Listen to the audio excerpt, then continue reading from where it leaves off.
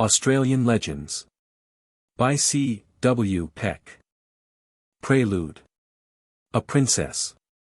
In a little settlement for Aborigines not far from Sydney lives the last full-blooded person of the once powerful Kamari tribe. She lives in the past. The present has no lure for her, and very little interest. She has to eat and she has to sleep and she has to dress. She looks for no pleasure, but she finds pleasure in the thoughts she has of her earliest childhood, and the knowledge she has of the real South Coast Aborigine. She is a princess, and she is also the sister-in-law of the man who was the last king of his group. Both groups were of the one tribe, and each group had its king. She has the true Aboriginal cast of countenance, and she speaks most fluently to those who can understand or only partly understand the language of her people. And her people are of two groups, for she said to the writer, "My mother was of the north, my father was of the south, I speak between the two." And her English is of a pleasing kind, for it is not in any sense pidgin. It is soft in accent and musical in tone. She does not know her age, for, as she puts it, I did not go to school. She knew many beautiful legends. But they have nearly all gone from her, for she never told them. She heard them and forgets nearly all. She hears no more, for they are seldom spoken of by the remnant of her race. Time was when the storyteller was an honored man, when he dressed for his part, when the young people were educated in the lore of the land and the law of the land, by means of legend. But there is so much white blood in the people that practically none wish to bear the stories of the Al-Chiringa, and so the stories have faded. But not all. And the religious beliefs. They are still very real to this last of her tribe. Just as real as ours are to us.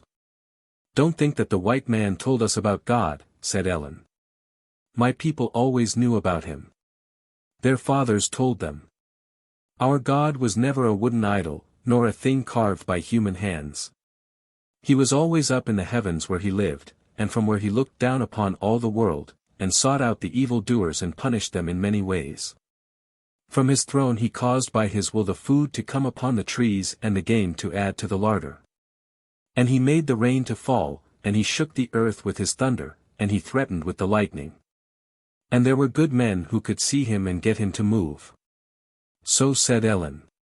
To pray to him was the most natural thing for the people to do, and there were those whose principal mission it was to do that. They were the good men, the clergymen, the priests. He made it the duty, too, of the people to inflict punishment upon the wrongdoers that were caught and proved to be malefactors.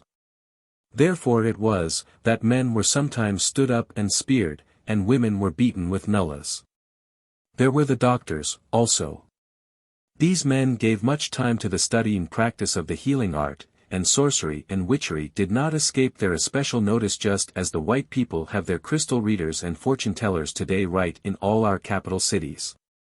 The doctors knew much of the effect of the eating of herbs and the drinking of water in which herbs had been steeped. They provided the leaves and the bark that were thrown into the waterholes in order to stupefy fish, as well as the medicines for the cure of the ills of the people.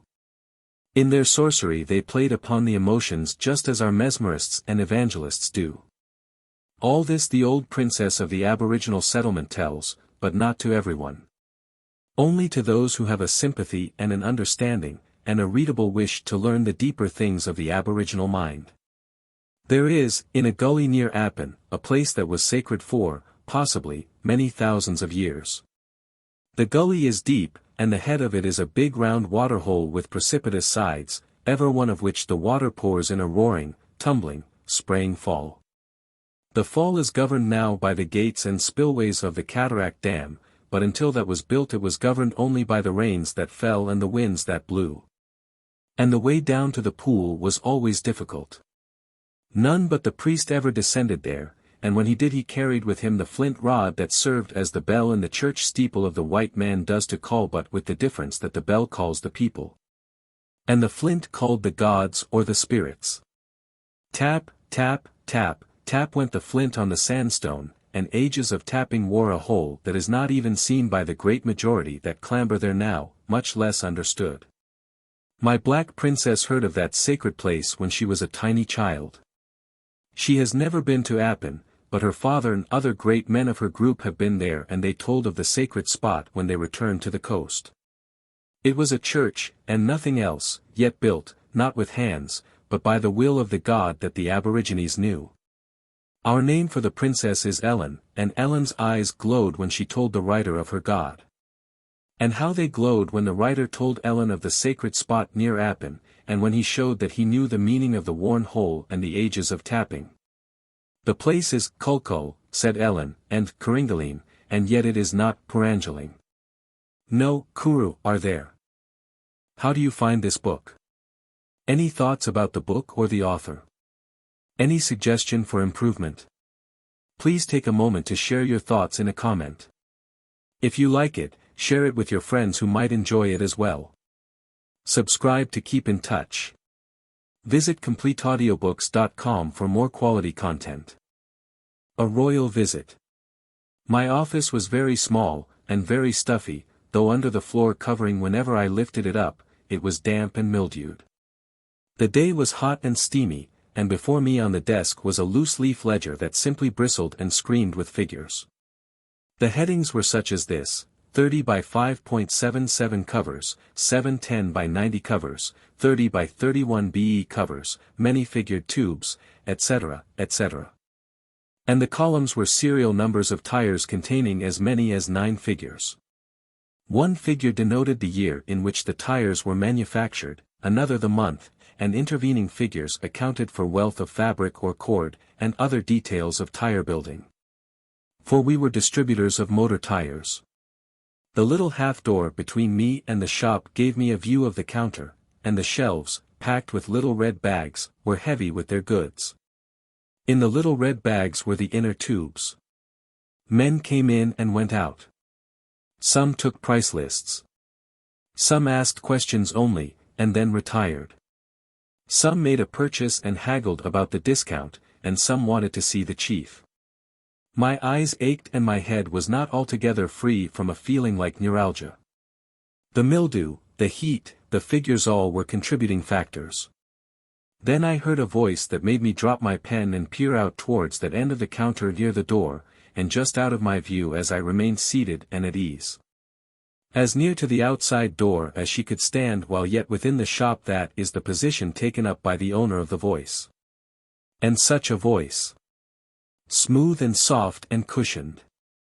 As velvet is soft to the touch, so this voice is soft to the ear.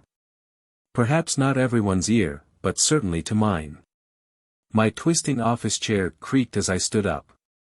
Stood up to attention as rigidly hatless and coatless as I was just as I sprang to it with a click when the general addressed me away over in Palestine.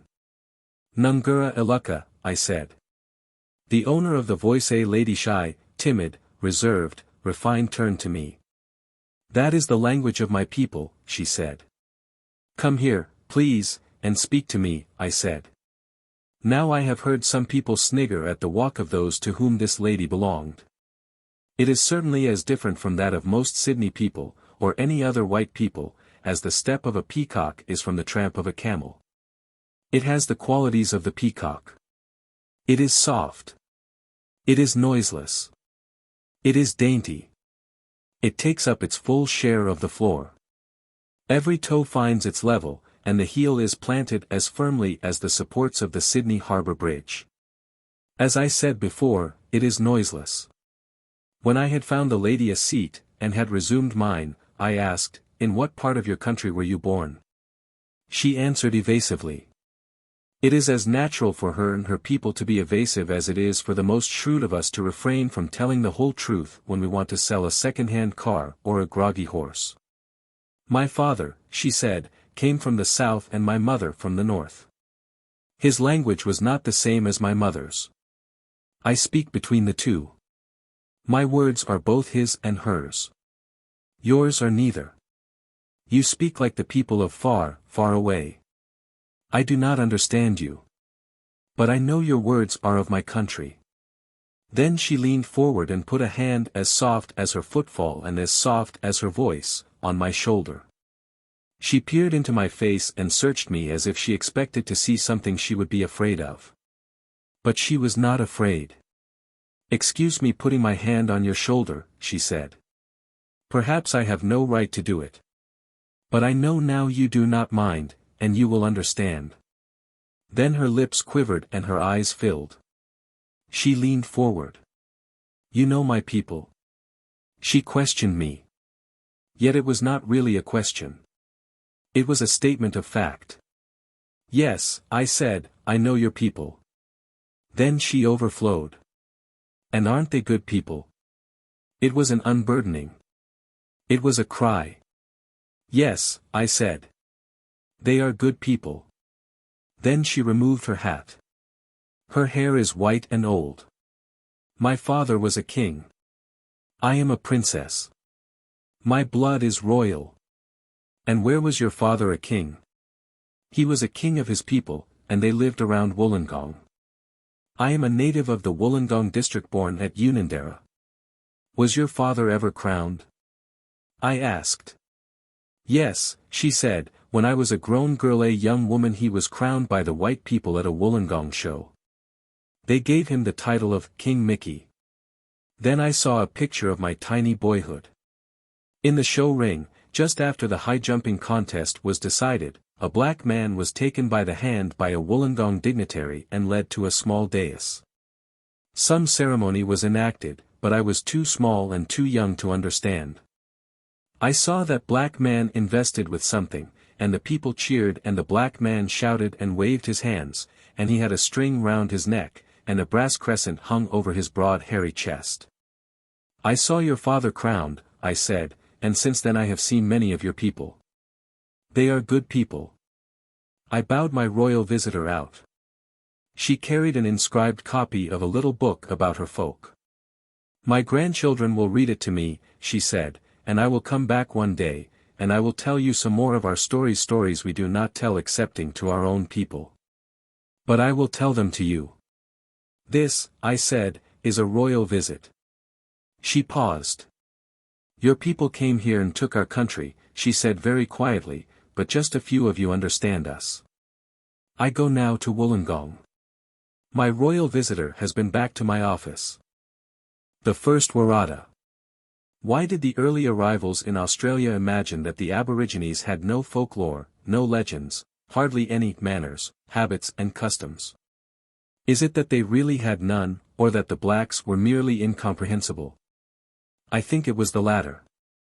Australia had much of country to be explored, difficult country on the coast, cool and equable of climate, on the highlands rough, jagged, and cold, on the Great Plains desert.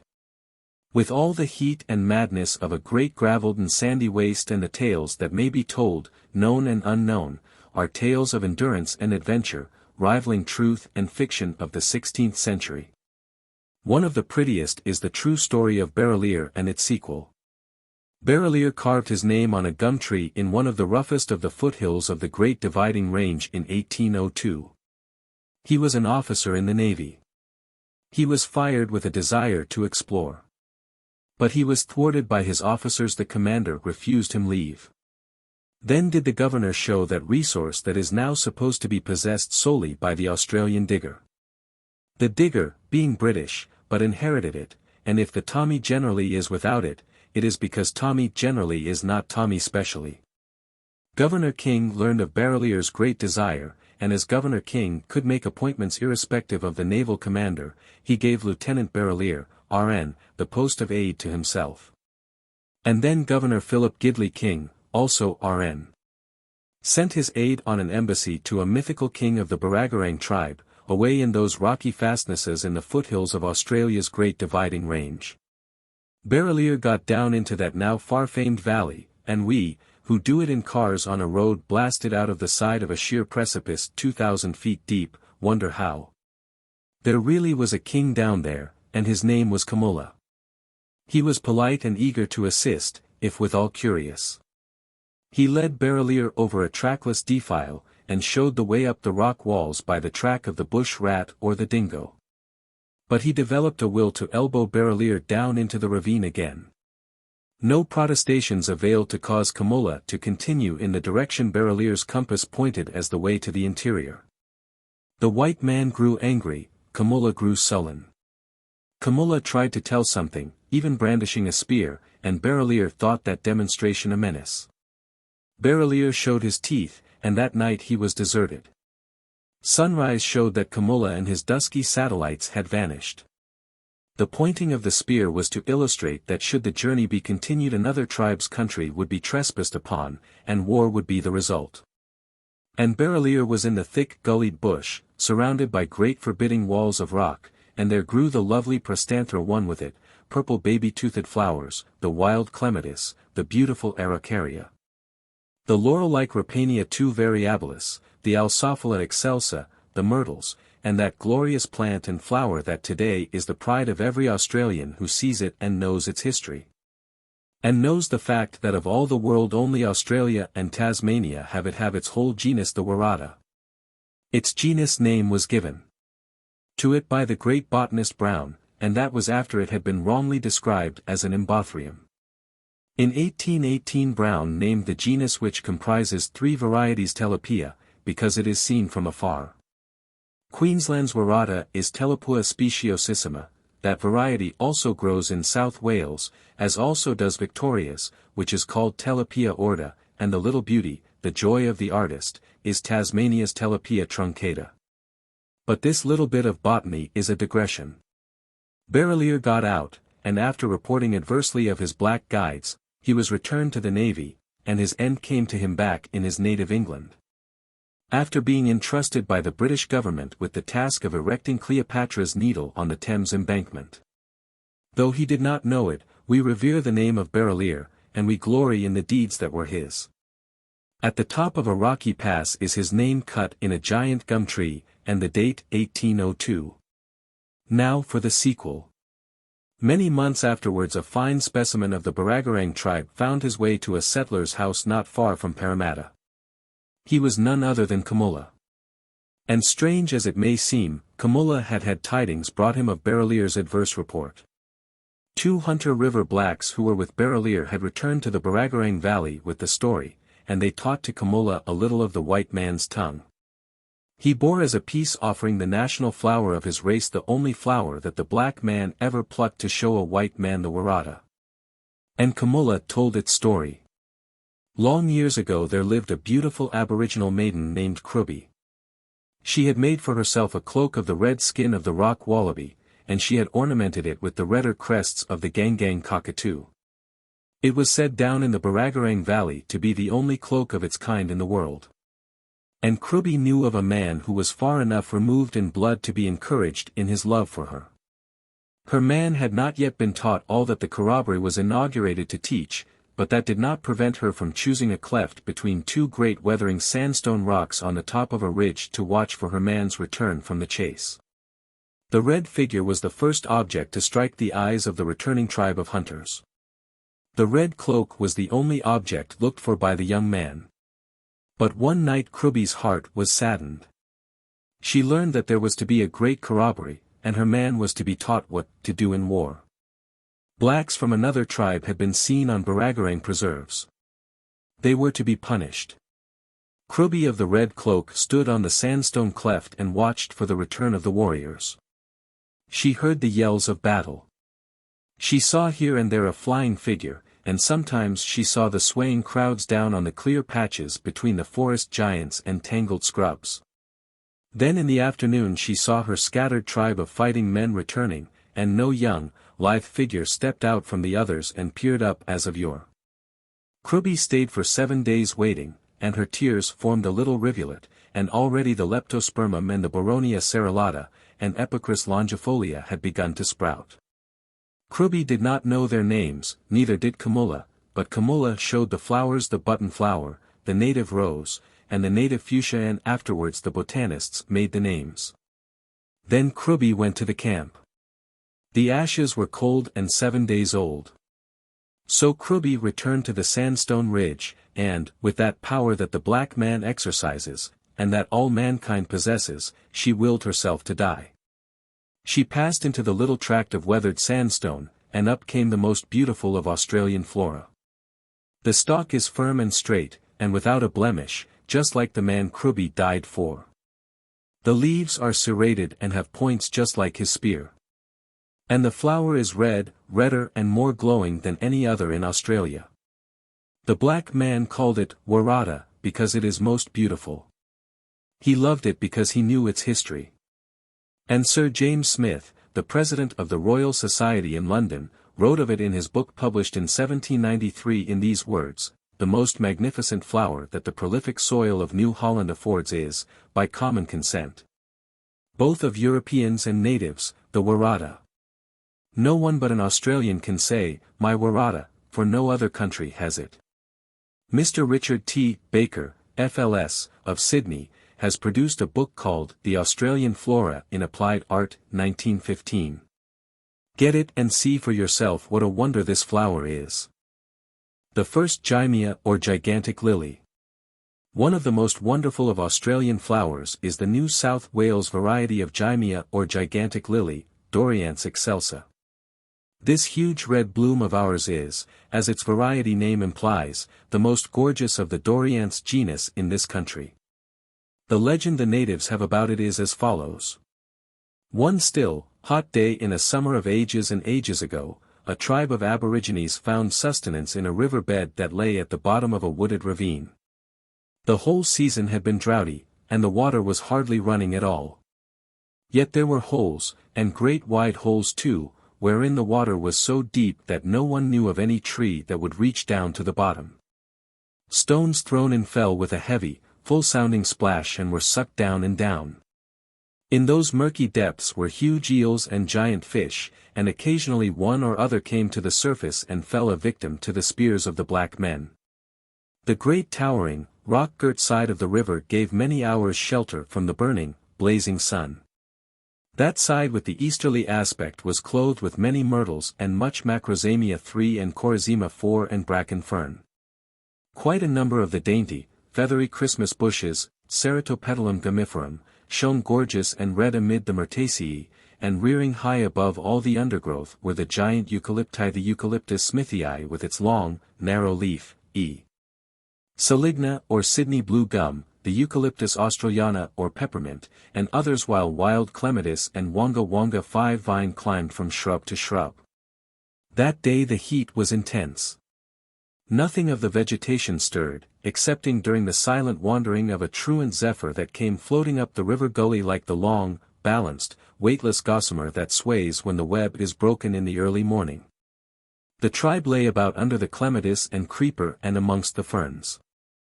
Only the hardiest of the hunting men stood, silent and perspiring, with poised spear, waiting for a fish to sail up to the top. Now and then a little chewed burley from the seed of the burrowang was softly dropped to the water. Otherwise all was still. Even the dogs lay stretched and asleep. They were too languid when awake to move with the shadows. The fishing had been good. A number of splendid carp lay in a cool-watered crack between the great flat rocks. When one of these fish appeared amongst the burley the thrust of spear was lightning-like.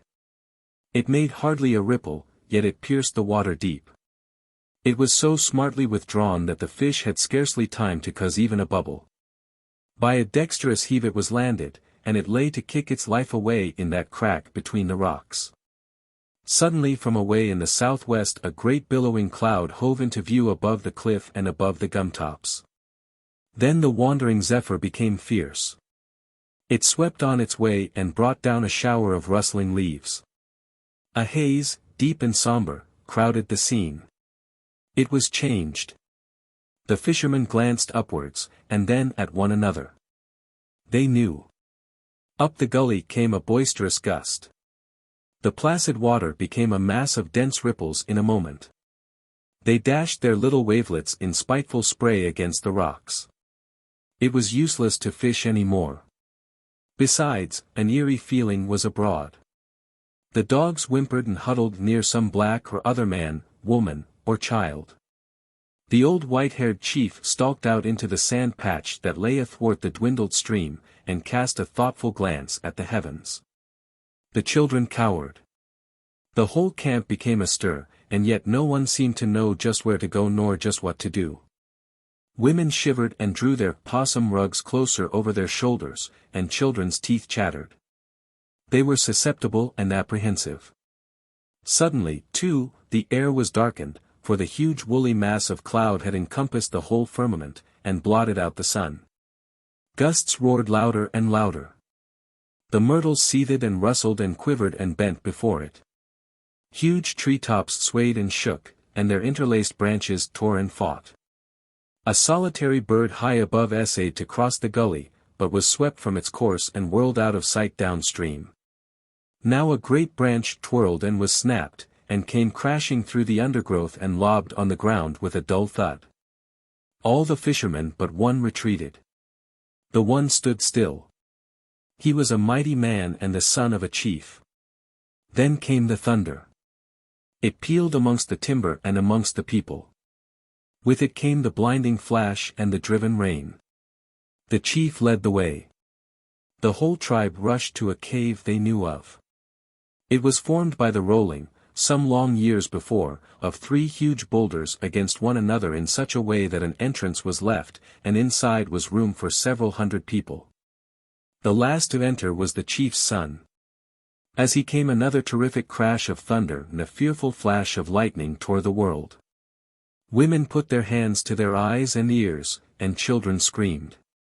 Men were struck dumb with terror.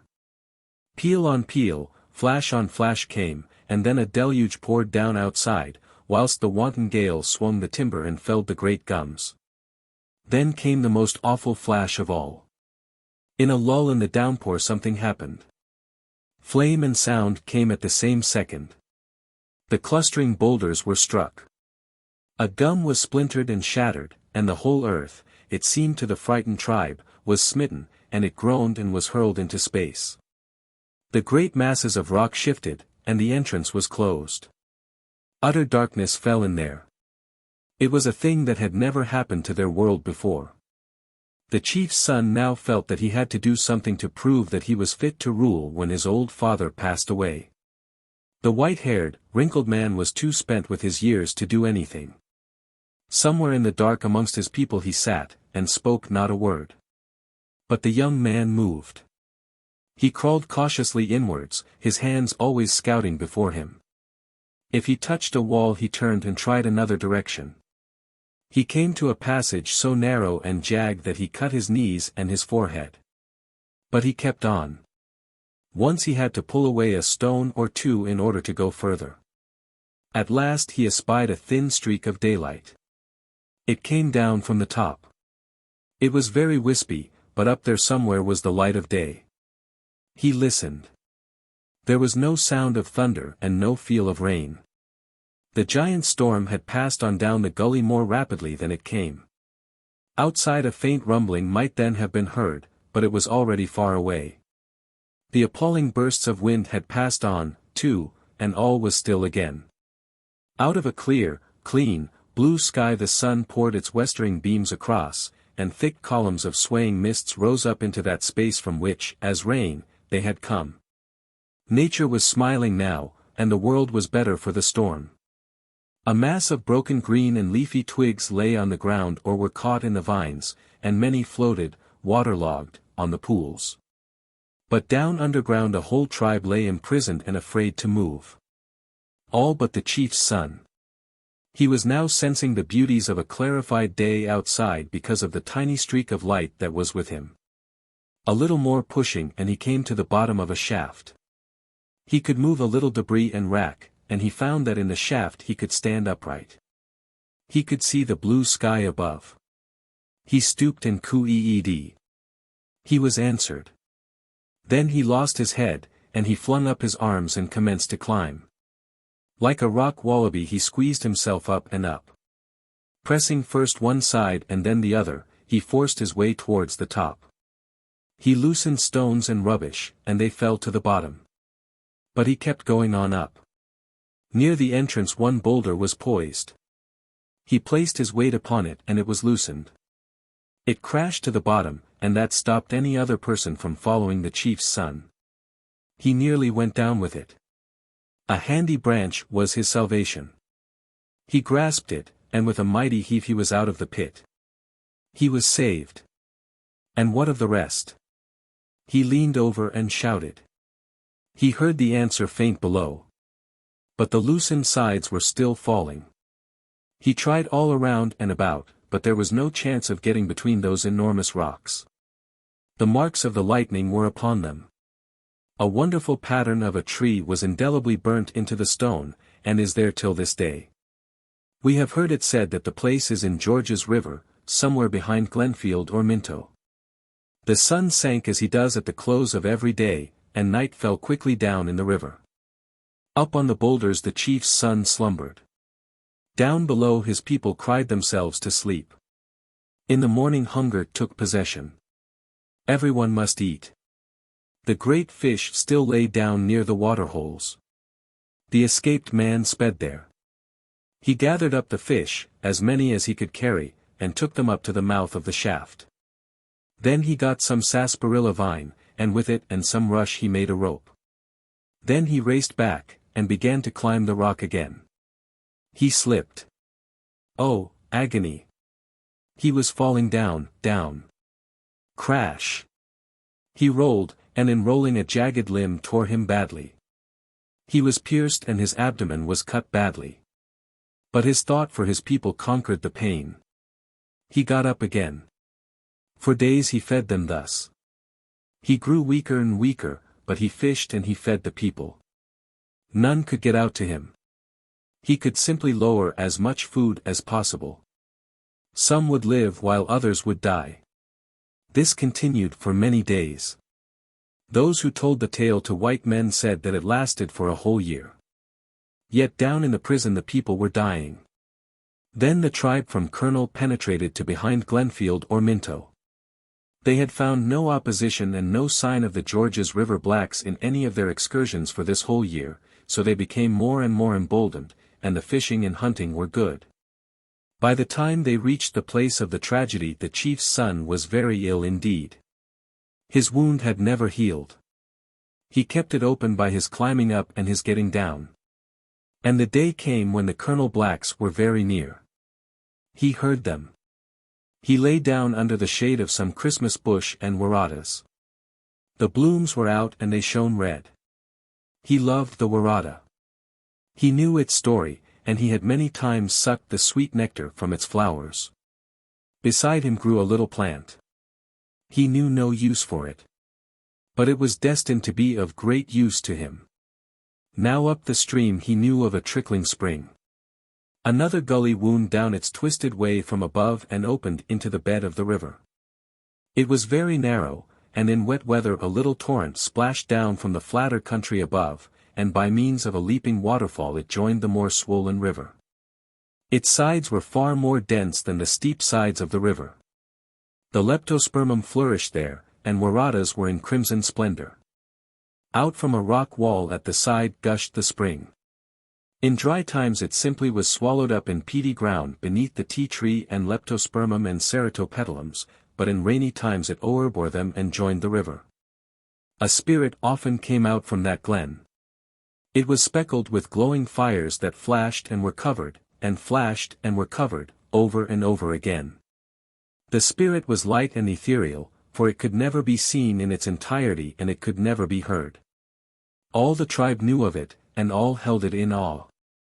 All but the medicine man, and he, sometimes, when he had donned the mystic pipeclay bands, went right up to the spring and talked with it there. When he came back he bore with him beautiful bunches of ferns of many kinds, hymenophyllum and asplenium, portions of the fronds of the Dixonia, the adiantum, the alsophila, excelsa, the umbrella fern, the acrostichern and others. It must have been the spirit that came to the hero of this legend, for as he lay exhausted someone took his hand and placed it on the little amaryllis that seemed to him to be of no use. Immediately it moved and grew. The leaves stretched up and became broader and broader. It was a wonderful happening. Many leaves came, each one long and broad and supple, and out from the central part came a long firm stalk. It grew up until at several feet a flower formed. The young man's wound was more painful now than ever before. He pressed his hand to it and he found it to be bleeding. Then he swung his hand over to that wonderful plant again and it became red with his blood. And it was warm. It is always warm. The young black slept. How long he slept no one knows. Whether it was for hours, or days, or years, has never been told, but when he awoke he was being well cared for. About his body was drawn one of the leaves of the Dorianth excelsa. Out from his Gymea he saw many of these plants. They had come while he slept. All had leaves like bandages, and many had stalks with great red buds to crown them. They would be burst soon, and a flower as red as the Waratah would be there. Women came and peeped at him. Children saw that he was awake, and they laughed for joy. Then a woman bent over him and deftly she wove another leaf bandage around him. The old fern root poultices, dried up, lay around about. Then he knew who had tended him when he slept. And he felt strong enough to get up. Close by were the fallen rocks. There was still no way in or out. So the first Gymea or gigantic lily came into being, and not long ago men dug under the boulders and found a great heap of Aboriginal bones. Why the turtle has no tail. The Australian Aborigines believed that the Milky Way was a puckan or track, along which many spirits of departed blacks traveled to heaven. And that the dark place that we call Magellan's Cloud was a hole or split that occurred when the universe was frightfully shaken by some mighty upheaval which gave us many of the wonders of nature, including the brilliant Waratah. Gorgeous caves such as Jenolan and others less magnificent, burnt patches of rock, and so on. Legends also make mention of a hidden river, over which certain spirits have to travel to a promised land. This river flowed at the edge of a mighty forest, and beyond a fearful range of huge jagged mountains, at the nearer foot of which lay an extensive marshy lake, in the center of which was an enchanted island. The natives of the southeast of Australia were very clear about the picture just described. They said that not only had some people spoken to returned men who had waded through the lake and been on the island and climbed the mountain and nearly reached the river, but they had also had amongst them at one time and another living men who had seen these fairy places and always knew that a continuous stream of spirits passed that way to the unseen river. 2 giant trees grew on the bank, and a tortoise lay athwart it. Up to the time of this happening all tortoises and turtles had long tails. This tortoise reached from the bank just opposite the big trees, to the other. On the journey many spirits were supposed to be in some way tempted to do evil, and succumb to the temptation, therefore there were some fallings by the way. Some were kept floundering about in the lake itself, and these congregated on the island until they had expiated their sins, when they were allowed to go on. Others failed when climbing the mountain, and there on some barren peak they had to wait, while others remained faithful until reaching the lower level, and then were within sight of the river. But there was a test for them. They had to squeeze between the trunks of the giant trees, and then the bridge they reached was the tortoise. Then came a time when many people quite good enough to get into heaven failed to reach the opposite bank of the river. It was known that they had got between the trees, and then all trace of them was lost, but one day a man arrived amongst the people who had been remade, and he told them his experiences. He said that he had died and reached the tortoise on the unseen river. He stepped upon it, and was halfway along it when it gave a sly jerk, and he fell off its tail into the river. He was borne along very swiftly, for it is a fast-flowing stream, and suddenly he was swept underground. For a long time he was carried through deep subterranean passages, and at last he came out into sunlight. He found himself still in a river, and now it flowed between high banks, and playing in it were blacks that he knew. Some were just swimming, some were fishing, some were hiding in the rushes awaiting ducks. They did not know of his presence, though some seemed to hear him, for they suddenly became afraid and rushed off to their camp. At last he was swept into the sea, and a great wave washed him ashore. As soon as he touched land he found that he was changing. It took a long time, but at last he became a man again, and when he looked at his chest and felt his back he was aware of the scars that he had borne in his other existence. He now suggested that when the next great man died the chief or the doctor or the rainmaker or the clergyman his best stone axe be buried with him. Then a sorcerer came forward and proclaimed that he would undertake to go to the river and secure the passage of it for all time. He selected some other brave people, and by the aid of his sorcery he set out on the way of the spirits. He soon reached the forest, but found it full of the little men of the bush. They barred the way of the party. Try as they would, no passage through the ranks of the little men could be made. So then they turned and followed the flow of the river, and that way no opposition was offered. They came to a tree even higher than those at the crossing place, and up that the great sorcerer climbed. From the top of it he could see the spirits stepping on to tail of the tortoise and some being shaken off. Many of these were taken by the claws of the hind feet of the beast and afterwards eaten. Others were carried downstream. The shadow of the tree was impenetrable to the little men, and a bright star shed a beam to the tortoise. The sorcerer saw that he must die before he could pass the little men, and he and his party returned home. He sharpened again his axe. He put a sharpened bone in the fire, and scraped some of the burnt part off into his food. Then he died, and as a good spirit, he reached the giant trees, and there were no little men to stop him. But in their place was a great snake that reared its head and prepared to strike. With a blow of his axe he severed the head from the body, and picking it up he squeezed between the trees and stepped on to the tail of the tortoise. When he was about halfway over, just as he had seen it do to others, and just as the returned man had told it did to him, it gave a great shake. But he was wary, and with another great blow of his axe he cut the tail off. Quickly rushing to the other bank he turned and swung the axe at the head of the tortoise, and that was severed too. Of this, though, he repented, and as the head swung down the stream he put the head of the snake in its place. Then the beast rolled over and sank out of sight. And so now all tortoises and turtles have a snake's head and are tailless. And if the last woman of the Illawarra group, who is still living, is asked about it, and if all the points of the story are examined, it will be found that there is as much truth as fiction in it. Those who ask, however, must have the right sympathy or they will hear nothing. The Flood. The natives of the headwaters of the Murray River, or as it is more correctly called, the Hume River, had a story of a deluge. Whether this is identical with our biblical story of the flood, when Sisset, or Noah, was advised to build an ark and take animals into it for the preservation of himself by providing his meat foods. And with the New Zealand Maori's account of a flood that covered the whole world, is not clear. Our Aborigines had no idea of so extensive a submersion of the earth as that. But they did say that water covered a very great extent of country, and all were drowned but 2 people. It was time to be in what the Central Australian natives call vaguely, the Alcharinga, and by that they meant that they did not know when nor where, but from it was born a separate race of humankind. The word Alcharinga was never used except when at the time and from the happening an ancestor was brought into being. The worship of the blacks was always ancestor worship. They believed in many gods, and one god would and did make other gods. They had no conception of one god only.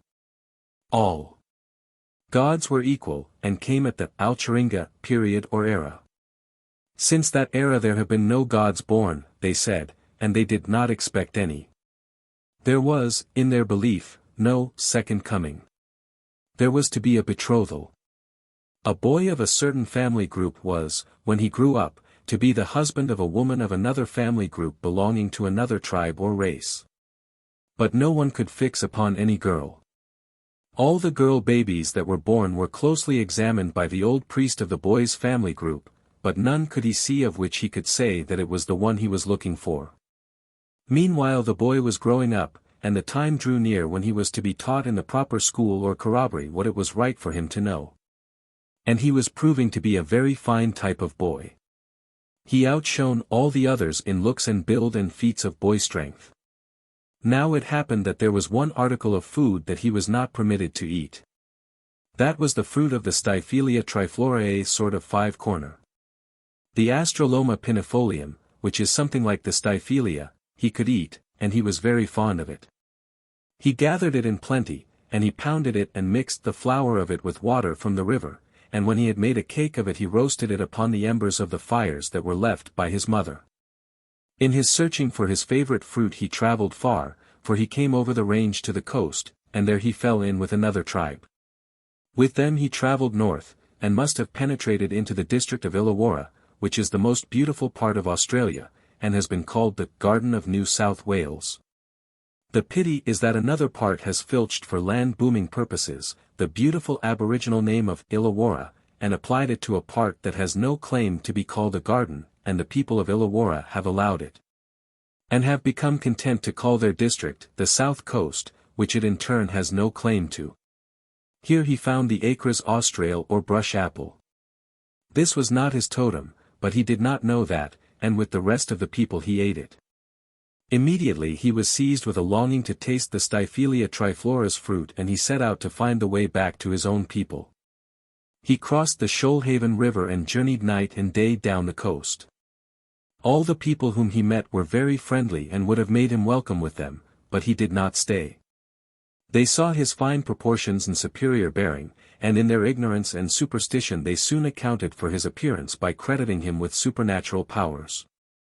He passed right on under the pigeon house which was, years and years afterwards, noticed by Captain Cook, and over what we know as the Clyde River, and then he headed up amongst the huge mountains and tremendous gorges, on and on, until he espied the familiar peaks of his own country. He could then look away to the west. In the distance on his left hand he saw the bold, snow-covered peaks and crags of our Mount Kosciuszko, which is the highest peak in Australia. This youth of the time of the Alcheringa had grown, during his travels, into a young man, and yet he had had no chance to be initiated into the secrets and mysteries of his station. While journeying on the great heights of the mountains he chanced upon a certain cave. There were no people near that he could see, and yet in it he found a bundle of spears and boomerangs, and other implements. He chose one of the best of the spears and stood gazing upon it, for it was of very fine workmanship. The head was of a material he had never seen before. It was white and shining, and its point and barbs were very sharp and extremely hard. He believed it to be made of a stone that did not exist anywhere in the country that he knew of. In this he was right, for its presence there was the result of a wonderful system of barter that was practiced in those days. Natives of the coast, especially those whose ancestor was responsible for the existence of the Livistona palms, traded the heart of the palm for the hard quartzite of the far distant districts.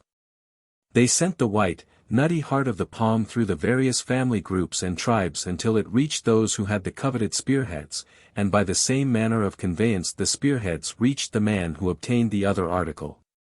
Sometimes it took many months for the exchange to be completed, but in no instance was any unfair dealing resorted to. Suddenly the young Aborigine dropped the spear back on the bundle. It was not his. Though he had never been to school he knew that it was wrong to take it. He left the cave, and rounding a cliff he saw another. In it were sticks of a different pattern. But they were, all but one, wrapped up in bark and tied round with rushes. The one was lying uncovered and enclosed in the bones of a human hand. The skeleton lay near. Someone had been handling the stick, and in handling it died. The youth was afraid. He turned about in the cave and looked out. His quick eyes were keen in their glance, and there down below him he saw a native peering from behind a eucalyptus tree. This native chanced to be the rainmaker of his particular tribe. He had been preparing the ground for the rainmaking ceremony. He had seen the youth. No action of his was missed. And the rainmaker was pleased. He made friendly signs and then he came to the cave. In one side of it was a deposit of red ochre. The rainmaker got some of that, and taking a short piece of Waratah stick from his hair in which it was concealed he smeared it with red ochre. Then he sang it. This was a strange sight to the youth. He knew nothing of ceremony. He gazed in wonder at the rainmaker, who saw that he was uninitiated. Then the rainmaker did wrong. He was so overjoyed to find so fine and comely a youth quite ignorant of the arts and magic of great people that his vanity became overpowering, and he danced and sang in his delight. As he danced he gave way to such an exultation that he jumped amongst the bones of the skeleton and he disturbed the piece of wood and turned it over. Then he saw that it had strange markings and many hieroglyphics.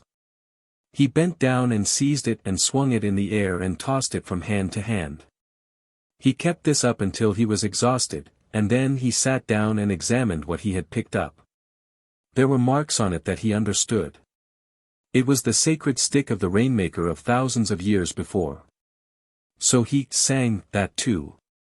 To sing anything was to utter incantations or prayers while looking at it, and that praying was supposed to give the article or the ancestor who caused it to come into being the power to bring about a certain wished-for result. Of course there was much more to be done than just to pray. There were mostly many ceremonies to be gone through, and as many as 12 months were required in which to complete some, what may be termed, services.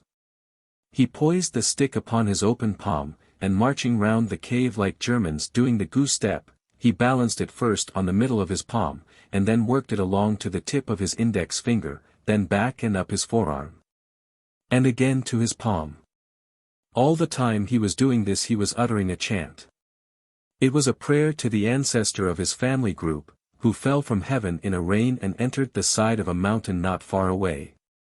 Then he asked the youth to accompany him to the site that he had marked out as the church where he was to begin the ceremony that would cause rain. From this point smoke could be seen curling its wisps up through the eucalyptus trees where the remainder of the group people awaited the call of the Rainmaker. Putting his hands to his mouth he cooed.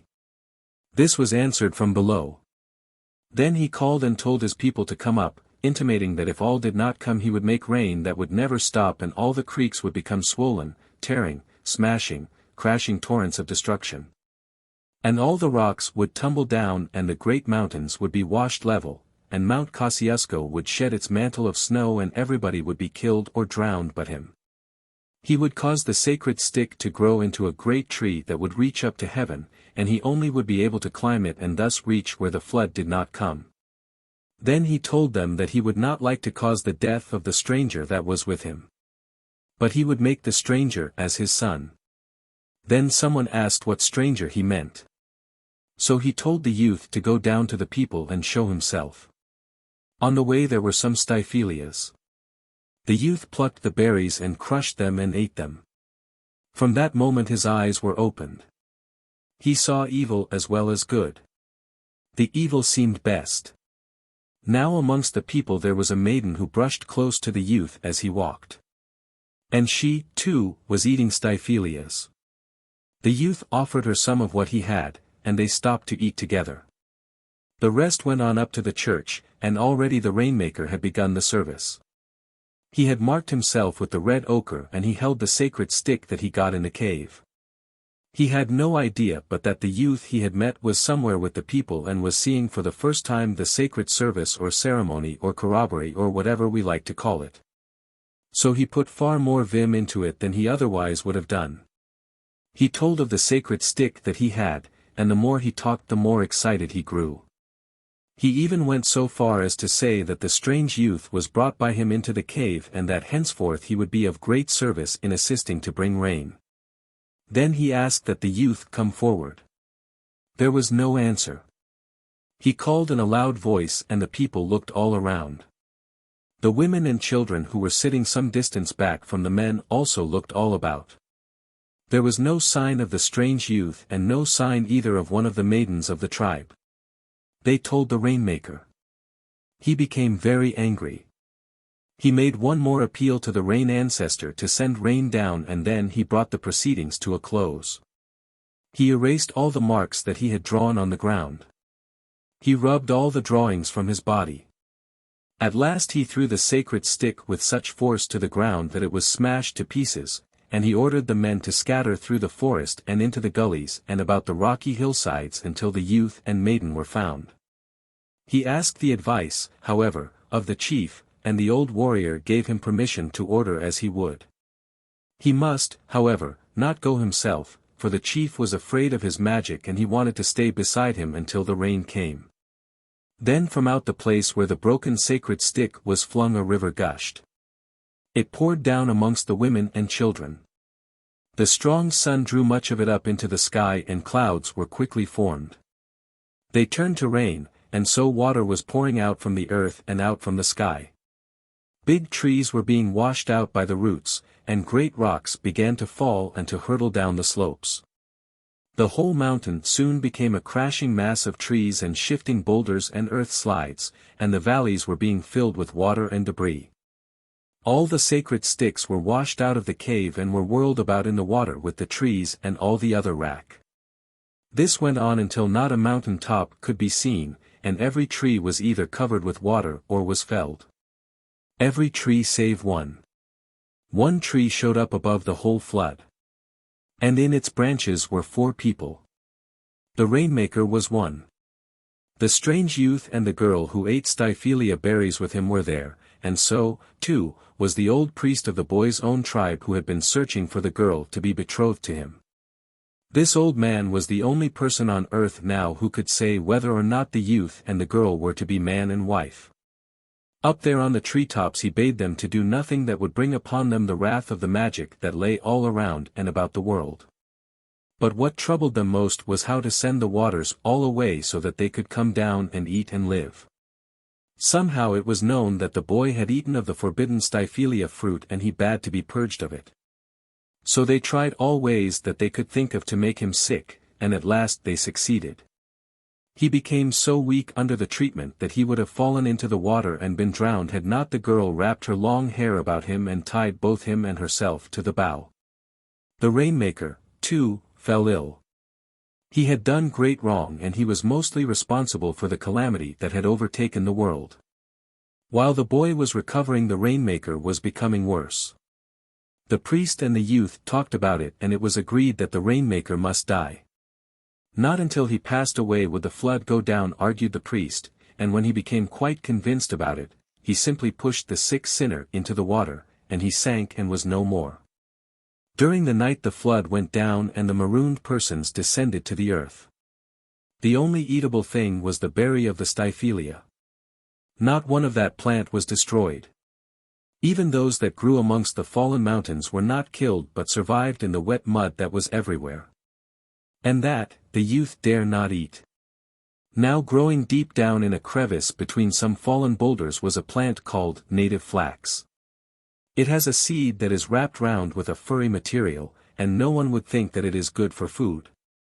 But the youth was very hungry and he thought he would try it. It was quite sweet and full of oil. So that kept him alive while the others ate Styphelia. Birds soon came back from somewhere, and because they still were wet, for the sun was not strong after the great flood, they were easily caught. And the Onea acidula or muley plums quickly grew and ripened. And the Waratahs bloomed, each flower giving many drops of sweet honeyed juice. One day the girl was not to be found. Both the old priest and the young man searched everywhere for her, and they could find only very few traces. There were some, and these they followed until it became too dark to go further. The priest lit a fire, and there, before its faint light, in the dense bush, with towering new-formed mountains and heaps of the earth shutting them in, the young Aborigine was inducted into the usages and the beliefs of his people concerning marrying and giving in marriage. There were many things that a woman must never be allowed to do. She would undertake the things that even she herself did not want, and if her husband allowed this, much ill would result. There was, too, certain work that was hers and hers alone. The only food that she had to provide was the yam that could be dug out of the ground. She must always carry a short, pointed yamstick. If a family bereavement occurred, she had to show her sorrow only in certain ways, and it was the province of her husband to see to it that she did it. Men had to show sorrow in other ways and for other occurrences. All that sort of thing was told to the young man, and the telling of it was accompanied with much handshaking and body patting, and it lasted far into the night. All the necessary vows were taken, and a record of it was made by the priest on his sacred stick. He had cut the stick from a calatrus, or cypress pine, and already he had inscribed a good many stories. Next day the girl came back. She had never been far away, and she was watching for just what she saw. So from then on they were man and wife, and the old priest went into a cave and died. He took with him his sacred stick, and hundreds of years afterwards, perhaps thousands, Tom Adamson found some remains of him not far from Adaminaby. Tom took the stick to the blacks, and they knew all the story. They said that they were descended from that youth and that maiden, but that, of course, their real ancestor was very far back from them. Tom was just the sort of man to whom the Aborigines told the things that they were usually too shy to tell. The old humbugs of priests knew their own duplicity, and in spite of the hold that they had upon the rest, they were always afraid that white men would find them out. They often thought that the white men were reincarnations of their own holy men. So for that reason was much of their secretiveness. And those who did not pretend to have seen burning bushes that were not consumed, and tables of stone that were miraculously written upon, were afraid of the magic that was hidden everywhere, and could be called into play by the old priestly humbugs. There is a peculiar hole near the road with the marks of the natives all round it.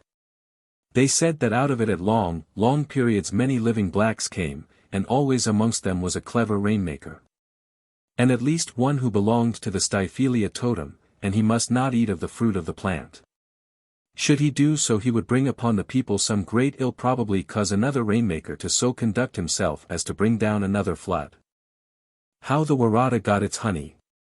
Krubi was the name of the beautiful black girl who became a Waratah, and amongst the Aborigines of the Baragarang Valley the name is only given to one girl of any tribe, of all its branches. And then only when the mother or the father has been reckoned to be very good-looking, and the child is expected, therefore, to bear the same advantage, if advantage it is. So that not a baby girl can be christened Krubi until the former Krubi is dead. The story. Once upon a time, not long after the original Krubi had become a Waratah plant, and her red cloak had made the brilliant hue of the flower, and only a very few other Krubis had ever been so named. A young lubra wife had determined that should she ever have a girl baby it must bear the coveted name. The living Krubi was very old, and already she had more than once failed to carry what her youngest child had put into her dilly bag. That was the sign that her husband could leave her to the care of that youngest child, instead of staying back to aid her along. The young wife wished for old Krubi's death very much. She was never far away when Krubi was being assisted by Warandi, the youngest of her family. But never did the good-looking lubra, Wulyen, so much as place her hand under Krubi's elbow. But Krubi was wonderfully tenacious of life. She battled on. She was relieved from all work. She had only to carry the dilly bag when the tribe were moving, and they did not move much. Wulyen grew very anxious. Her longing for the death of Krubi grew a passion. At last she determined to bone Krubi. No woman had ever done that. Only the men of her tribe were accustomed to kill by boning. So Wulyen picked out the fine shin bone of a big dingo, and she rubbed it with sand from the bed of the creek until it was white and smooth, and she hid it in her hair, awaiting the time when she could catch Krubi alone. Many days sped by. Several moons came and went.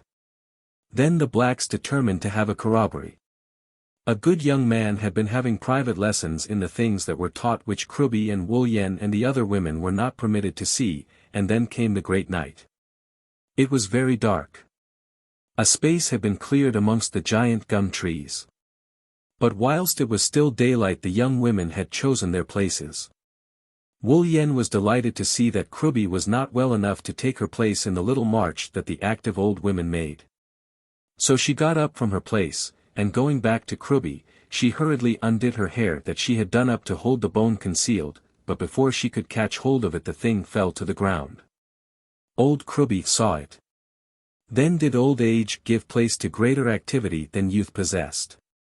With a bound and a yell Krubi jumped forward and stamped her foot on the death-dealing bone. And Krubi's youngest bounded too.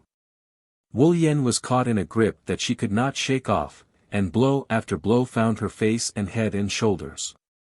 The corroboree was abandoned. The tribe surrounded the fighting women. But the chief demanded that the hubbub stop, and Krubi tell the cause of the trouble. The sentence upon Wulyen was death. Before she was to die she went bush. The beautiful Waratahs were in bloom, and when Wulyen saw them all her false pride and hatred left her. Kneeling beside a plant covered with the beautiful red flowers, her tears fell into them. They were tears of repentance. And as she wept her child was born. She laid it at the foot of a Waratah bush. When the men who were to club her to death came and saw her, they were filled with a great compassion. So they sent for old Krubby. There was a great reconciliation, and the tears of both women fell into the Waratahs. Woolian's husband happened to smell the blooms, and the scent was good. He plucked one separate flower, and the liquid within it crept into his fingers. He put them into his mouth, and, lo, the taste was very sweet. So that day the Waratah became a further source of comfort to the Aborigines. Sir James Smith wrote of it in 1793, it is, moreover, a great favourite with the natives. Upon account of a rich honeyed juice which they sip from its flowers. Why the sun sets. Out on the Murrumbidgee there is a tale about the setting sun. The country there is very different from what it is where the Aborigines had a story of the escapees. It is flat. It seems to be below, far below, the level of the sea. And the sun can be seen setting. The land which contains the great, dreary salt lakes Froome, Ayr, Gardiner, Amadeus, Torrens, and a lot of others named and unnamed, is really below the sea's level. And if ever a canal is cut from the head of Spencer Gulf to the bed of those lakes, a vast extent of territory will become an ultrasalt inland sea. But though the country through which the greater part of the Murrumbidgee and the Lachlan and the Darling flow seems very low, it is still above the level of the great oceans. It seems to be a disk, like a huge plate. Turn which way one will, the horizon is sharp and level and lies all around. In the summer, and summer sets in October and lasts until the end of March, the sun rises a huge fiery red ball. Before he appears he sends his torrid shafts, and the earth is dried and heated. With his horrible advance agents of wilting beams the flies are a racking buzz and a stinging poison as they wing their nauseous way about, and all the other insect life starts into pestering being. The smell of baked earth rises, and the dried grasses stand stiffly and starkly. The level east lightens, and slowly, surely, and relentlessly the great red disk ascends and throws long shadows across the ground. The dwarfed and gnarled gums seem to beg for some respite. The sombre Murray pines cluster in masses as if seeking the solace and protection of one another's company.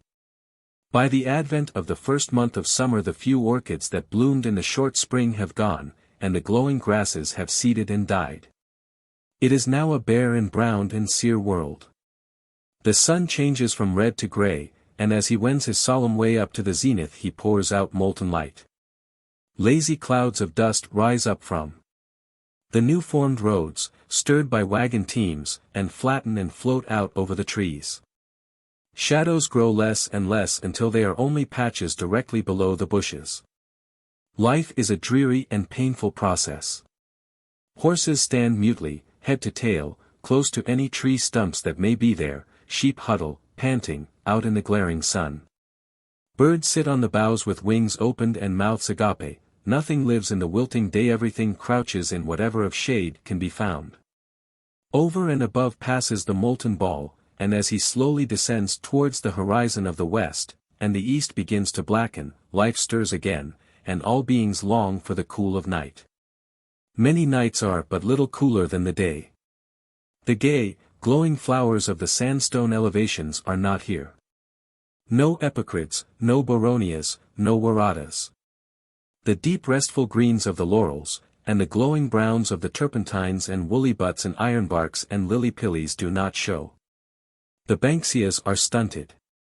Only the hardiest trees grow, and the most transient of the grasses, and they are poor and bare all except the annual grasses. They are the saving of the land. It was not always so. The Aborigines have a legend born of their stricken condition. And of that wonderful and unexplainable knowledge of their past history as is revealed to us by our geologists and scientists, which tells of a time when the earth was not parched by such a sun. When it was ever day, but the daylight was the radiance of a human ancestor, and when the trees and shrubs and flowers were as bright and plentiful as they are now in the regions that are not wilted by our sun. The sun, they say, is an ancestor, a human that was not understood, and he retired in sorrow and became a god, and thus came light, so came the setting sun. A family which claimed the sleeping lizard as its totem was camped in a scrub of Murray pine, a calatrus, and, with wurleys built against a number of seared logs, lived, not far away, a family of which the brown-banded snake was the totem. During the winter months good rains had fallen, and the ground was clothed with many beautiful grasses and much wild parsley, and rearing its pretty pink three-leaved and fringed flowers amongst the grasses was the Thyssinotis tuberosus, or fringed violet. The Canidia and the Hardenbergia clambered over the old time-worn stumps, and the acacias poisoned the air with their pollen. Down on the ground were the purple and white wild violets. The sleeping lizards fraternized good-naturedly with the snake people, and all was merry as a marriage bell. There was a plethora of foods, birds, animals, roots, and berries. Amongst the snake people 2 young men strove for the one maiden, and there had been many quarrels because no one seemed to know to which she had been promised.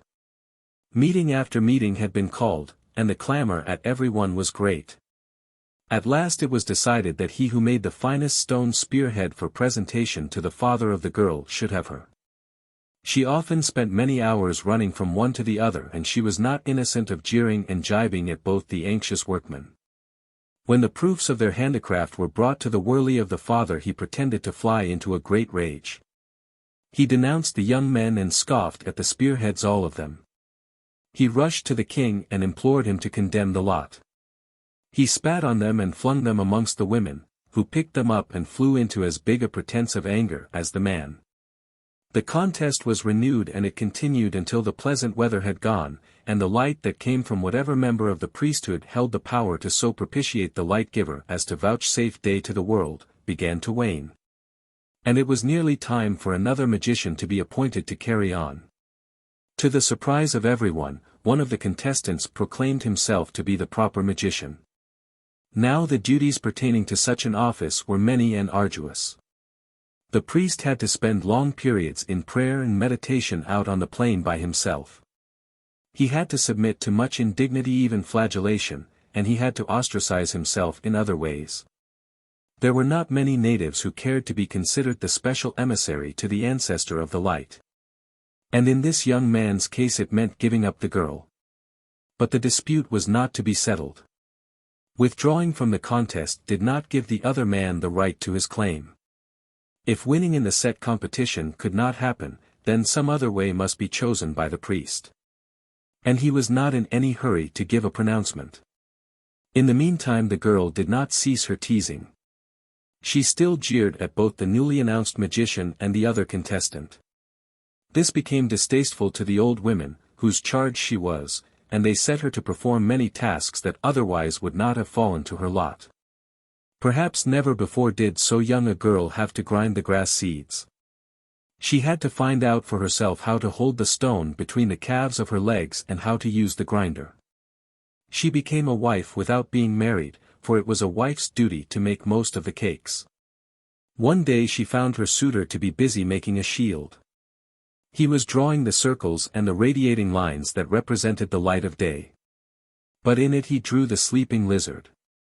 It was meant as sarcasm, and it was hoped that this piece of portrayed scorn would bring some evil to his rival. He would much have preferred to go on with the competition until one or the other had won. He was becoming anxious to secure the wife, and this delay was beginning to annoy him. The newly recognized magician was out somewhere in communion with the saints or the spirits or whatever it is that such people have found when they come back with tales of supernatural visitations while they are either figuratively or really eating locusts and wild honey. Now the artistry of the young man was good. The girl was really interested. She sat beside him watching intently every mark. And as they sat thus the old light-maker died, and the new one emerged from his solitude and commenced the ceremony of light-making so that it would continue. As he was so young the light nearly went out. The semi-darkness that ensued was bewildering, and it struck terror into everyone.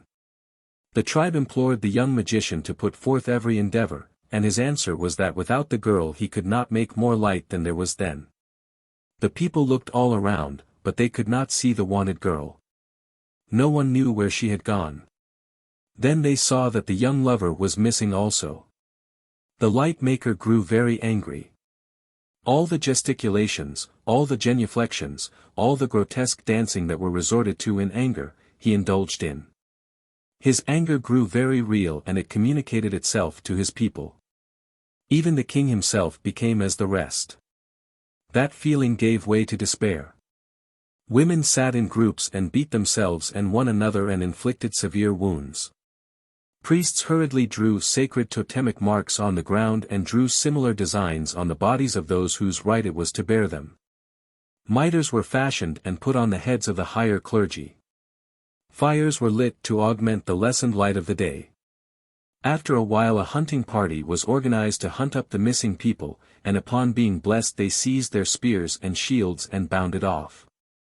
The light maker forgot his mission. He yearned for the girl, and without saying a word he betook himself off to search. After a very long time he found her.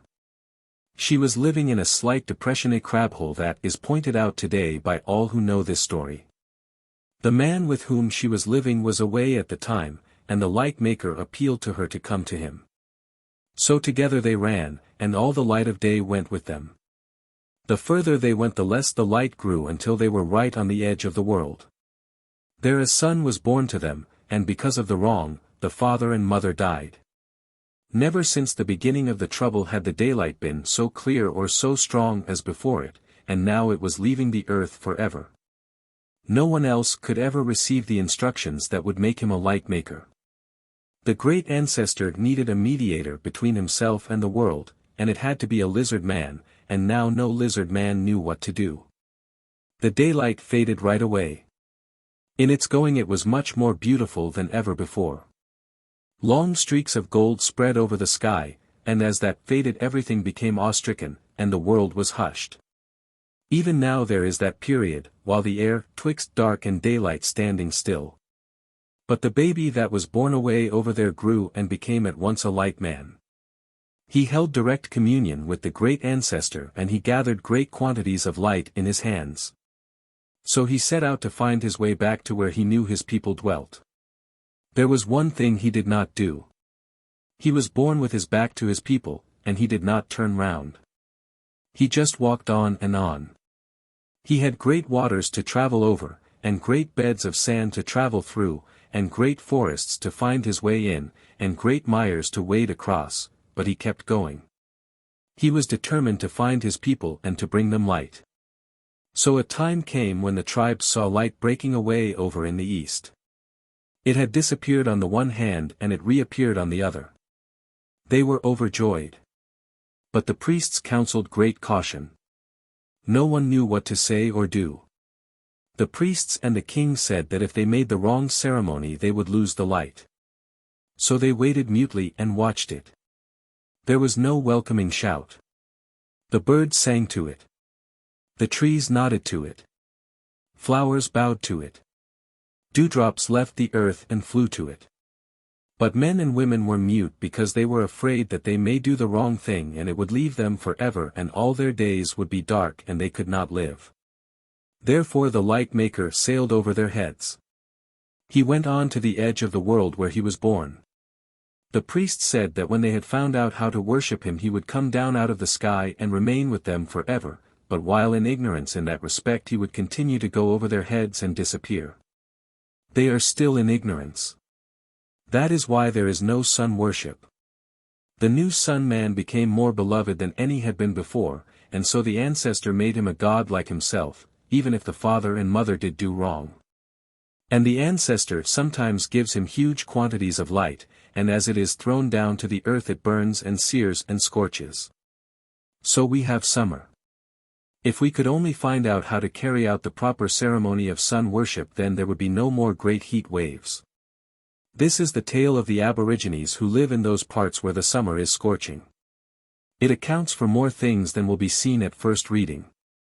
When the light is not being thrown in large quantities the days are not scorching and the grass is green and the trees are not so dry and the great cracks in the ground are closed up and the little flowers are blooming and all is gay.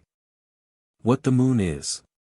There are very many legends concerning the moon, and the writer has succeeded in collecting fully a dozen of them. There is, strangely, much similarity about them all, though some are from parts as far distant from this one, which belongs to the Murray, as central Queensland. This is perhaps the prettiest, and was obtained from a young native who lived mostly in a compound at Wagunya. He was camped with 2 gins on a reserve near Barija Station, in NSW. And it was with considerable surprise that the writer found him so ready to talk. Like all Aborigines who tell things so close to the supernatural, he continually looked around about in order to be sure he was not overheard either by any other blacks or by spirits. He was afraid that he might inadvertently say something that people of his totem were forbidden to reveal. That night the moon had not yet risen, and it was plain to me that the 3 were not a little frightened. The lubbers stayed in the little gunya that the man had built, and plainly did not want to be caught eavesdropping. All the same, they could not forbear to come out to glance towards the hotel. They were fond of whiskey. Here is the story. In the years before history, the Alcharinga before the River Murray was made, and only a depression existed, a bunyip visited the place. He came just at nightfall, and he sat on the bank opposite the camp. He was the color of the gum tree that afforded him shelter and something to lean against. Behind him was a swamp, and the man who first saw him had been quietly waiting amongst the rushes, kneeling with just his head above the water and with rushes tied about him. He had succeeded in grabbing a few unsuspecting ducks that sailed within reach, and now he was coming, still with rushes tied about him, and with ducks in his hand, back to the camp. The bunyip saw him and pressed himself closer against the tree trunk, working himself around it as it was being passed by the hunter. But the hunter detected the movement, and he yelled in his fear. The bunyip reached out for him, but only succeeded in tearing some of the rushes from him.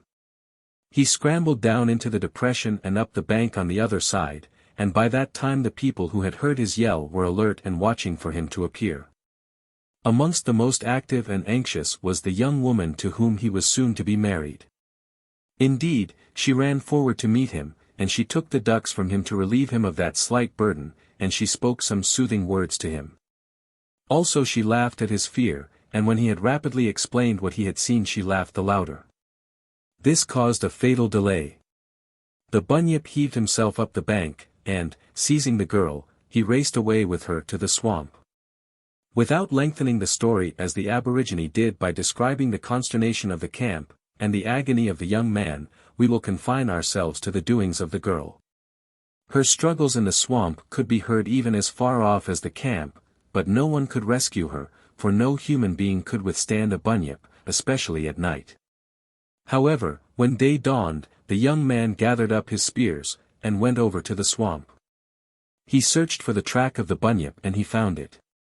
Then he caught a number of frogs and tied their legs together and fastened them to a stake that he drove into the ground on the track. All day he waited, and neither saw nor heard anything of the girl nor the bunyip. Next day he went there again, and the frogs were gone. The bunyip, he thought, had eaten them. So he got some more and tied them and fastened the rush cord to the stake. Day after day he did this. His people tried to persuade him to accompany them, for they were about to move their camp, but he steadfastly refused to go. He said that one day the bunyip would come out for his feed of frogs, and he would slip past into the lair, and his young girl would again be with him, and he would then bring her home. So they went without him. Then the day dawned when he saw them. There was misty rain falling, and in it the bunyip appeared leading the girl. He was coming for his meal, and because of the rain he thought it was night. The man was dreadfully afraid, but he stood his ground. When the bunyip saw him he roared. When the girl saw him she held out her hands and she wept. The man simply stared into the beast's eyes, and gradually it felt fear. He suddenly threw something at it, but the bunyip was too quick. He threw a frog and it hit the man in the eye and blinded it. Nothing daunted, the man hurled a spear and he blinded one of the bunyip's eyes. Smarting with pain, the fearsome beast fled, and the man flung himself forward to clasp the girl. But she was under a spell. She was obliged to follow her captor. So a chase commenced. The bunyip tore through the swamp, over the sandy patch where the prickly hakeas grew and the leptospermums and the banksias were in flower, and pretty blooms like the actinotis and thysonotis and dulwinia and tetratheca were glowing gaily. He reached the country where eucalypti and calatrus stood, and ran past the sleeping country and a mountain which we call Mount Gumbargona. It is a round hill that stands up out of flat paddocks, on the top of which a bushranger named Morgan had a lookout and a cave in our time. A gum tree grew there, and up that the bunyip with his one eye climbed. At the foot the girl hesitated. She was afraid that she could not climb well enough to scale so high a tree. To it came, panting and exhausted and suffering pain, the young man. And by that time it was night. The unfortunate lover was within a few paces of the object of his affections, and with his one eye he looked at her, but he also looked at the bunyip. There he sat in the topmost branches of the eucalyptus tree, and he stared with his one eye, and his one eye and his staring fascinated the man. He could not move. He, too, then came under the magic of the bunyip, but he withstood it. No other blacks came near the place, and there the three remained, until one day a storm came and blew down the tree, leaving the eye hanging in the sky. The bunyip had died, and no one knew it. But now the man and the girl were freed from the spells, and they slowly returned the way they had come, and eventually found their people. Their children are frog people, and they do not destroy frogs, leaving them to be food for the bunyips so that those fearsome creatures may be appeased. The eye left in the sky is the moon. How the white Waratah became red. There is really a white Waratah. It occurs in New South Wales and in Tasmania. It is not a distinct variety unless we consider a flower a variety simply because of its color. The white of New South Wales and that of Tasmania are speciosissima and truncata respectively, though the plants always bear blooms of the color even though they are in close proximity to those of the usual glowing red. In Tasmania white Waratahs are in some profusion. In New South Wales pink ones have been found, and they surely have in some way been impregnated. Occasionally the white ones have had a creamy tinge at the base of the pistils, and in such cases the flowers have obtained some food that is usually the property of the foliage. In New South Wales white Waratahs have been found, and may still be found at Mittagong, at Sherbrooke and on the Jamberoo Mountain. The natives of Sherbrooke had a legend of the changing of the white to red, and perhaps this story shows that it was believed that the first were white and the change to red was a later fact. Of this we are not sure. In the dense dark jungle there, a sleek and beautiful wonga pigeon lived. The rich soil in the gullied and sunken flats produced wonderful vegetation. Supplejacks and bloodwoods, cedars and monstrous turpentine. Great bushy lily-pillies, overgrown myrtles, big laurels, towering eucalypts, E. considiniana, the white ash, smithii, even E. siberiana, the silver top, shut out the daylight. Climbing plants grew there, with sweet-smelling sassafras, Atherosperma muscatum, and white musk daisy bush, Olaria argophylla. In their shade the flying fox had camped for centuries unmolested. Underfoot, the carpet of dark fallen leaves was feet thick. Down in there the horrible leech waved and swayed in his blind search for an animal to fasten upon in order to get his fill of blood. While the brown bottle tick lost no time in detaching himself from his habitat to bury his proboscis in some unfortunate passerby, in the same quest as the leech. In there, too, were gorgeous parrots and pretty pigeons and bowerbirds, and tits and wrens, and such a host of the feathered tribes as to make them seem like a moving mass of wings and swaying feathers. Big brush wallabies softly hopped or curled in a tangled bower, the bush rat and the bandicoot peeked from their seclusion, and the native cat slunk about as only felines can. There, in this deep, dank, dark, sweet-smelling Australian jungle stepped daintily and cooed quickly and loudly, that proud wonga. Sailing serenely up above it all were the hawk and the eagle. While the wonga remained indoors she was safe. Up over the cliff, where the country was flat, the bush was rocky and open and dry. A drier air pervaded, the ground was no carpet of fallen leaves, but a hot, sandy or gravelled area with but few fallen leaves, for there was no underscrub. The hawk's piercing eye saw every move there. The white Waratah gazed skyward and felt dreadfully alone. All around the Waratahs grew and perhaps they were red, and this one was the only one without color, and it longed to be crimson like its neighbors of its own botanical genus. The handsome Wonga had lost her mate. Her grey spots glowed against their bed of white, her little pink legs strode briskly on, and she scratched and turned up insects and grubs, and she fed well. But when her thoughts turned to companionship she discovered that she was lonely. So she cooed and cooed, ever more and more rapidly, and in higher and higher tones. She stretched herself upon tiptoes and searched the jungle. She ceased to look for a surfeit of food, and she stepped on, always approaching the creek where beyond it the cliff rose, and above it was the open forest. Up out there she would go. So she opened her wings, and, heavy as she was, she rose with a great and ponderous flapping. Increasing her speed, she swept by the trees over the brook, and up the cliff, alighting just at the foot of the white Waratah. Then she heard the call of her mate. Foolish bird that she was. He was still down in the darkened jungle. His morning could not have been so successful as hers, or he was hungrier to start with, or perhaps he required more. She opened her wings again. Too late. A rush through the air, like a streak of lightning or a shooting star. Swish!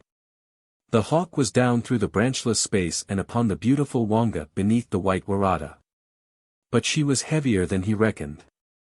There was a struggle, and in it a whirl of feathers white and grey and green and golden shimmered. The hawk certainly rose, but he did not carry the Wonga far. The pigeon was torn, and her life was ebbing with the flow of her blood. Her last struggle was her release, and from a height of a few feet she wrenched herself free and fell upon the white Waratah. Her little claws grasped the colourless pistils. The eagle above all espied the hawk, and he had then to fight another battle in which he was the loser. So the white Waratah was stained with the blood of the Wonga pigeon, and the bird, still clinging to the reddened pistils, died.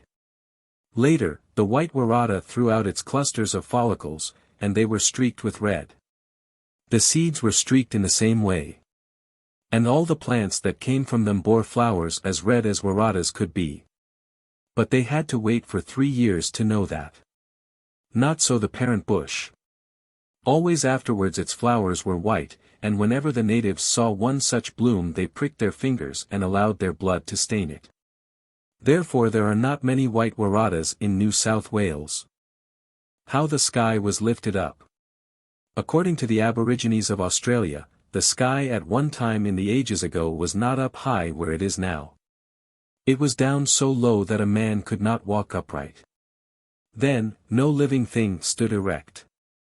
Everything either wriggled without legs at all, or crawled like a lizard or a iguana. The reason that snakes and grubs and such like still crawl, is that the great event of lifting up the sky took place in the winter, and the creeping things were then hibernating. Birds that can fly through the air were most awake, and they followed the sky as it went up.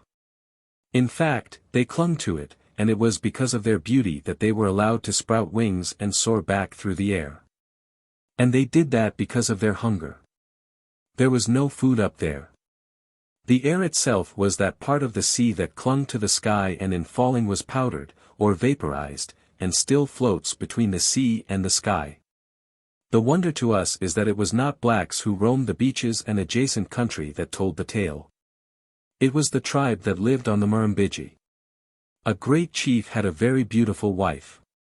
Though we do not really know, I am of opinion that her name must have been Krubi, for was not Krubi always the name of the most beautiful woman? And this wife was the most beautiful in her day. Well, the time for a corroboree had drawn near. Growing young men had not been initiated, that is, they had not been shown what to do in social, industrial, hunting and warlike things. The beautiful wife of the chief was the one who fixed just where the women were to sit. She it was, too, who would give the signal when they were to retire, and she also was to be on the alert to hear the cry that meant they might come back. No white man ever heard that cry. No white man ever saw a real corroboree, unless by accident, or more likely, stealth, and perhaps the Aborigines were too finished in their bushcraft to allow that ever to happen. The greatest secrecy was preserved. The keenest watch was kept, and all the whites ever saw was something of a mockery of a corroboree. The dance, even though a ceremonial one, was a different matter. No native races ever kept their most sacred customs more hidden, nor were more cunning in disseminating false impressions of their real desires and real beliefs, than the Australian Aborigines. Now the place selected by Kruby, we shall call her Kruby, was condemned by the chief. He chided Kruby, and even threatened to cast her off for making the mistake of choosing an unsuitable spot. Kruby was piqued, and she retired to the gunyah, and there beat her breasts in dudgeon. But her husband was her lord and she had to obey. He ordered her to go out again and find a proper site, though he took care to indicate so pointedly as to practically tell her just where the best place was. The other women of the tribe knew what was wrong, and there were not wanting those who gloated over Kruby's discomfiture. So when one or two would have accompanied her, Kruby waved them off. She would go alone. Now it chanced that another chief was not far away. He was a marauder, and he was on the lookout for game belonging to the Murrumbidgee people. Just as Kruby stepped upon a boulder in order to survey the spot, this stranger came from behind the tree that hid him. He was a good-looking black. He gave the sign that his intentions were friendly and he walked swiftly towards the woman. She knew, was not taboo. He was very far removed in blood. It was the men of the tribe who would have objected to his presence. The women never concealed themselves from a member of another tribe. But they were supposed to report his presence. Kruby did not intend to do any such thing. She had been humiliated before her other women. She was now out of tune with her husband. So she spoke to the stranger and asked him from whence he came. He seemed to not quite understand, so as a test of language he picked up a spray of gumflowers that had fallen from a tree. "Manan," he said. Now that was just what Kruby called it. It was the flower of the bloodwood or Eucalyptus corymbosa. Then the man tried another. He plucked a Waratah and said, "Mua." The woman nodded. Then said the man in his own rapid tongue, "I have come from far up on the hills," and he pointed up, "and I have not seen your people." "Where are they?" The woman told him, and then she pointed to the creek just below. "We shall go down there," she said. So they went, and all the while the chief, who had gone into the gunyah to await his wife, grew more and more sullen. At last he rose and strode out. Everyone backed out of his way for he had become very angry. He walked to the place he had indicated, and stood on the very stone upon which Kruby had stood to survey the place. He gazed all ways, and of course there was no sign of his wife. He jumped high in the air, and came down crash on dry sticks and leaves. Then he searched for the marks of his wife's feet. They were there. In one spot a displaced leaf, in another a fresh broken twig. Even the flower of the bloodwood that had been handled he noticed, and he knew it had been picked up and thrown down again. There were broken umbels of the flower where it lay. There were broken stamens where it had been picked up. The chief searched around, and at last his eye lighted upon a little tuft of red fur. This was fur from the rock wallaby, and Kruby had no such rug. Neither had any of her tribe. Passing quickly on he came across a footmark in a patch of soft, clear earth. It was the big imprint of a man's foot.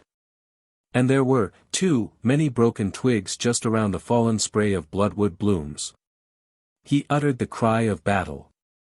All the men of the tribe seized their war weapons and sped to him.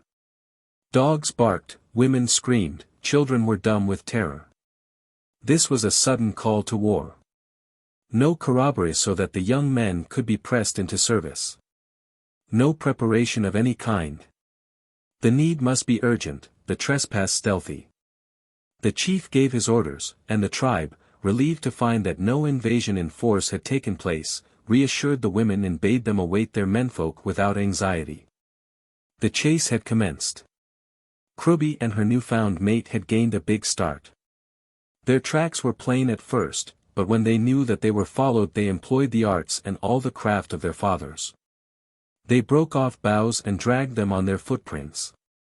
That was easily followed, but when they sprang sideways over a ledge of rocks and down into the stream, whether they crossed it or went up it or down it, was not easily determined.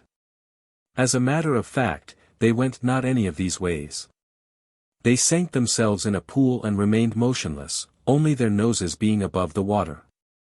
But before doing this they picked up stones and threw them over the other side, each one just a little beyond the other, so that the leaves and twigs were disturbed just as they would have been had they run there. It was some little while before any of the pursuers discovered the trick, and by that time the two had swum under the water and were at the far end of the hole. And when we remember that the sky was so low that a man could not stand upright, but was stooped as low as a wombat, and when we visualize the bloodwood not more than a foot high, which measurement was its girth and not height as we know it, we can see that all running, and all searching were infinitely more difficult than they are now. Besides that, it was near to dusk when it began. It was now almost quite dark. The pursuers gave it up. They knew very well that during the night the fugitives would go far, while they had to return to the camp to see their families. So they gave up all thought of ever catching Kruby or finding out with what stranger she went. Not so the chief. He was determined to find his wife, and he was no less determined to punish the man. Therefore, next day he chose one of his sons to act in his place, and he set out to succeed or die. For many days he traveled, and luckily he headed down the stream. Now and then he came across tracks that he felt sure were theirs. One day he bethought him of the spirits, so he kept a good lookout in order not to miss any signs of the clay with which to draw the marks of the mysticism. Also he killed a white wallaby and plucked off all its fur. When he found the clay he drew the lines on his chest and body and legs, and by sticking the white fur in the clay he was in the proper dress. The spirit came to him, and during the night he found out what lay before him. He had to follow the creek until it joined the river. Then he had to follow the river until it joined the great sheet of water. That sheet was either the sea or a very great lake. How far from the head waters of the Murrumbidgee the sheet of water lay we cannot guess, but from the manner in which the tale was told it seemed a very long way. It seemed to take longer than one man's life to get there. But the blacks believed that the spirit prolonged the lives at least of the three so that the wrong might be righted and the sky might be lifted up. So the day came when the chief saw the two he was following. They were camped upon the edge of the lake. No bloodwood grew there, but in the ages before other great trees had grown, only instead of standing upright, they grew horizontally. They were still there. And they were covered with age-long dried slime, showing that the water must have submerged them. They were in hundreds, thousands, millions. Lying about them and amongst them were great bones and great skulls, but everything showed that never had any one walked upright. The length of the bones of the arms showed that the animals had reached out and had crawled, and the shape of the feet, too, was such that they must have pushed themselves forward just as the ones written about were doing. The chief did not hurry. He reckoned that he had them both at his mercy. There was plenty of food. Sweet roots abounded. Birds and animals were there, and besides, the lake teemed with fish and with mollusks. The chief knew what was to be done. He chose a sharp stone and set to work hollowing out one of the great logs. At last it was finished. He pushed it into the water. His wife and the other man saw him from where they lived, and guessing his intention to follow them into the water, they tried to escape by running along the shore and climbing in their stooped fashion over the logs. They soon came to an oozy spot. They could go no further along the shore for they sank deep and had hard work to get out, so they took to the water. They could not see across, but they chanced their power to reach the other side. Then the chief launched his log boat. He shoved it with an oar, and he shoved it so hard that the water rushed over the prow and filled it. That he knew would not do. He would have to build something to prevent that, so he placed a frame in front that reached up to the sky, which was not high, and he wove twigs and rushes through and about it until no water could get through. Then he tried again. But still the water got in. It rushed around the sides of his shield. So he retraced his steps to where he had found the clay, and again he marked his body with the mystic signs.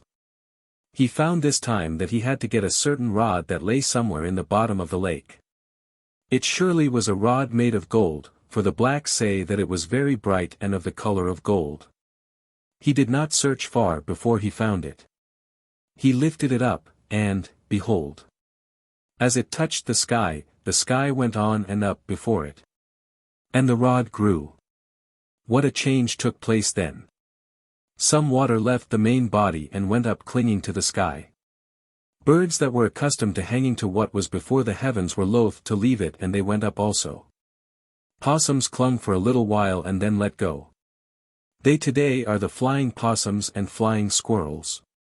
So the sky went on up as far as the rod grew, and for as long as the chief pushed it. He was so awed at what he was doing that he forgot his quest, forgot to build the shield on the prow of the boat any higher, forgot that he only had wanted to rescue his wife and punish the marauder, and return to his tribe.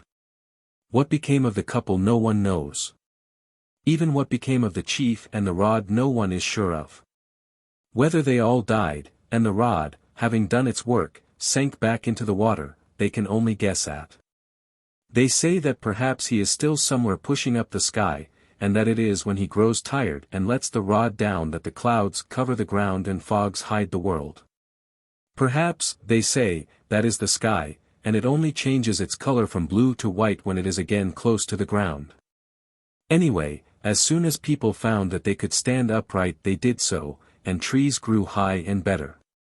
The birds fly through the air because they could not go on up with the sky for want of food, and yet they do not wish to remain back on earth. That is the story of the lifting up of the sky as told by the tribe of Aborigines who inhabit a part of the headwaters of the Murrumbidgee River. The First Kangaroo. 2 stories. According to the inhabitants of the southeastern parts of the country around the Monaro district, Mount Kosciuszko, Goulburn, the Kirkbilly Ranges, Mittagong, Baragarang and as far north as the Nepean River. There was a time when no kangaroos were in the land. It is said by those people that the first kangaroo was born to Australia upon the greatest wind that ever blew. That wind came from the plains. It swept around the McDonnell Range districts, whirling this way and that, careered back towards the northwestern regions, across probably somewhere over Perth and Fremantle, swept over the Australian Bight, and finally blew out somewhere in Tasman Sea. During all this terrible wandering and blowing the first kangaroo had a weary time. He could not land. He was blown before that aimless wind and was tossed up and down. In his endeavors to gain a foothold his hind legs stretched out, and if they had not grown long as they did, he would never have alighted except in the sea, where he would have been drowned. The chief was searching out new country. His tribe had cleaned out the particular spot where they had rested for many months, and game had become scarce. So the chief put on the paint that brought good luck, and sallied out to find a new and prolific pasture. He had traveled very many days without seeing a place any better, and was about to return to his people.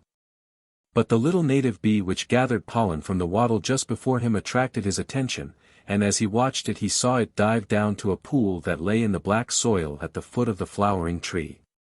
The black cautiously bent down, and with that dexterity which he possessed in a remarkable degree, he clasped, as he bent over the drinking insect, its wings between the forefinger and thumb of his right hand. He carried the bee to where he had noticed a hornet's nest, and detaching some of the cells of that, he moistened the substance, and stuck a little of it on the bee's back. Then he searched about for a cotton bush, and soon found one. The pods were bursting and the white balls were ready to fall. He stuck some cotton on the wax and released the bee. The strange feeling and the strange load caused the little insect to make a beeline for home, and it was no trouble for the black to follow and keep it in sight. On and on he went, never looking down nor to the right nor to the left, but always up, following the flight of the bee. However, he was destined not to see the nest. Up in the sky something arrested his sight, and at once he lost the bee. Indeed, he forgot it. The strangest mass of cloud he had ever seen was there. It was sepia-colored with black edges. It seethed and curled and split. It billowed and curled and broke and frayed out.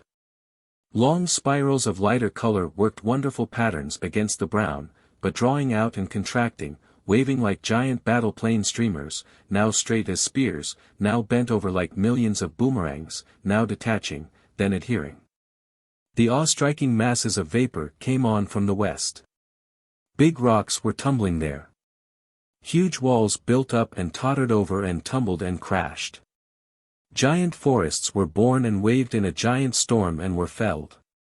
And with all that turmoil of vapor up aloft, the earth below was calm and serene. It faced an inevitable, and that inevitable was a catastrophe. Suddenly it grew dark. A night in the daytime descended in a second, blotting out everything. But in the heavens a wondrous light appeared. Long streams of liquid fire started from the south, and shot sheer across the heavens from pole to pole. They waved from west to east. Red and yellow, purple and brown, pink and gray, golden and black, white and pale green.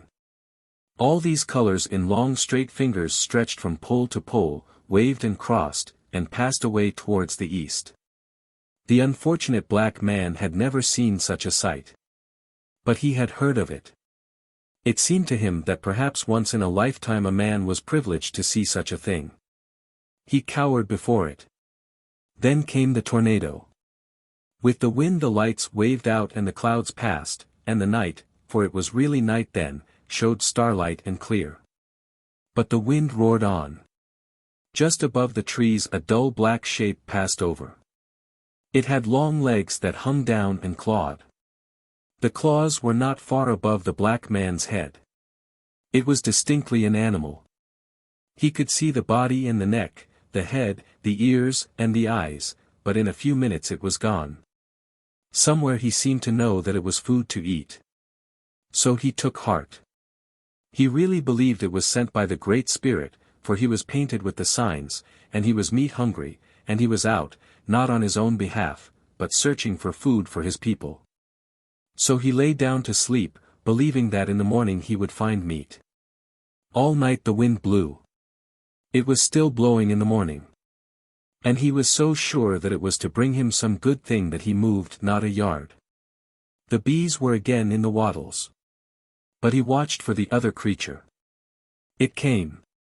It floated as before, being borne on the wind. The long legs still dangled and clawed. The black man followed. It led him an awful trip, but at last Bee saw it catch its claws in a treetop and the wind passed over it and it fell. But like a flash it was up on its feet, and with great hops on those long legs it bounded through the bush and was lost to sight. The chief returned. He retraced his steps. There were bees and birds, and there were many ferns which gave succulent roots. And seed-bearing grasses abounded. So to there the tribe moved their camp and they stayed for many a day. Now and then they sighted the new animal that had made its legs grow long by endeavoring to grasp the earth, but it was a very long time before it was speared. It must have caused a mate to come from somewhere, because the speared one proved to be young and others were seen. The flesh was good and the skin was covered with very warm fur. Years afterward someone found out how to tan it. The red blood-like kino of the bloodwood tree was soaked in water to dye the fur. A woman had wanted it dyed. The skin was allowed to be immersed in this colored water for some days, and when it was removed not only was the fur dyed red, but the skin itself was changed. It was more serviceable. So ever afterwards those blacks soaked all their animal skins in a solution of this gum, and thus they tanned them. Everyone had seen the aerial wonder, and they believed their chief had been answered by the Great Spirit and a kangaroo was sent from over the seas to succor them. The Second Kangaroo Story. Away in the Kaumung and around the rugged peaks under which lie the great lodes containing the silver of Yarranderi, roamed a tribe of blacks who have their own tale of the first kangaroo. These people said that one day a woman hid from her husband. This man was a very clever food-getter. His unerring boomerang brought down every goanna. The boomerangs that he fashioned for playthings only, would spin away out on their farthest boundary, and would return and spin again and again above the head of the thrower before swiftly landing at his feet, and that which he made as a weapon and, of course, would not return, was always the heaviest and most deadly, whether in hunting or in war. He could deftly turn over the porcupine and could not miss a bird if he tried to bring it down. Therefore the bag of his wife was always filled with goanna tails, with great porcupines and birds and grubs, though the wife herself got the grubs as well as the fern roots. The grubs were the beautiful white ones that lie in interstices in old logs and are called nut too. The first kangaroo was said to be a great beast and was not innocent of eating small black children. Should a pickaninny endeavor to crawl away from its rug or its sheet of bark, its mother always threatened it with the calling of the giant kangaroo. Now the heavily laden wife one day rebelled. She threw away the heavy bag and ran off. She was fleet of foot, too, for no one could catch her. Around that part of the country are many swampy patches, and these patches are mostly densely wooded with the Melaleuca maedini and were similarly overgrown in the far-off days of the first kangaroo. The fugitive wife hid behind the trunk of one of the biggest of these trees. Its bark is white and in broad patches, soft and paper-like and irregular. It will peel off in huge scales. Her husband often ran close to her, and she had to be very, very quick in her darting from the cover, and racing on. Days went by and still she was not caught. But she was growing tired, and she began to think that carrying a heavy bag of tainted flesh was not so terrible a task as that of playing the grim game of hide and seek for life, in which she was obliged now to indulge continually. Had she not been one of the women who had learned secrets that were supposed only to be possessed by the men, she would never have dared to rebel. If things came to the worst, she could invoke the aid of the spirit, and something would happen in her favor. She knew where the necessary clay was to be found. The only trouble was that she was unaware of the whereabouts of her people. However, she chanced everything, and scaling the precipitous side of the mount she saw the smoke from the camp fire. She was overjoyed to perceive that it was away towards the mountain now called Werong, whereas when she escaped it was under alum rocks. And between her and alum rocks was a deposit of red, and yellow, and white pipe clay. Thither she went, and soon she was correctly marked, and she even stuck the wild cotton in the lines of the clay to make sure that she would get the aid she needed. By that time it was night, and she slept. In the morning food came to her. The nut-2 grub poked its head from the trunk of the grass tree, and she had no difficulty in drawing him right out, and, roasted, he was very sweet. The taste of the nut-2 made her long for the grub that may nearly always be found in wattles. It is well known that a very large number of very destructive insects inhabit wattles. The colubba, too, is another host for pest grubs. And wattle and colubabs grew in plenty, therefore in less than 2 hours she had collected a bagful, and then she sought a place to make another fire. This fire was her undoing. The smoke was observed by her husband. He had never ceased to watch and to search for her. With all his cunning he approached the little blue curling threads. The woman was by no means unmindful. Her ears were alert, and distinctly she detected the distant crack of the broken twig, and the rustle of disturbed dead leaves. The woman called upon the spirit, beating her breasts the while. Between her and the stealthily creeping man was a tea-tree stump. The top had been torn out by a gale and lay dead on the ground. She crept to it, and straightening up she clasped her arms around it, beseeching the spirit at the same time to protect and guide her. The tea-tree stump became animated. It pulsed with life.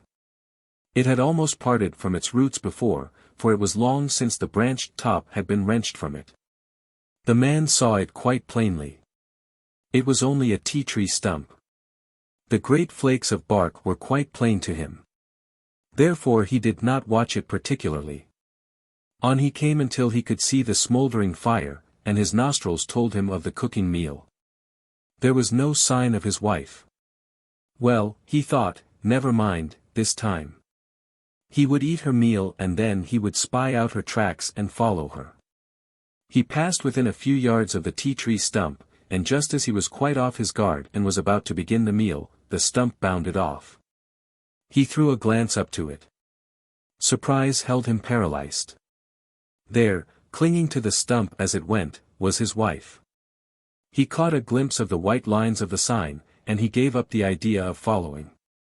Therefore ever since that time it is hard to tell a kangaroo from a stump.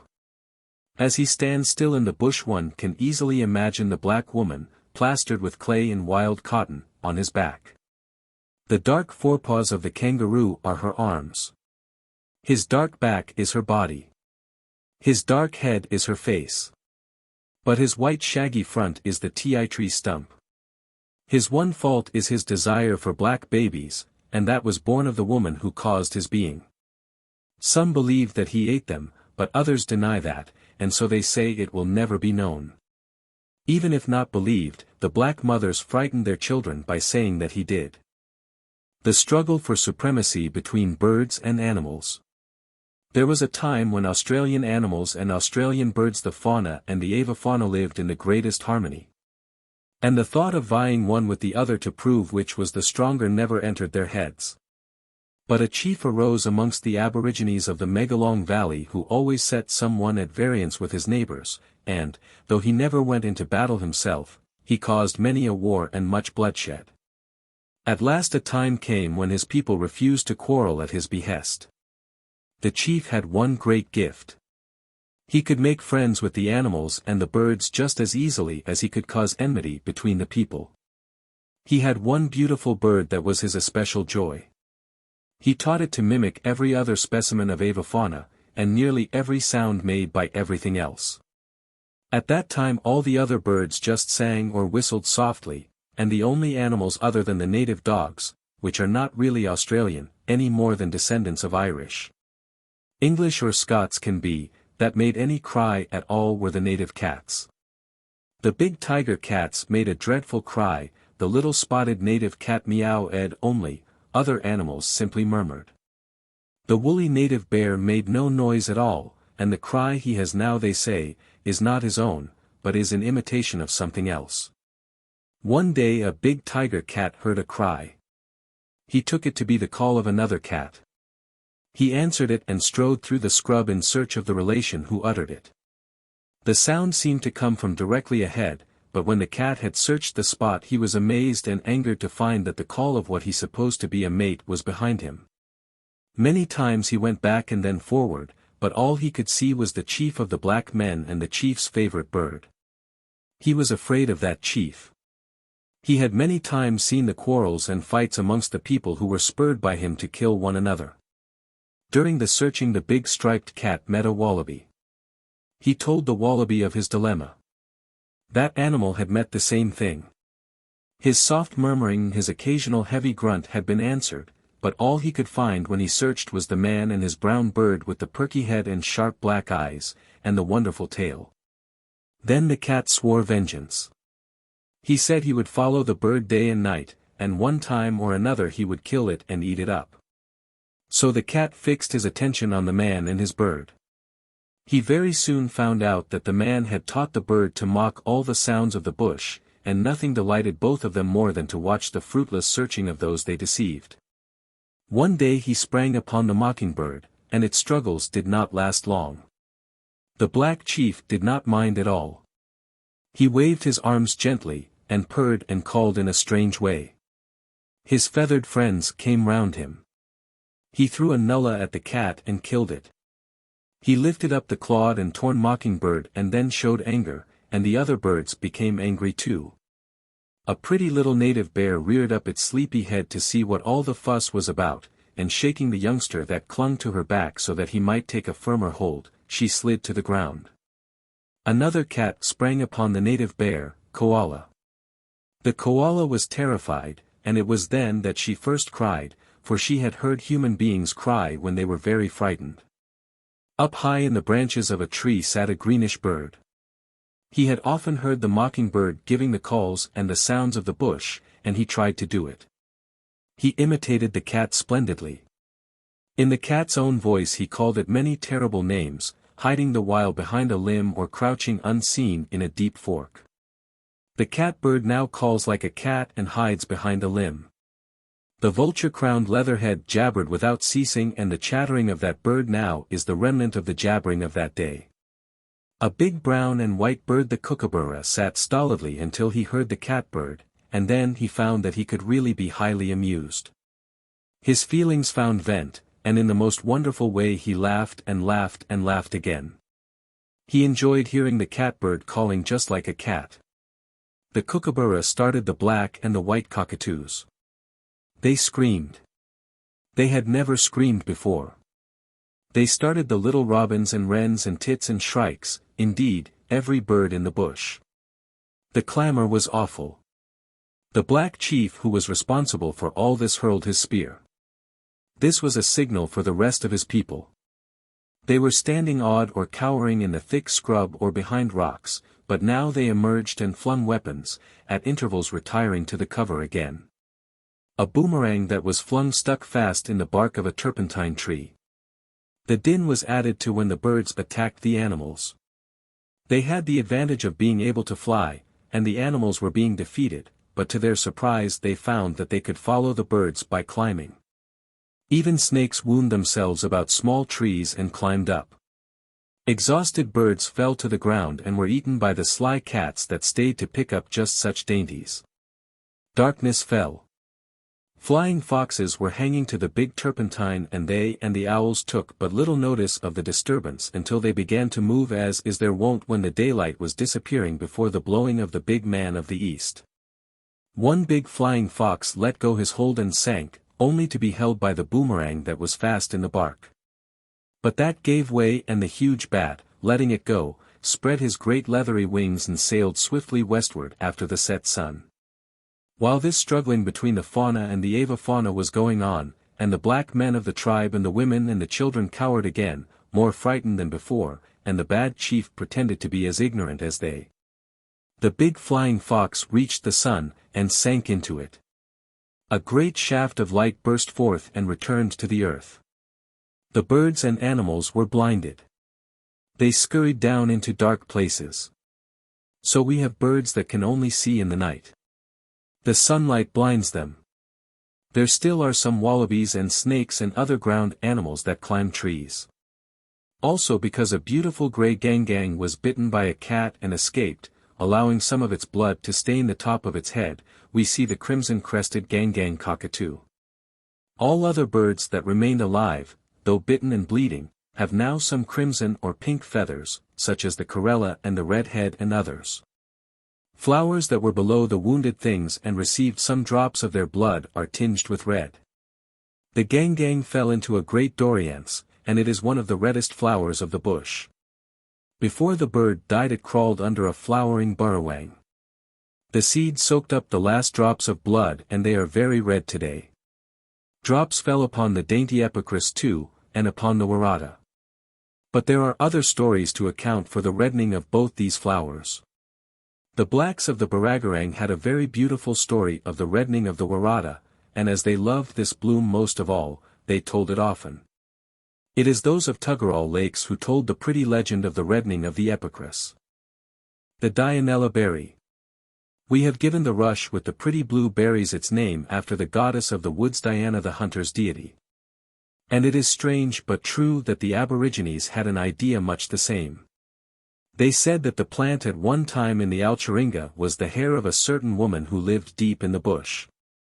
She had some sisters, however, and they lived sometimes in the forests and sometimes in the air, for their other home was in the great cumulus clouds that lie lazily above the sea. The one who lived in the bush only, had for a husband a mighty hunter whose voice was so loud that when he spoke angrily every animal and bird and even insect and reptile fled from that part of the country and did not return for a very long time.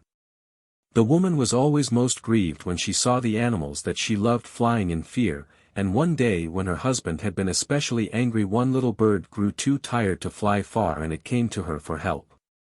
Her hair was at that time very luxuriant, and she took the little bird and hid it in it. After that many birds found the same sanctuary under similar circumstances, and at last the number was so great that it was impossible for them all to be hidden.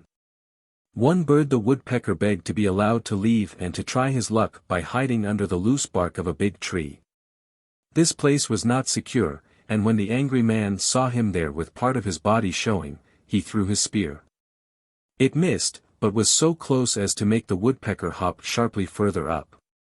Another spear and then another were thrown, each one causing the frightened bird to jump one more step upwards. The man's anger waned. His arm grew tired, he lay down to sleep. The bird flew to the woman and plucked one hair from her head. This he hid, hoping that the next time that the big hunter was angry and roared the hair would be enough to cover, not one woodpecker only, but the whole woodpecker family. It is noticed that woodpeckers to this day hop up and up the trunks of trees, and the blacks say that they are looking for a place to hide from the wrath of a forest giant. They listen intently and strain their ears to catch the sound of the roaring. We know that the birds are simply looking for food, and some of us believe that the Aborigines know this quite well, only feigning to think that it is for any other purpose. Perhaps they think the tail is too pretty to lose. Next time that the hunter was angry and threatening, the woodpecker tried his plan. He flew to the place where he had hidden the strand of hair, and he found that he could be covered with it by winding it around himself until none was left hanging. Other birds saw the plan and followed it. The time came when the woman had but little hair left.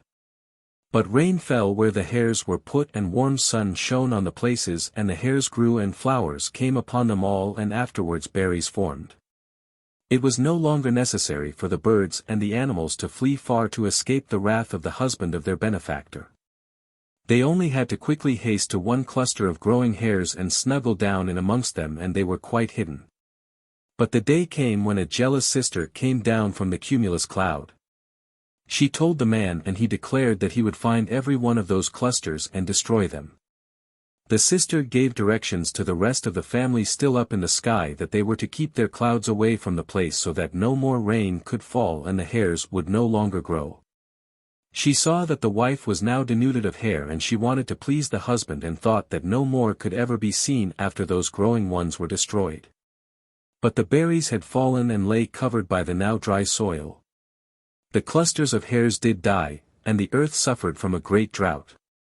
Then the man grew more and more sullen and was more and more often dreadfully angry.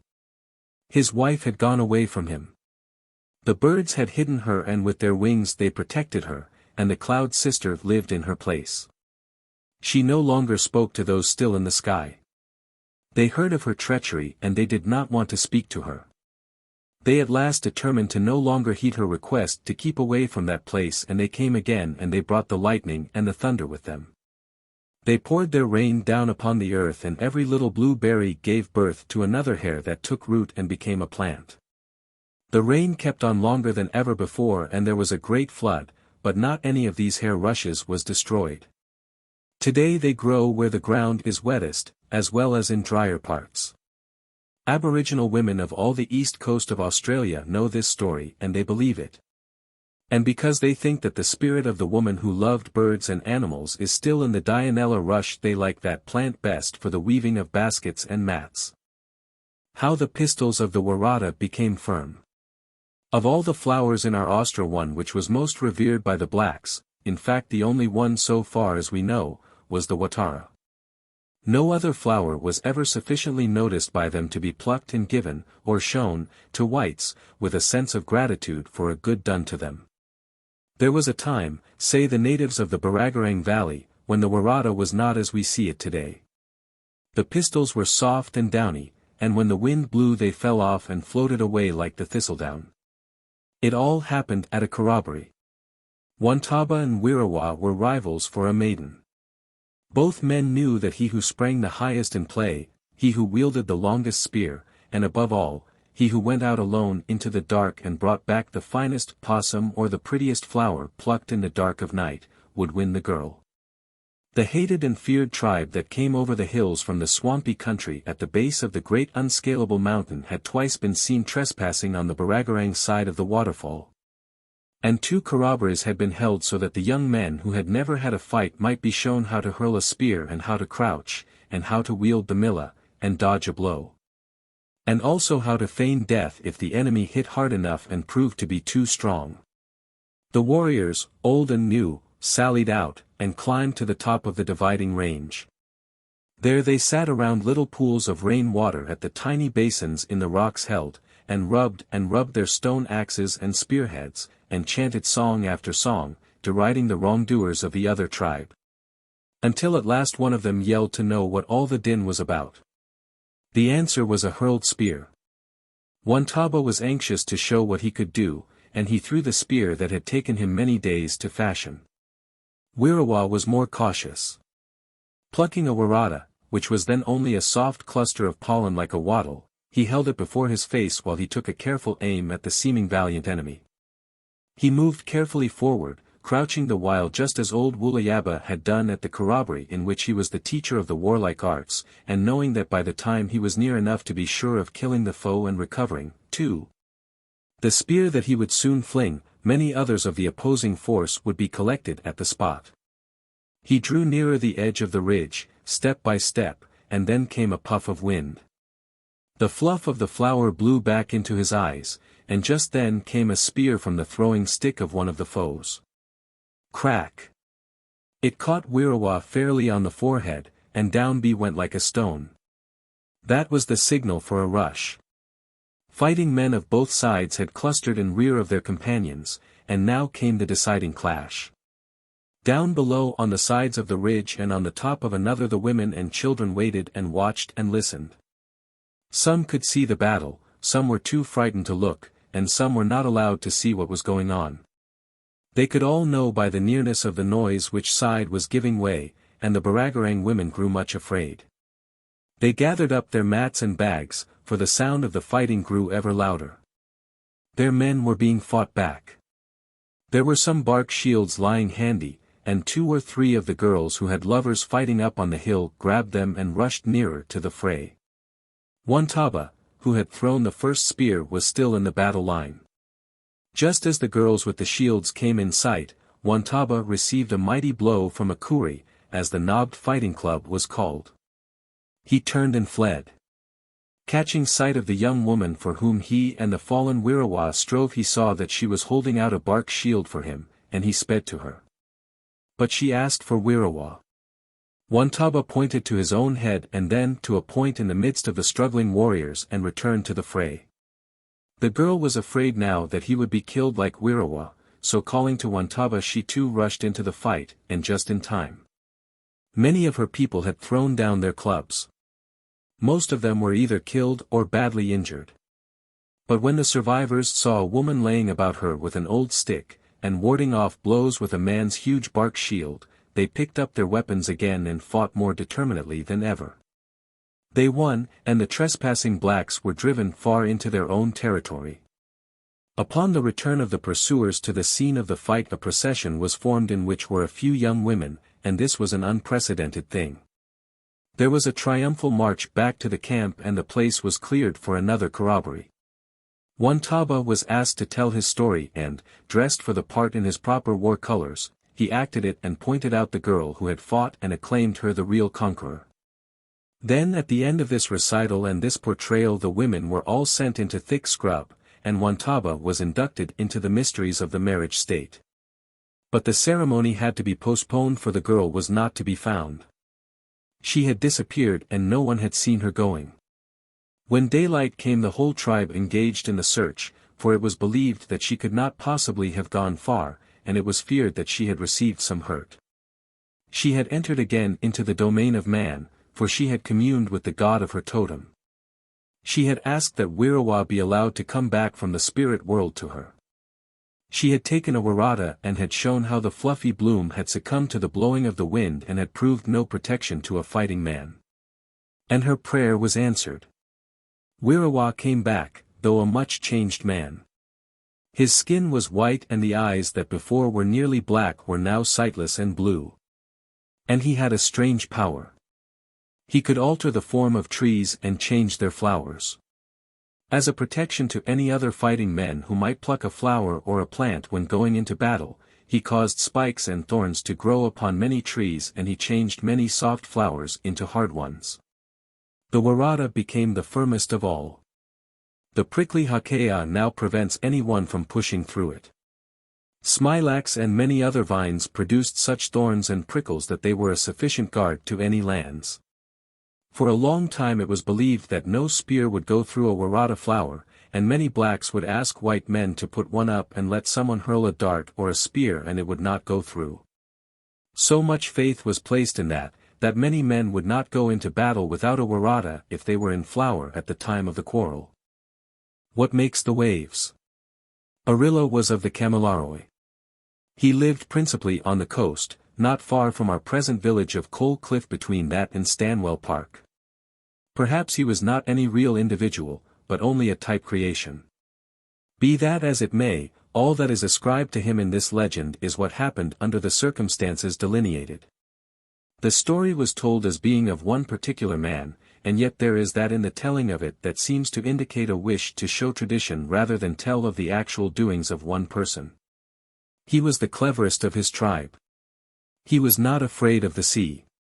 He roamed as he willed over his country, and even when enemies appeared on the top of the range and a hurried council was called by the king, Arilla did not hasten to obey the summons if he happened to be studying the inhabitants of the sea, or the denizens of the creeks that came clattering down the slopes and spread out into beautiful lagoons on the beach. For his country is a narrow strip of subtropical country, backed by a jungled range with ironstone scarps for its topmost face, scarred by cold creeks and edged by bold promontories and yellow scalloped beaches that bound the limitless expanse of Pacific Ocean. He never dared to remain away from a summoned council altogether. And one morning when the sun shone calmly and clearly down through the blue, and the mountain was purpled, and the lower slopes were deep green and dark with the jungle, and the strip of undulating land that lay between it and the beach was bright with the semi-tropical verdure such as the tamarind, and the arcontophoenix and livistona palms, and the giant Alsophila ferns Cooperi in Australia's, and the promontories stood with their shaggy Westringias and Hibertias and Hardenbergias and white button flowers all aglow, staring out over the blue lazy ocean, and casting blue and purple shadows across the yellow sand of the beach, even reaching to the masses of white foam that were swept ashore. When the little breakers were dashed to pieces, the enemy was seen on the top, above the dark wall of ironstone, right out on the edge, waving spears, and he was heard shouting to the family of Arilla down on the beach. The voice carried far. Aborigines could be heard at a distance of 7 miles. They made hollows with their hands, and the coo-ee-ee that rang through them was a wonderfully penetrating and floating call. The king was young. It was not long since his father was laid in the shallow grave that was scooped out in a grass-grown sandhill. The spears were buried with him. They put him sitting with his face towards the mountain and his knees doubled up to his chin and his arms crossed over his stomach. His 3 wives still sat and beat their breasts in grief, and the blood that ran from the cuts they made in their thighs was dried on their legs, for they would not wash it off for 3 moons. The young king was as stern as his father had been. He was as straight as a rush, too, and he was fleet and wary. Above all, he was determined. So when Arilla delayed, he ordered 2 strong men to go to the lagoon and seize him. Now Arilla was cunning. He had practiced his subtleties on the old king, and that is why he was allowed to respond to a summons as unhurriedly as he wished. Arilla asked to be allowed to speak, and the permission being given, he drew himself erect and waited until he saw that the expectancy of the warriors of the family was beginning to make them impatient. Then he pointed to the highest spot on the range. He told them that in his wanderings there he had seen a spirit. The spirit was not friendly to him, but would be good to any stranger who came over the range at that point. He said that the enemy that then stood on the very spot was receiving his courage from that spirit, and there was only one way to overcome it. It was not by an organized battle. It was by strategy, and he was the only fighting man of the family who possessed the cunning.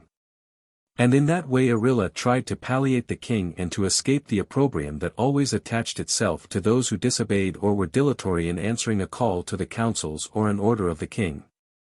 But this time the king was not convinced. He said that the meeting was to be adjourned until night came, and then the further evidence of Arilla would be taken. There was, he said, no immediate danger from the enemy above. If he were prepared to fight he would have been down before, said the king. He was only seeking to make the people below too angry to fight, and then he might bring his forces down and get the gain he was after. So the meeting broke up. Arilla was free. That much he had gained he knew, for he saw very plainly that though he had been always before successful in placating the king, this time he was in deep disfavor and perhaps would be punished. He had succeeded in making his fellows think he had had communion with a spirit on the top of the range, and with them that belief gave him a great prestige. All Aborigines were vain and fond of power, and in that they were no very great amount different from white people. Arilla went to the wurley of his wife, and for a little while he played with his 2 children. Then he looked into the dilly bag, and finding that there was not much in it, he decided to go out in search of some food. He had noticed women putting things within reach of his wife, but he had been too busy with his own interests to see that his larder was so empty. Taking up a spear and a shield, he strode into the scrub. There was, at first, a thick tangle of boronia mollies, and its scent was not pleasant to him. Bracken fern, rank and tall, corazima and snake vine, bowera with the always blooming pink flowerets, and tetratheca, with the layer of tangled twigs, made the going difficult. Prickly wild raspberries made the way even more hard for him. Then he entered the dark jungle itself. Its edge was a mass of myrtles interwoven with the rubus and flowering tecoma and clematis. These vines lay thick on the top of lantana, and through them grew up the lilipili and rapania and the fluffy-flowered calicoma. Xylomolum pyriform or native pear trees with their wooden fruit and unpleasant odor. And the Gymea ovata with its dark serrated leaves and yellow flowers, and the pittosporum and sassafras were all clasped together and held close by native jasmine. And up through it all the cabbage and bangalow palms and the eucalyptus microcories or tallow wood and the swamp mahogany or robusta of the eucalyptus genus stood into the humid air. Big cold boulders were lying undealed the deep shade of the scrub and ferns and the clustered true and false sarsaparilla, and they were covered with moss and lichen, and attached to them were dendrobiums and big aspleniums or bird's nest fern. It was always dark in there. The lyrebird darted under the thick moss and the carpet of randia and tiny wild violets overlaid with the tough and thick-leaved Smilax australis. Its nest was placed on a flat ledge of the biggest rock, and it had in it a furry youngster that sat as still as the rock itself, its eye of black fire fully taking in the cautious Arilla. Right in front the mountain reared, still clothed with the jungle, with giant rocks fast to the sides, and the vines, especially the tough monkey vines, clinging to big gums, the turpentine, the woolly butt, and the spotted gum, and the wild fig with its mass of roots between which men could hide, and wallabies often had their lairs. Arilla sought the wallaby. The rufous-necked scrub variety was in plenty here. Arilla only had to stand still with poised spear, and an unsuspecting marsupial hopped into view. Swish! It was like a dart of lightning. Then Arilla tooked like a beautiful wonga pigeon, and he whistled like the king parrot, and those birds came to what they supposed was a calling mate. He very soon had a fine collection of game for his food and the meat of his family. He was a snake man, and only reptiles were taboo to him. It grew night again. The rest of his people were scattered about on the clearer and lighter land, nearer the beach, some idling and some fashioning weapons. Some indeed were making cradles, but not on rockers as are our cradles. They had strings attached and could be fastened round the neck of the mother. A few had made a poison from the acacia for their fishing, and yet others were wading in pools in the rocks seeking mussels and shellfish. Beyond, the lazy sea just heaved and sparkled and sent its messengers of breakers to be broken on the sand. By this time a black band had spread along the horizon, for night was approaching. What had become of the gesticulating black fellow on top of the range no one knew. No cooking fires were lighted. Little heaps of sticks lay about, all gathered by the fathers and the children. Suitable stones were collected too, but the order had gone out that everyone must eat either raw or cold food, and a big council would be held on the low, flat, grassy patch down near the lagoon. Only after nightfall did the sea begin to moan. The little crash of the breaking waves in the daytime was quite cheerful, but in the darkness it seemed to ring with a different tone, one of sadness and pessimism. The council sat in the dark. Only the fighting men and the priests were in it after all. Arilla was there. The discussion did not last long, and it all centered upon the tale that Arilla had told. He was a frightened Arilla when he found that he was expected to climb to the highest point of the range and ask questions of the spirit to whom he said he had spoken. He dared not disobey. When the meeting was over and the men had retired to their wurleys and their families, Orilla sat for a long time arranging in his mind how he would proceed as soon as it was light. He determined not to go by the way he had gone before. He would go a long way round. He knew of a gully up which it was easy to climb and which would allow him to approach the enemy by a flanking maneuver, and then he could spy upon him and perhaps use his spear. So in the morning he said "goodbye" to his wife, and having received a sacred stone from the priest for placing in his hair above his ear for good luck, he again crossed through the boronia and leptospermum and bracken undergrowth, and entered the jungle. He went to the rock on which was the lyrebird's nest, and then turning to the right he passed close to a giant nettle tree and a stenocarpus, and that way the going was easy. He was still under the big trees and hidden from anyone's sight unless someone were very close. The scent of the dendrobiums came to him, and as he passed lily pillies he broke off a few clusters of the white and juicy fruit and ate them. He picked up ripe and luscious black apples, and here and there he gathered the little red berries of the rubus parvifolius. The wild raspberry he made a deeter for, but it was not growing in that part. Occasionally he tore up a leaf from the bird's nest fern, and at the end there is a crisp and succulent part which he chewed. He reached the upper part of the creek that formed the lagoon down below on the beach, and as he was gradually ascending the lower slope and using the maximum of precaution, he came to a spot high on the mountainside from which he could look out through the branches and over the heads of the tall shrubs and high gums to the sea. The sun was well up and the morning was becoming warm. The sea was still lazy, though a little glitter on its surface showed that it was under a disturbance, slight enough, but discernible.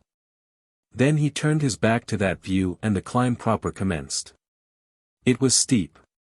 He hoisted himself by grasping the stems of the calicomas and the rapanias and the myrtles that grew sparsely here, and sometimes he was lucky enough to find a monkey vine hanging to a tree, and that gave him a splendid lift. Though he was somewhat afraid of his errand and quite alone, he was not anxious to lose time. Yet the temptation to swing on a monkey vine was too strong, and finding one that had a big loose bite in it he seized it and pushed himself off with his feet. Out he swung over the steep side and above the undergrowth and through the lesser limbs of the pittosporum that grew just beneath, and then he had a clear and uninterrupted sight of the country at the base, and of the beach and the sea. The vine gave a little twist and returned, and the swing was exhilarating. But he only did it once, and letting the vine go he faced the escarpment and went on with his climb. He secured precarious footing on the stones and exposed roots and in the moss. Sometimes a loosened stone went bounding and crashing down until it struck the foot of a tree and lodged there. Orilla now looked up. He had reached a spot where the big trees did not grow, and the only verdure was rock fern and Dianella rush with its tiny blue and yellow flowers and its blue fruit. Above him the blue sky was unclouded and a great lazy sea eagle floated serenely. He had disturbed many birds in his climb. The coach whip had darted from him. The wonga pigeon and the little brown fantail and the woodpeckers and the honey-eaters and the diamond sparrows and white-eyes and silver-eyes all had paused to watch him go by. Satin birds and catbirds and parrots sat in the branches or darted through them as he passed under, and in the wild fig trees the beautiful flock and top-knot pigeons clattered and scrambled for fruit. A small colony of flying foxes hung like a giant swarm of bees in a fire tree, but Orilla did not see them. This fire tree is a brachychiton, and it is of the same genus as the Queensland bottle tree. It sheds its leaves and its brilliant flame-like flowers cover the twigs and blaze out before any of the new season's leaves come. It is rightly named fire tree, though some people call it flame tree, and apply this name also to the erythrina or coral tree of Queensland. He was in the narrow cleft, between the sides of which the water raced in rain time, and he was near to the top. When reached it, and before he had climbed over the ledge, he was in a bracing upper air. The verdure, he could see as he peered, was different. The epicris and the boronia pinnata and boronia cerulata, and also starhair made a pink carpet. Orilla was out of breath and perspiring when he heaved himself over and stood upright in that upper air with its sense of new flowers. On damp and mossy and heathy patches the blandfordia bloomed. On drier parts the false sarsaparilla or Hardenbergia monophylla clambered over the stones and boulders and clefts, and hung its blooms in purple clusters. Here and there a big yellow Podolepis acuminata glowed, and the white fur from the stems was detached and lay on the ground. Box trees, the Eucalyptus bicolor and stunted Banksia serrata, and Callistemon lanceolatus tried to find sustenance. Mustering all his caution, Arilla advanced along the edge of the mountain. Heath abounded, hard rock fern clustered thickly, stunted calatrus scrub, olaria or mountain musk, dwarfed eucalypts, honeyflower or Lambertia formosa, little casuarinas, wild currants, or Leucopogon richii and bracken fern. Were matted with Canidia, well out in crimson and black flowers, and here and there rising through them stood the gorgeous crimson Waratah. As Arilla quietly crept along the edge he could see down over the verdure to his people near the beach, and he noticed that many were looking anxiously in the direction of the point on which he had seen the enemy native the day before. He had all their love for the representative flower of his race, the Waratah, and he plucked one in order to render himself immune from fire should that occur.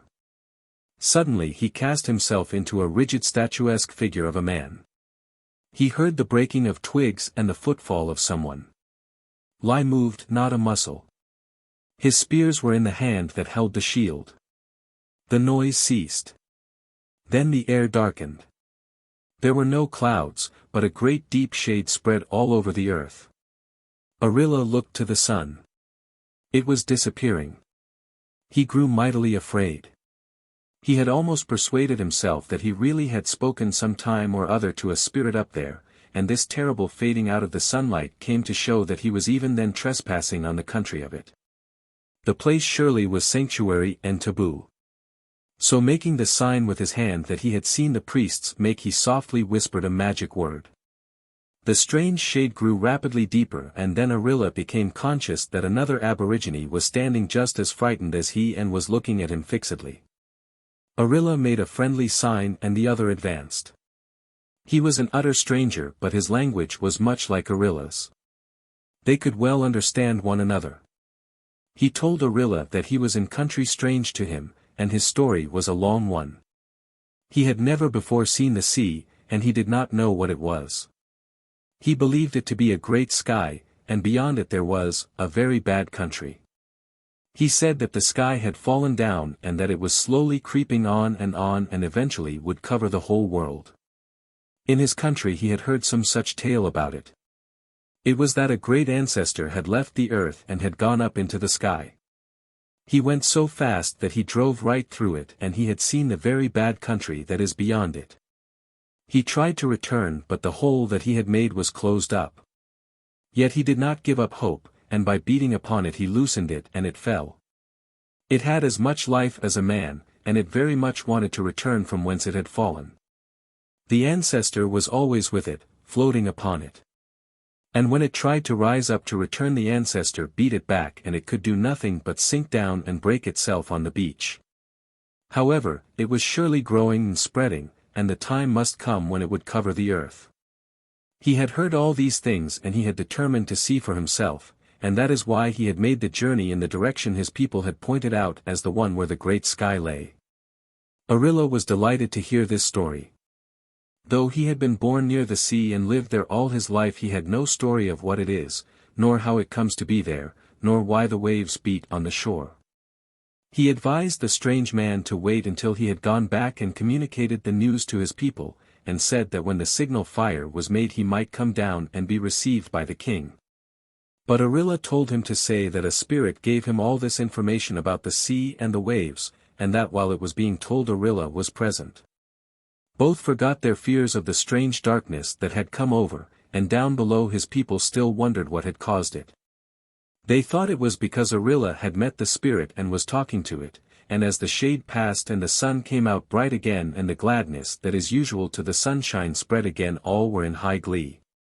There was nothing wrong, they said, and Arilla would return with news, and the spirit he had seen and spoken with would assist them if they had to fight with any trespassing tribe or family group.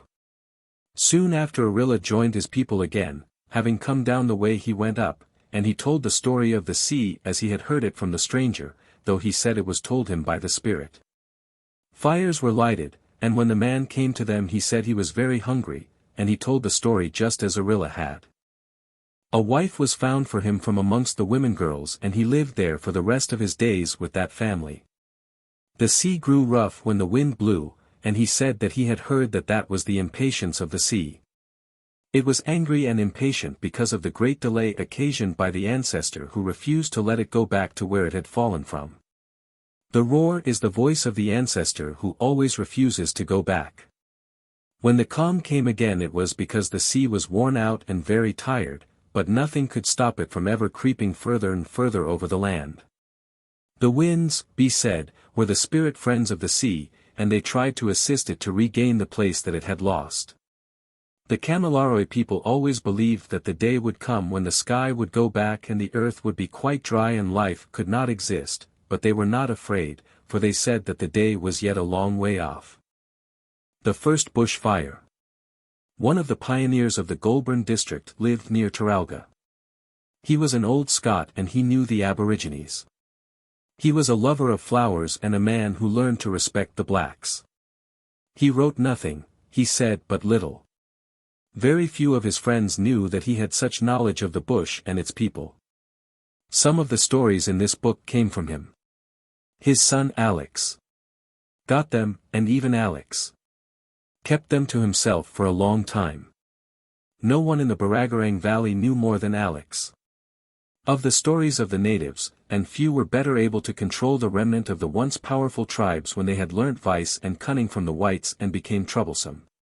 The vice of the white and his cunning when added to the cunning of the black made a vicious compound, and for many years that compound is all that has been seen of the nature of our autochthonous predecessors. Beneath it is still the gentleness and the softness of heart of these black people. These beautiful attributes were always below the surface, but if a white has the gift of sympathy and the spirit of understanding they rise to the top and the black is seen in another light. Alex sat on wild, wet, cold, winter nights before the fire with his mother. His father was still away somewhere on the rugged run with his cattle and with his black friends. Sometimes his staying away lasted for more than weeks, but never were Alex and the mother unduly anxious, for they knew that the blacks would lose their own lives if necessary to save that of their white friend. Then when the father returned he would sit at the fire too, and he would tell of what he had seen and what he had done, and always in the stories would be the mention of his companions the blacks. Their legends as told were retold. Their beliefs, as they could be gauged, were recounted.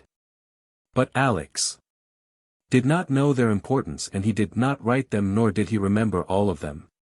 This is one of a bush fire. There was a time when the Australian bush was different from what it is today. Trees were bigger and their wood softer.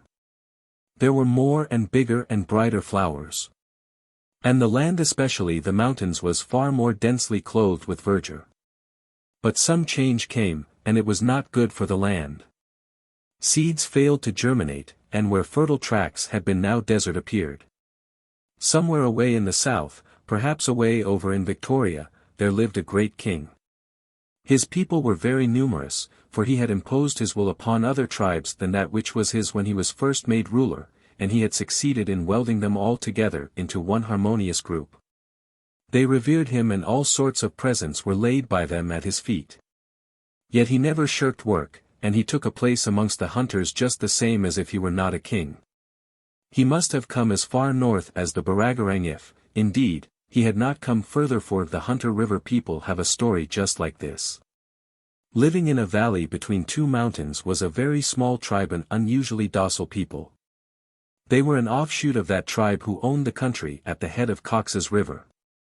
The powerful chief heard of them, and he determined to find out what they were like and add them to his subjects. So he set out by stealth. Wrapping himself about with a wombat skin, he came to the hiding place. He was a very big man and he could not well conceal himself in so small a skin as that of a wombat, even the biggest of them. Therefore when he was within sight of the camp he hid behind a rock. He saw that the tribe were very busy just at the time cooking game by heating stones and placing them one after another around and upon the carcasses. The handling of the stones was made easy by the wrapping of Waratah stems about the fingers. This wrapping of Waratah stems to make a person immune from burns was so believed in by the blacks that they came to the first blacksmiths that they saw and offered them the twigs, indicating that if they would wear them no flying sparks could injure them. Now amongst the people was one maiden of exceptional beauty. Some say that the reason for these blacks ostracizing themselves was that many years before a beautiful woman wished her pretty baby to be called Krubby, and the other Krubby was not yet old. So the mother gathered her children about her and went away, and the family increased, and always there were those quite beautiful enough to be called by the coveted name of Krubby. But again it might have been because of the social system as explained in another legend that any portion of a tribe went further afield and formed another and distinct group. Anyhow, when the king saw this maiden he lost all his cunning, so entrancing was she, and jumping up without reserve he ran towards the people. They started up in fear and scattered in many directions. The king called to them not to fear him, but she did not understand his speech. The beautiful maiden soon found that the stranger pursued her, and her alone. She was very fleet of foot and very cunning, and by dodging and crouching she eluded him. Sometimes she was so close and so still, standing beside a tree, that he ran past her, and only by not hearing her crashing through the bushes and stamping on the twigs and leaves did he know that he had gone too far.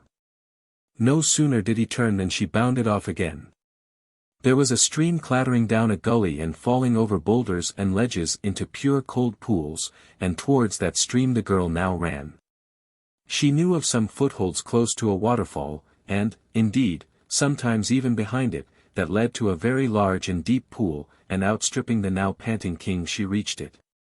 Never hesitating she clambered and swung herself down, and reaching the bottom she swung over the last ledge and slipped into the water. The king reached the top of the fall, and believing that his quarry could not have gone down there he retraced his steps. He went right back to the camping place and found it, of course, silent and deserted. So he returned to the people he had left and told nothing of where he had been and what he had seen. As often as he could he went back, and though sometimes he saw some of the people, never did he catch sight of the girl. He went so often that the others grew not to fear him. They guessed his desire, and they aided the girl at all times to hide from him. One day he overlooked the people who were unaware of the fact that from a neighboring eminence the king could see them. They had grown so careless that they did not think of pitching their mias where no one could see them from a distance. And he caught a sight of the maiden of his desires. But she saw him and once more she had to run as if for her life. He did not hurry after her. Instead he got 2 dry sticks, and sharpening one on a stone he placed the flatter of the 2 on the earth before him. And putting the point of the other on it he rubbed and twisted it round and back between his palms until he had caused a fire to glow. He had dry ferns and grass ready, and placing them on the glowing spot he gently blew until the flame burst out. He added more fuel until he had a big blaze. The wind blew in the direction of the little tribe, and soon a great roaring fire was leaping and shooting out curling masses of consuming flame. The girls saw it coming. The tribe saw it also. Away they all ran, bounding and crashing, but the fire came faster. It overtook some of them and they perished. On the blackened cleared ground the now wicked king followed. But he could not go fast.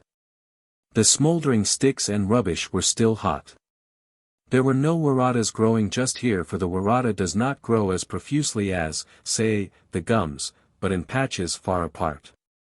Hot as he was and suffering burns as he was still, he examined every body he came across, but they were none of them the one he sought. At last he came to 2 little heaps of clay. What was this? These heaps told to him a story. They were fresh. They were composed of the clay that the tribal doctor used to make the mystic markings, and the tribal priest used for the same purpose when he wished to invoke the aid of a great spirit. Who had used it? Not once had he seen anyone who looked like one who had been initiated into the doubly hidden mysteries of the rite that gave power to invoke the spirit. Surely the girl had not seen that corroboree. If she had, then not only could he never capture her, but he was himself lost. And lost he surely was. For on looking behind him he found that almost as the fallen seeds of the trees were being consumed by fast or slow smoldering, they were bursting with new life, and plants were springing up in such profusion as to block his view. In what direction had he come? Which way would he turn to go back? The smoke was so dense that he could not see the sun. The trees that lay over from the prevailing winds and gave some idea of direction were burning, and their small branches were gone. Surely, he thought, this is the work of the maiden, and she knew more than any woman was allowed to know. He wandered on and on, the bush growing denser. He stayed sometimes to pick up something to eat, for burned and roasted game lay in his path, and succulent roots were cooked. He wandered for many days quite lost. The girl had visited at night the tribe from which her family was an offshoot, and had come across the corroboree that taught her how to paint herself, and this she had done, and the charm was hers. A new camping place was chosen by the few who escaped that terrible fire, and the year rolled away. The young plants flowered and their seeds fell, but the next year no new plants came up. This was noticed and talked about by all the people. Even on the river where a few of her people were now living no seed sent out the little plumule or their little radical, and no new plants grew to grace the world with fresh flowers, nor to produce the roots nor fruits for food. Again the maiden thought of beseeching the spirit. She went back to the old ground all alone, and she found the clay. She painted herself and awaited results. She heard the spirit and she talked with it. Then she noticed that just before her a little smoke wreath curled up into the air. Then a flame burst, and in a very little while a fierce bush fire was raging. The girl was satisfied that a fire was what was needed, and she sent word to the river to say that all would soon be well with the world. That the seeds would germinate and new plants would grow up and flower and all would be gay as before. Since that time bush fires do not need any mystic markings nor special communings by special people. Limbs of trees rub themselves hot on dry days and make flame. The hot sun shining on the mica in the rock set fire to the tiny mosses that are dried there. And so without human agency the fires come that are necessary to make our Australian seeds burst into the life of a new and growing plant. The black people knew this, and they were well aware that the seeds must be burnt, and so this knowledge gave rise to the legend written here. Why leaves fall? The natives of the Waratah district in Riverina had a little story about falling leaves. No doubt other tribes had a legend about the same thing, for in most places there were legends about nearly all natural phenomena. That those who were accustomed to the deep leaf carpets of the coastal jungle, the masses of fallen leaves in the Dorigo, of the gullies of the Liverpool Range, in the Hunter River Valley, the tract of subtropical bush under the Illawarra Range, in the back country of Gippsland, and on the southwestern corner of West Australia, must have attributed the falling of the leaves to some obscure agency, magical and fearful, and at the command of the doctors or the priests goes, I say. Without question. The flora of the Waratah district is as different from that of the other districts named as it well can be. In summer the roasting, scorching summer there is little but wilted grass and pathetic-looking gums. The Murray pines, calitris, give a deep green relief to the depressing balance, and even they seem to cluster together for mutual protection. The quartz ridges produce a few miserable hakeas. The sandhills have a few rushes such as the Dianella and the Juncus pocilloris if there happens to be a leakage or a soakage. And some stunted banksias and occasionally a Gymea of some sort, and perhaps a rickhe and a little colonema giving out its strong lemon-like scent when broken. But of rich trees or matured shrubs or pretty flowers there are almost none. In winter and spring this country is different. The rains of the cold season, if at all copious, make it possible for a wealth of grasses to grow, and happy are the horses and cattle and the sheep of the people out there who have broad acres. The Murray pines are aglow then, and the gums are fresh, and the few clusters of leaves on the stark branches rejoice with the people. It is there that there is the story of the falling leaves. Why it should be there is a puzzle. A great ancestor was named Wingaree. He is, so the Aborigines I am now writing about say, the ancestor of brown snakes, goannas, waterfowl and all flying insects, and of those human beings whose totems are the mentioned creatures. Where Wingaree lived there was a depression that was a lake in rainy times, and it was filled with wild fowl and many snakes and goannas by this Wingaree. The ancient gum stumps that stood all worn and broken are weird in the extreme, and Wingaree still can be seen in some of them, and comes out when the water rises and fills the hollow. This is at the time of heavy rains. During the rain great numbers of insects, gnats and termites and others may be seen flying from them. When dry the lake was a rough mass of grey mud, and often duck eggs might be found sticking in it, the water evaporating before the eggs hatched. All round the depression and stretching as far as the eye could reach, the flat country is just as I have described, and when the haze danced and the mirage formed and rolled, it was an unreal and magic land. There had been a long dry period. Wingaree, away back in the times of the beginnings of the worlds, lived in a tree that grew where the lake now is. He bad many children like himself, but he also had others that were not like him. The waterfowl and the huge goannas and the brown snakes and the insects were different. Black snakes were the children of his first wife, who had been married before. Now there was much water in another lagoon not far from Wingaree's tree, and somehow a hole had come in the ground and the water had all gone down in it and had left the place dry. No rain came to fill it up again, and Wingaree was as thirsty as everything else. His children left him. The waterfowl flew away to a far distant river, the goannas went underground to search for the water that used to be in the other lake, and the snakes crawled further still to a very big lake that always had water in it. Wingaree was, however, very clever, and he believed that he could make rain. But he was afraid to put his powers to the test, for if he made any mistake the rain would be bad water or it would be too much and even he might be drowned. So he at last decided to go where the rain came from and search out the spirit that was there. And one hot night when the moon was full and the air was scorched and the ground was baked and the grass was all burnt off and the trees were withered, he decided that he could go up into the sky. A long cloud lay on the horizon, and Wingaree imagined that he could hide behind it and watch until the rain spirit came into view, and then he could step out and show his great respect and ask just how to make some rain for himself. Wingaree left his tree and soared up into the sky and reached the place behind the cloud. There he sat watching until the rain spirit appeared. It was too angry to speak. Wingaree tried all the ways that he knew to please and to persuade the spirit to tell him what to do. But it was all in vain. However, the rain spirit stamped in his anger, and that stamping so shook the cloud that it became rain, and the noise of the tramping traveled through the world, and a fire flew from his heels and shot down to the earth.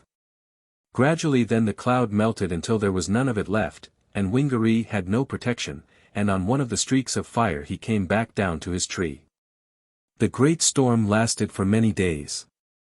The rain changed to hail, and there was so much of that the place where stood the tree in which Wingaree lived was all filled up and he had to come out into the storm. The ground all around this tree was a thick mass of hail, and it piled up until Wingaree was obliged to climb into the highest branches. Then the storm ceased. The snake children were safe. Many of the goanna children were drowned, but some came up out of the holes and they climbed the tree. The waterfowl had to fly in the air amid the rain and the hail because the lake to which they went became a raging sea, for the wind blew there. But when the storm ceased and the sun came out again, the hail melted, and that which lay all about the tree became a water hole. Wingaree came down into the water. As soon as he touched it the hail began to fall again. The sun was blotted out by a great cloud, and soon there was just as much hail as before. It splashed into the new lake and it piled up against the tree and it made the whole country a white mass. Wingaree was unable to get any shelter. Waterfowl still flew in the air, snakes still remained safe as before, but many goannas climbed the tree and clung to the trunk in such a mass that there was no room for Wingaree. He was their ancestor and he could not take their place, nor could he destroy them while they did nothing that was against the rules. Then one of the birds came to him. It had the white down on its breast that men get when they are about to worship, and priests get when they are going to perform any sacred rite. It was a special bird, and long afterwards the natives were very happy when they found out which one it was and they could get the soft white down with which to decorate their bodies and thus please the ancestor who got so much good from the same bird. It was the brolga. The brolga made many bows and much obeisance before Wingaree. It stepped forward and then back. It swung round with its wings just a little open, and bowed again. It bent its long neck into a graceful bow and it lifted its feet one after the other in perfect time and almost in tune. Eventually Wingaree was obliged to notice so graceful and respectful a creature, especially as he had brought it into being in the days long before those when all this that I am telling happened. The brolga gave Wingaree some advice. It was that he must divide himself up into very many parts and each part must be able to fly. That, Wingaree did, and that is how it is that he is the ancestor of all flying insects. He was, however, as badly off as before, for the hail was still falling and much of him was being destroyed by it. He asked the brolga what he should do next. Even while he asked there were very many insects being driven down to the ground and into the water. If that went on for long there would be nothing of him left, and all his children would be without an ancestor. Therefore the brolga called to all the water birds and they heard the call. They came flying in a great mass just as they do now in that part of the country when the rains come. The insects that were formed out of Wingaree spread all over the country and were still being beaten to death. So the brolgas set the other birds to biting the leaves of all the trees, especially the gums, and nipping them at their petioles, and they fell. Insects had taken refuge under the leaves, and as they fell those parts of Wingaree were carried down and to safety. Hail might strike the leaves but the insect was still safe. And so, if one searched, there might be found an insect beneath every fallen leaf. The fowl had done their work in full, and since that time they did not go into trees, but the custom has been passed on to other birds. Insects themselves, before they have wings, provide for their safety in their winged life by doing it. Then when they fly and the rain comes, they crawl under the fallen leaves. And one of the strange things about this tale of the Aborigine is that it is in such great part perfectly true. Myriads of flying insects do come out of old stumps just before rain begins to fall and during the downpour, and it is also true that under all fallen leaves in the outback part of this country insects hide. They may be seen under each fallen leaf, having no doubt gone there to escape the terrific heat. At low tide. This is a story of, in part, the coming of white men to Australia. Whether it is wholly true or not does not, perhaps, matter much. It is true this far that since the earliest times the Aborigines did believe that a black man was taken by a great white spirit and he became the ancestor of the great white race. It was thought that this black man was so favored by the god that he took him to his own realm, and that occasionally, at times remote from one another, some Aborigine nearly as much favored was allowed to penetrate after death into the country of this white race and become white like the ones there, and then come back for a time to his people. So we have many accounts of white people being taken to the hearts of the blacks just because they thought that perhaps those whites were the favored blacks who came back. Often a sear on the white man was the recognized mark. Sometimes it was a peculiarity of hair, sometimes an uncommon walk, and sometimes there was some likeness in facial features. The blacks were all very quick to notice such things. There are many stories of kindnesses done by the blacks at times when the white was powerless, and it is a fact that the traits of human character that make for benevolence and charity were pronounced in the autochthonous inhabitants of this country. All over Australia men and women watched for the return of the man who was taken to be the ancestor of a white race. On the Great Plains the vantage points were trees, but if there were an outstanding rocky eminence periodical pilgrimages were made to it. On the highlands the place was always a cool gully with moss and fern-grown sides, while on the coast it was always the highest of a line of sand dunes or the top of a rock-bound promontory. That white morning away back in the thousands of years ago that brought a lamby from his gunya, he was called a lamby because he was slow in his movements, blinking at the sun that was just crawling up from beyond the edge of the sea. Was just the same as the many white mornings that brought me out of my tent to look at the same sun steadily rising from beyond the horizon down on the New South Wales coast, somewhere in the mists of my past. But in a lamby's days there were different things everywhere. Whether of the animal world or the plant world or of the spirit world the Aborigines were not clear, and from what they said, I believe that it was of the spirit world, for their belief in magic from above nature, and the supernatural in all things, was pathetically great. The sky became brilliant. The sea was whitey gray with specks of flashing silver coming from the sun to a wide mark just behind the breakers. These specks danced like shaking beads. Away to the north the sea was calm and flat and still and light blue, away to the south it was just as calm and flat but a little bluer. The horizon was level and clear and sharp. The breakers were very lazy. They just reared up and broke in white foam and fell and came on and in. When they reached the beach they slipped in lines of tiny foam and turned and faded out.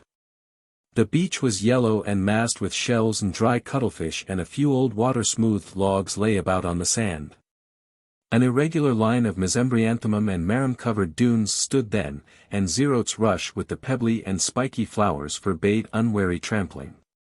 Big old gnarled Banksia serrata leaned over bowing to the sea, and the underscrub was leptospermum and bracken fern with a tangle of hibbertia and smilax and hardenbergias.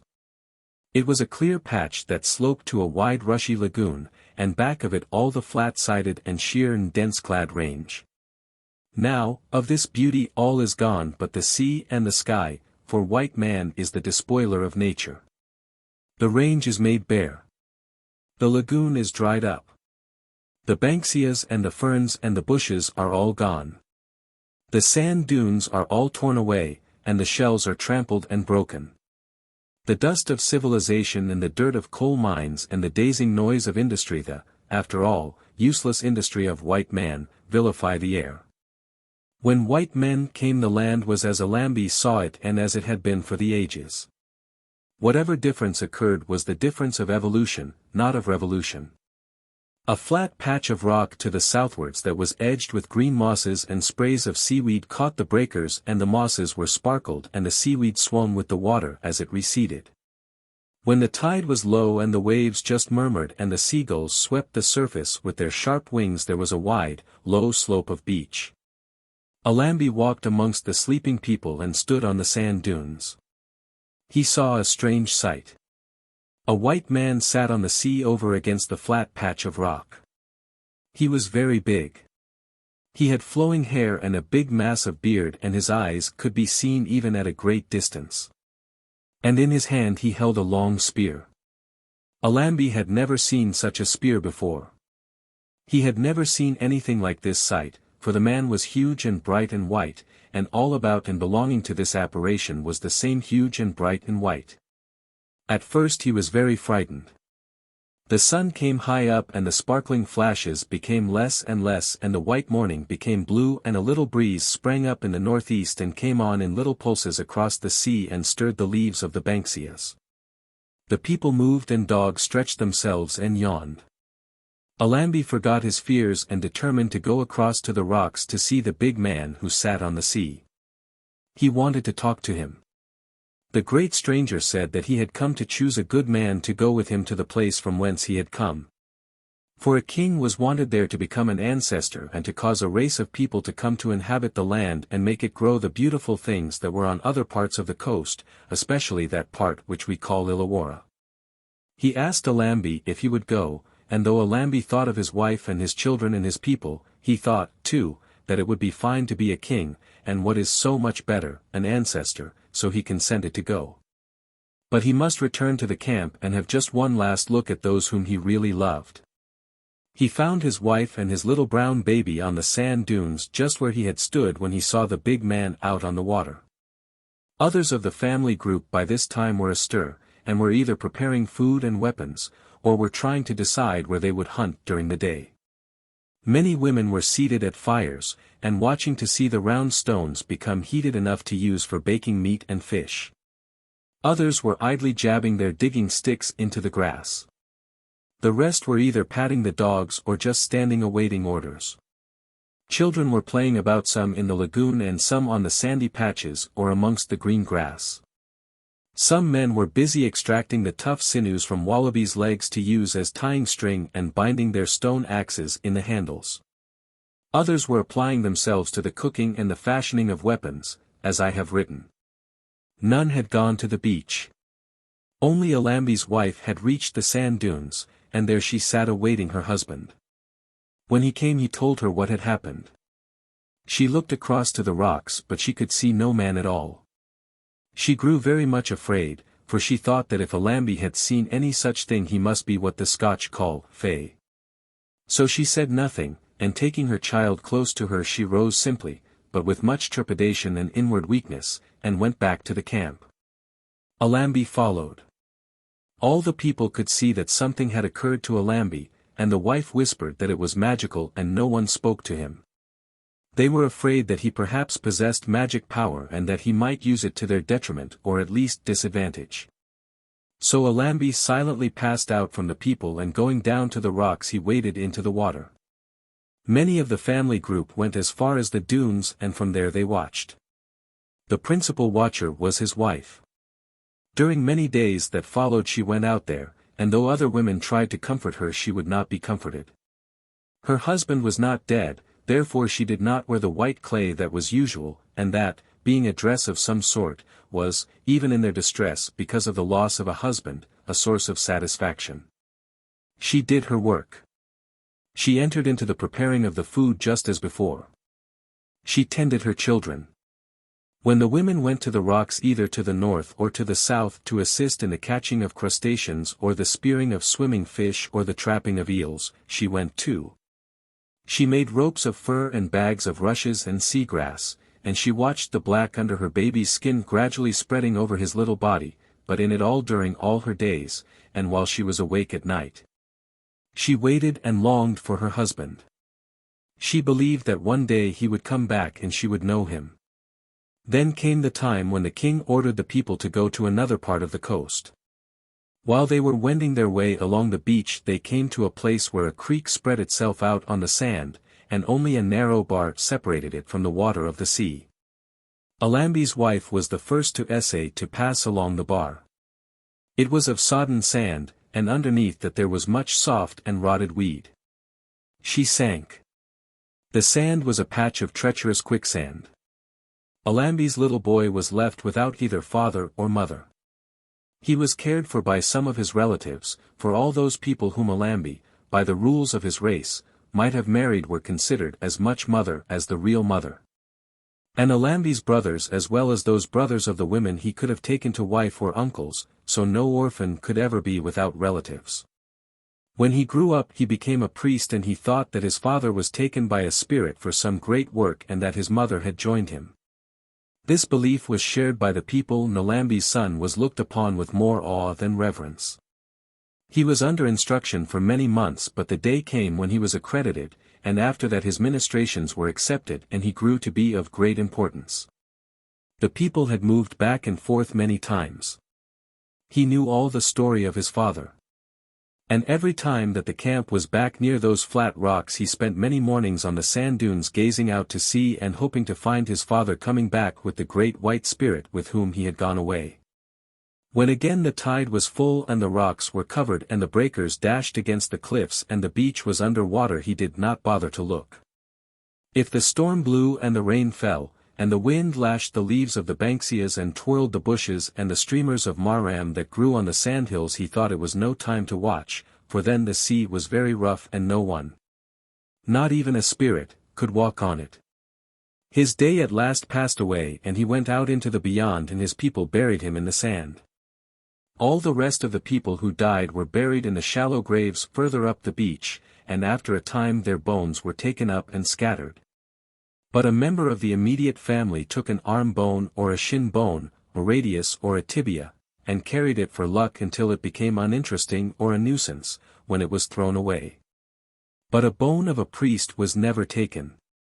Each successive priest in his day watched on the sand dunes. Then came a day just like that day on which the great spirit man appeared. The sun came up out of the sea in a white sky as before and the sparkling spots danced and spread on the water and the waves were weary. A priest stood on the sand dunes. Away out on the ocean the great white thing appeared. It rolled with the water. The priest ran to the slumbering people, and soon the sand dunes were lined with men and women and children who watched the unknown thing out on the sea. The tide went out.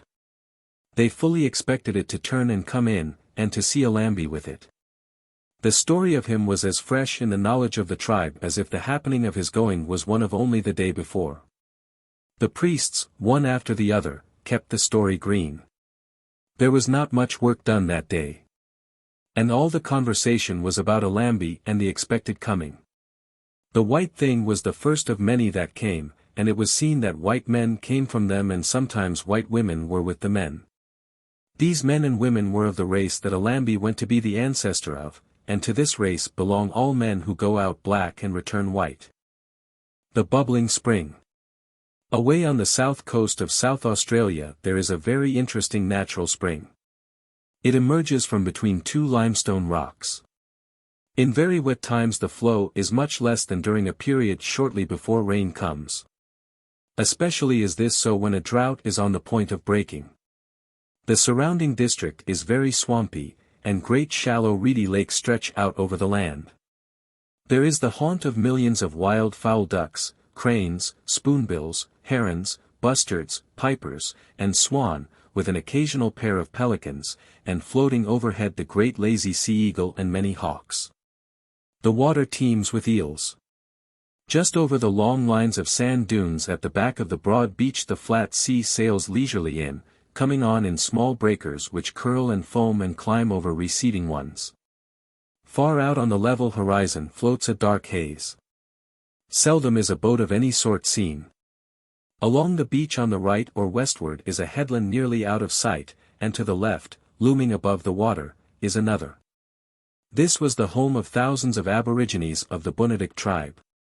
Inland, over the rushes of the lakes and the patches of tea tree and stunted box, can be discerned the blue top of Mount Gambier. Mount Shank is nearer, but it is not more than 700 feet high, and cannot be seen from the spring. The immediate surroundings of the spring are densely scrubbed. Banksias, Melaleuca, Leptospermum make a thick bush, and eucalypt-like mallee, with their twisted stems and tangled branches, shut out the glare of the sun. The spring itself is bubbling away day and night, week after week, year after year, century after century. There are many springs. The whole coastline gives evidence of a leaking away of the great subterranean waters that ever flow from the thousands of miles inland towards the great southern ocean. The water is as clear as crystal.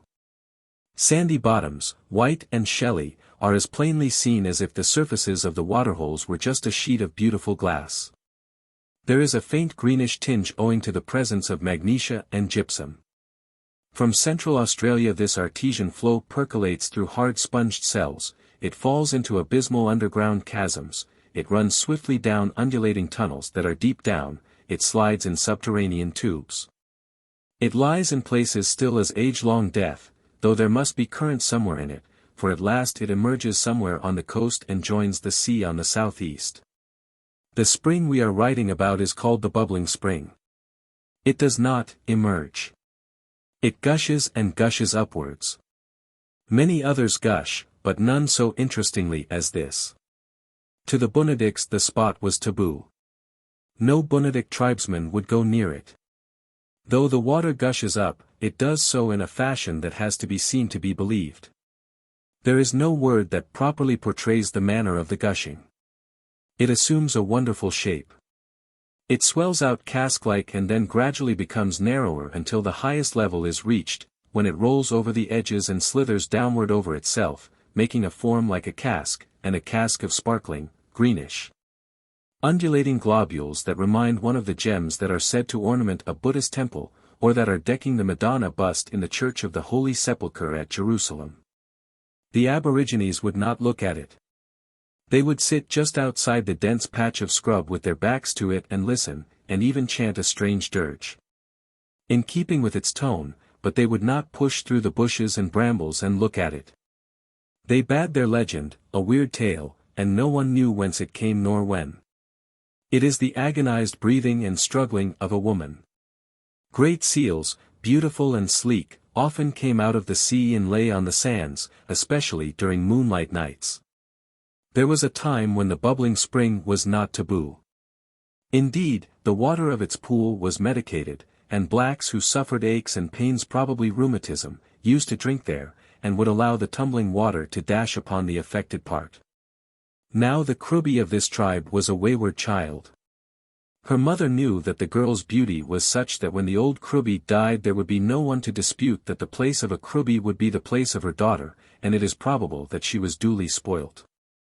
Though the actual mother did not have a great deal to do with the rearing of children after a certain age, still she could make her presence felt, and this one did to the detriment of the little one.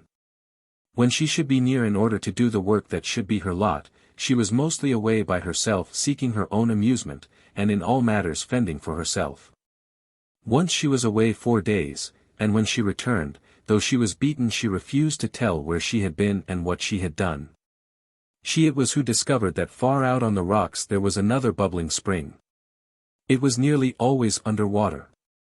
The sea water covered it at most high tides, but when it was very calm the bubbling could be seen. Occasionally a little crustacean would be caught in its upward flow, and he would come up like a shot, clawing, and sometimes twisting and turning until he was nearly to the top, when the force would be spent. And he would flounder and float and sink down away to one side of the bubbling. He had had a lesson. He now knew of the strange thing, and for the rest of his life of 1,000 years he avoided that strange stir and was never again caught in its fresh water. For him that was the trouble. The water was fresh and he felt choked. There was nothing in it that was in the salt water, and that was life to him. The young Krubi had seen all this before she told anyone else, and for a time the underwater spring was unknown.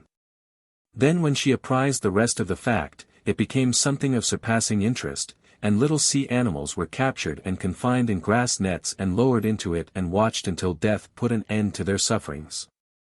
One beautiful moonlight night Krubi was minded to wander off. Most of her people were asleep. Only a few prowlers, perhaps, with a disposition much like her own, were astir.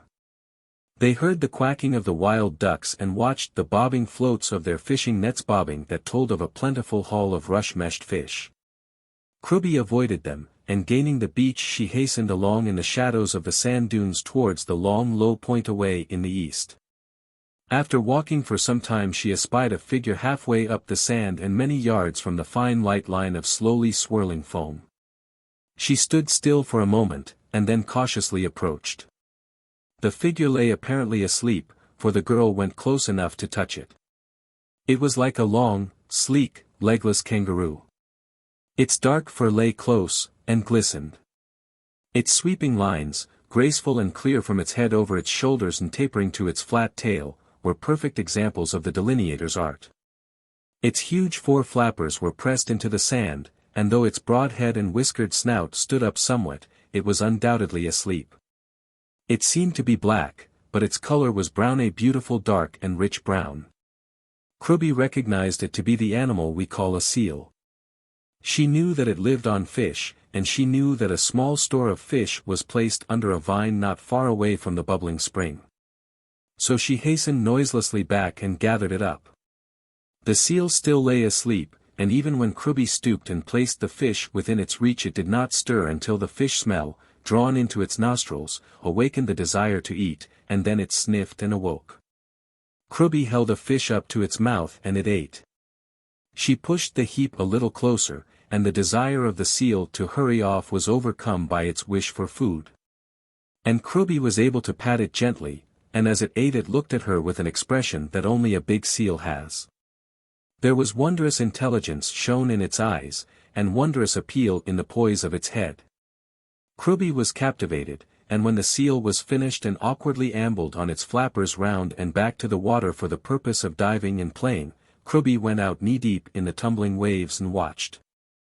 Sometimes the seal came gambolling around her, brushing her legs with its sleek, slippery body, and playfully snorting as if asking for more fish.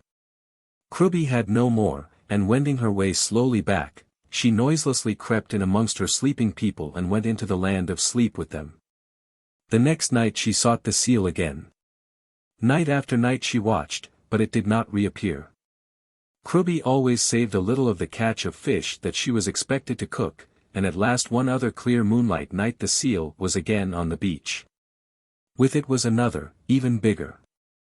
Krubby ran swiftly down the sands, throwing the meal of fish before her. The moon and the stars gave all the light that was necessary, and Krubby had no hesitation in running right up to the animals, and they had no fear. The first that came even flapped up to her and ate rapidly and ravenously. The mate was not so forward nor so friendly. He blared and he showed great sharp teeth. She did not care for the newcomer. She gave all the fish. She would much rather her old friend had come alone. When the meal was finished the new one coaxed the other away, and she felt disappointed and angry. Then, to make matters worse, the loud blaring of the seal had been heard, and Krubby saw that several of the men of her people were hastening along the beach and others were lining the top of the sand dunes with poised spears. She sped past them and home. Next day there was quite a noise about it, and Krubby's mother and her aunt scolded and the chief gave orders to them that Krubby was to be kept more under surveillance, and a couple of jealous women were set to watch her. So for many days and nights Krubby could not search the sands for the seal. She somehow missed it too, and she only waited until the vigilance was less by the spears growing weary. Then she slipped away in the night again. Both seals were on the beach. She went down with a bag of fish. Both animals besieged her. Suddenly a spear came swishing through the moonlight air and her pet was transfixed by it. The strange one was more fortunate. He turned and in his best fashion galloped into the sea. Fortunately for him the bottom shelved at the point and the water was fairly deep, therefore he was safe. There he could evade any spear. His hearing was so acute, his eyesight so keen and his movements in the water so quick that not only did he know when a spear was coming, but he could be so swift in his turning and his diving that he could not be hit. And Krubby? She was hit. A spear drove through her thigh. Because of the pain she rushed after the seal, and, becoming faint, she fell. Then a strange thing took place. The seal sped to her rescue. He dived so that he could get below Krubby and instinctively she dashed her arms about him and he bore her off.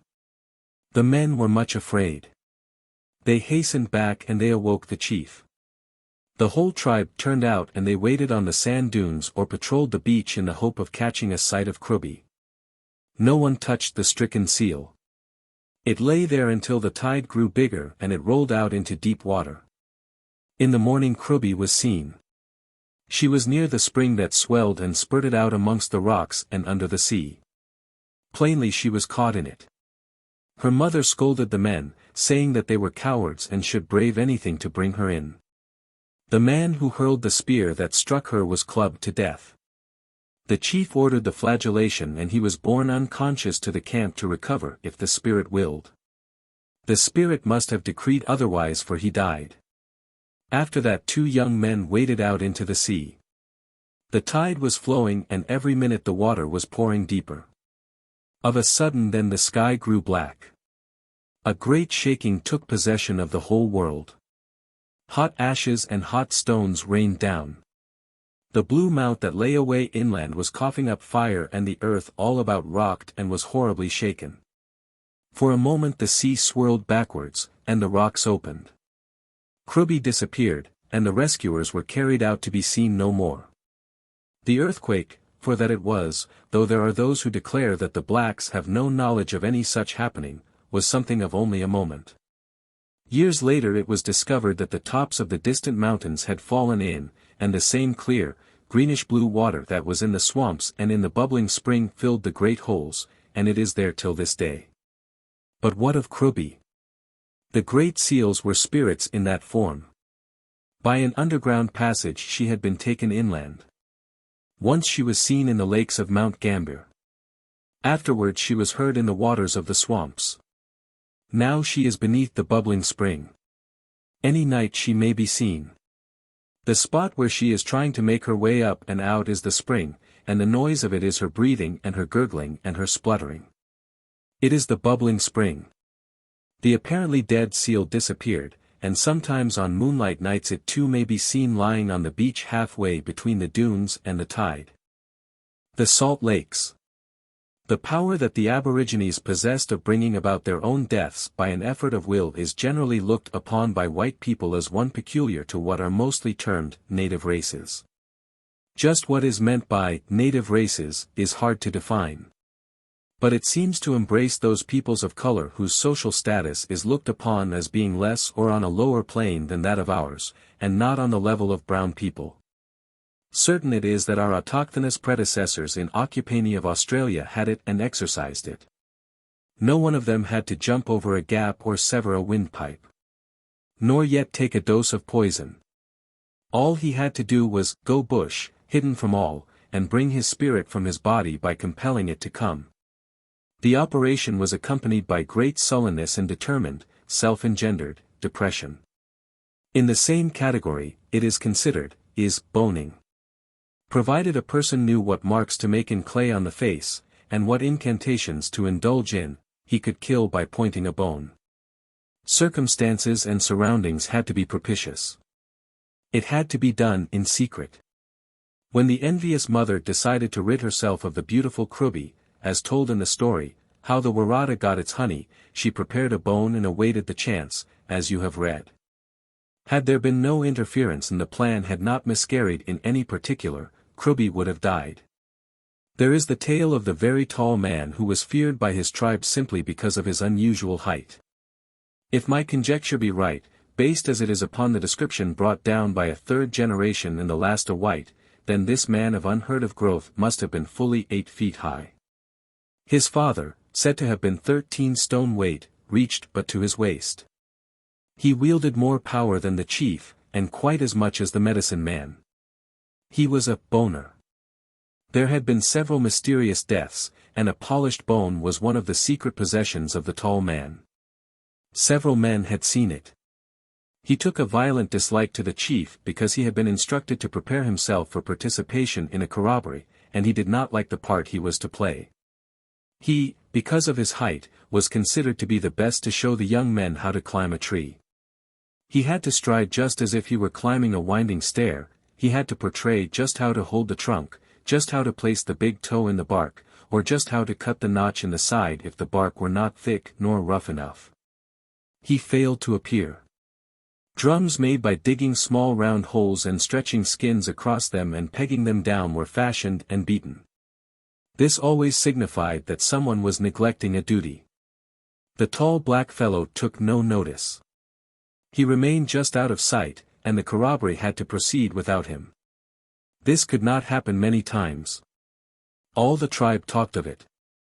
The chief knew that either he or the challenger had to go, and he decided that he would meet the defiance with cunning. He ordered a war.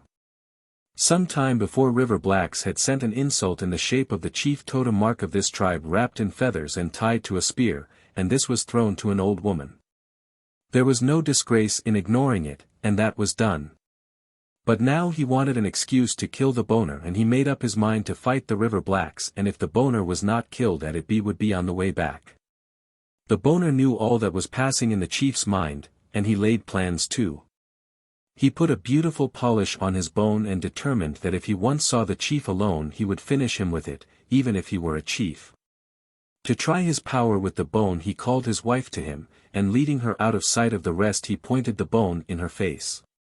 The unfortunate woman was seized with an ague and she did as all others did under like circumstances. She walked away through the ferns, through the scrub of myrtle and vines that made dense the bank of the creek, and then, crawling under there where it was hollowed and hidden by a mass of old dark roots and a fallen log, she lay down and died. Her tracks were followed by her sister, and her bones must be lying there still, for no one who died of boning was ever buried. They were left just where and as they lay. So the bone was good. A corroboree was held, and at it the young men who were not yet taught the arts of war were shown all about it. At that time the tall man was a teacher and he went to it as such because he thought he might get a chance to carry out what was in his mind. The day of war dawned. Shields had been fashioned, spearheads were tested, and nullahs were swung to try their weight. A move was made up over the hill and into the mosses of the gully at the head of a creek that fell away to a flat and then rushed over boulders and amongst stones to where it joined a river. It was night before the river blacks were sighted. They were not unprepared. They had plenty of weapons and their women had for some days been hiding away on the timbered slope of another hill. With fierce yells the bush blacks came on. They formed a few lines, and when the most advanced one was held up they got into open order and the second one came through. It was quite an organized affray, but the bush blacks were beaten. The river men had prepared too well. Many of the others were taken prisoner and the boner was amongst them. The chief escaped. He had lost most of his ablest men and he was very downhearted. He knew nothing of magic nor the craft of the spirit. He had never drawn the mystic lines of clay about his body, and his chief sorcerer, in the person of the boner, was in the camp of the enemy and probably, he thought, killed. For it was not the custom of the blacks to take prisoners. The chief decided to redeem the boner if possible, and if he were really still alive. If he rescued him he would not be under his displeasure, surely, and the feud would be abandoned. So he caused several maidens to be taken over to the river, but this was not enough. The men who took them there returned with the message that more than half their land was to be given up, and the boner was to stay. All the rest were to go back, but the tall man could not. This was not, of course, what the chief desired, but he had no choice. He sent a present of about 20 wallabies, and he took the cloaks of about 20 women and sent them all over. He also sent a message saying that he wished to speak to the tall sorcerer alone for a few minutes, and after that the river people could have the coveted territory, and he and his tribe would trouble them no more. All this was conveyed by means of a messenger and a message stick, and the river chief went in person to give the answer, though he pretended that he had not read the message. This deceit made the bush chief very angry, and the reception he accorded the other was far from friendly. He insisted that he must have the tall man returned to him, but it was firmly refused. When the river chief returned he visited the boner in the gunya that had been made for him, and asked why his chief was so anxious to have him back. The boner produced the bone. The very sight of it struck terror into the heart of the river chief. He snatched it, and running down to the river he flung it in. Immediately a thin streak of colored water was seen flowing from where the bone fell. It was of a pinkish tinge, and it soon stretched on down the stream and the end of it was out of sight. This river did not reach the sea. It was either lost in the flat country far on or it flowed into a lake. Years afterwards 2 blacks from away there came up the river. Their people had lived for thousands of years around and about this lake. Nearly all their food they got from it, they said. But now it was changed. It had gone a strange pink color, and the water was unfit to drink. All wild fowl left it. The weeds with succulent roots died. Other growths took their place, but they were not fit to eat. Even the fish and the yabbies died, and so these young men determined to follow the river up to find the cause. They were provided with the proper message stick and they had the signs to any tribes whose territory they might pass through that they were on a very friendly mission. They heard the story of the bone and they found that the river at the point where it had been thrown in was salt. Ever since the lakes have been salty, and all salt lakes are fed from a river into which some sorcerer has thrown the bone with which he achieved the deaths of all he wished to secretly destroy, if he were a boner. Note: some people who have been on most intimate terms with the blacks aver that boning is more than simply pointing. They say that the expression, to point, is the only one the natives had when they wished to convey something like, to shoot. They did not mean that the bone was only pointed. They actually pierced. And first they charred the end of a green bone. This is said to produce prussic acid, and that, when inserted into a human being causes active and rapid blood poisoning. Of this the writer heard nothing from the blacks themselves, but as some of his information is from white men, perhaps he should take this as truth. Shooting stars. There was once a very great Aboriginal king who lived somewhere in the belt of basalt country where the Waratah does not grow. The hard rocks of this country have once been subjected to terrific heat. In fact, they are born of fire, and this the people knew very well. For a long time the king had been a very good king, doing all he could for the people over whom he ruled. He had all the prowess that a chief should have. His spear he could hurl furthest and straightest. His nullah struck hardest, and his boomerang always sailed in its twirling rings and pretty curves out further into the air and returned to sit poised and still twirling above the players and himself before striking the ground at his feet. His killing boomerang never failed to bring down game. But when he was growing old he developed the whim to roam the bush alone. He lost the desire to remain the chief. All he did for the tribe was search out the best bits of fallen stone so that his artisans might grind them into tomahawk blades, axe heads, or spear points. One day a thick mist fell amongst the rugged hills and he lost his way. He had traveled over the saddle between two rounded peaks, and descended into a ravine on the other side. He went on and ascended other peaks and went down into other gullies until he grew tired, and then he essayed to return to the camp. But he was not sure that he had negotiated as many ridges and tramped through so many gullies, for they were all so much alike that it was very difficult for anyone to know one from another. When he realized that he was lost, had failed to remember in what direction he had come, he simply sat down to wait until the mist was clear away. But rain set in and he grew very cold. Then night fell, and as everything was wet he could not make a fire. He quite remembered the steep of the fall of the ground on the side of the first peak, and though it was still dark he walked as much to make himself warm as to find the way. He crossed over high ground and went into other deep places, and at last he felt that he was going down a steep enough place to be where he had started to climb, and there he rested until the day broke. The mist was lightened and he could see that he was not at the place where he wished to be and where he was when the fog first shut out the scene.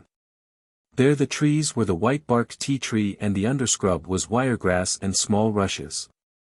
But here were gums and wattles, and the undergrowth was macrozamia and corazima and wild fuchsia and clematis and sarsaparilla vine. And it was much deeper. He knew all the plants that grew in his part of the country. He, of course, had his blackfellow names for them. The acacia glossescens, with its long yellow rolls of pollen he called carawan, and the beautiful little Dilwinia iricifolia he called wanera. The white flowering bloodwood he called manon, and the pretty wanga vine he knew as telarawira, and so on. What was he to do now? His hand had lost its cunning. His mind was not so alert. Unless he could find the tribe soon, he must die of cold and hunger. So he turned and endeavored to go back. He climbed again the steep mountainside, and on top he was amongst many boulders, and the tussock grasses and the burrowangs were such as he had never seen before. He blundered on. In his anxiety he became uncertain of foot and often he faltered and almost fell. The rain came on again and the clouds that fell to earth rested once more about him. He coo-ee-dee, but no answering coo-ee-ee came to him. Several days went by and it still rained and was still cold and misty, and it gave no promise of clearing. He had found roots in plenty, but he lacked animal food, especially its fat, which was his most nourishing article of diet. He lived, though he grew weaker. At last he found a track.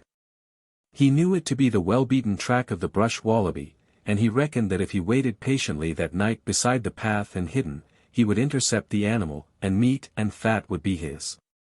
During the night the rain ceased, and a wind sprang up that shook the water from the leaves and blew away the clouds.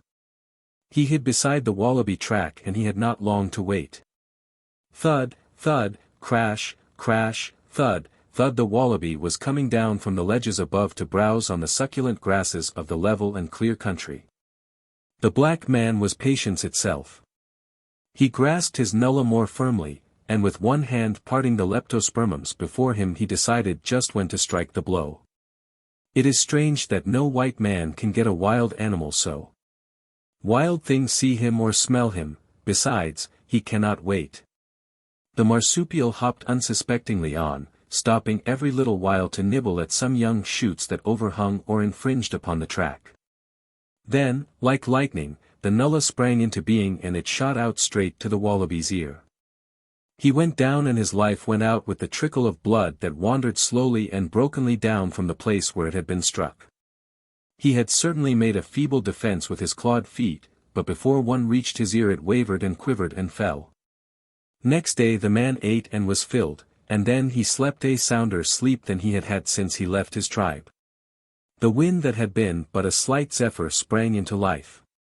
It grew stronger and stronger, and increased until it roared through the great gum trees like a mighty torrent of water.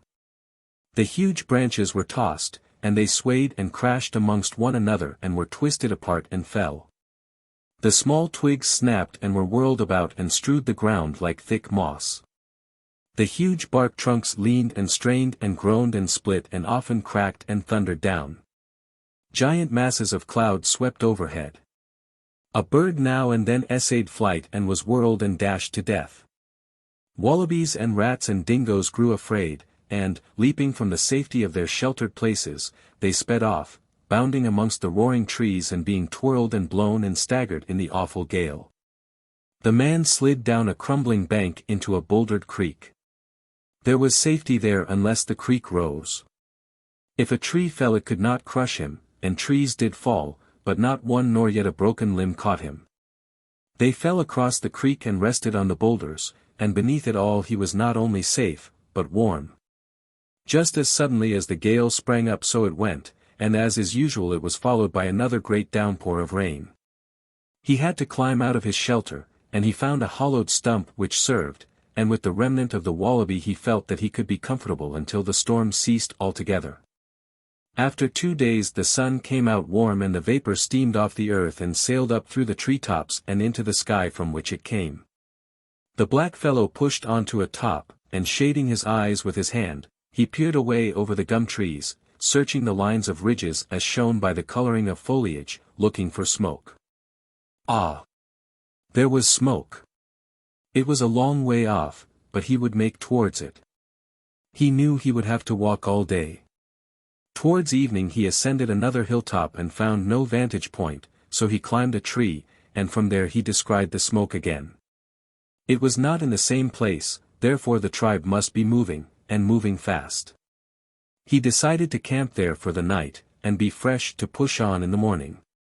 He realized his old age, for each evening, for many evenings, he looked for the smoke and always it seemed as far off as ever. Several times he came across the fires. Once he disturbed the dogs that stayed behind to gather up the remnants of the food. There were often some dry roots or partially eaten meat or bones that had pickings lying about, and upon that scanty fare he did well enough. He made signal fires but they were unanswered. The country changed. The basalt rocks, the sharp, brittle, ringing stone disappeared, and the ridges were ridges of sandstone. Vegetation was different, too, and there, just in front of him, was a plant and flower the like of which he had never seen before. It did not grow in his basalt region. He plucked it and smelt it and parted its pistils and found it to be full of rich moisture. Miwa, he whispered, meaning, sweet. Waratah, he said, meaning most beautiful. Yet he now grew afraid. What tribe was he following? This was, he knew, far from his country, and he, perhaps, was only rushing or traveling into great danger and distress. So, gathering a bunch of this wonderful flower, he turned about and intended to try in another direction to reach his own tribe. But he was too late. A couple of men of the traveling people had returned for something, and they espied him and called to him to stop. He did not quite know their language, but he sensed their intentions. He dropped the Waratahs and faced them. All they did was to pick up the flowers, and by pointing, order him off. They did not harm him. In a few more days he saw other smoke and then he found his own people. He had a great tale to tell.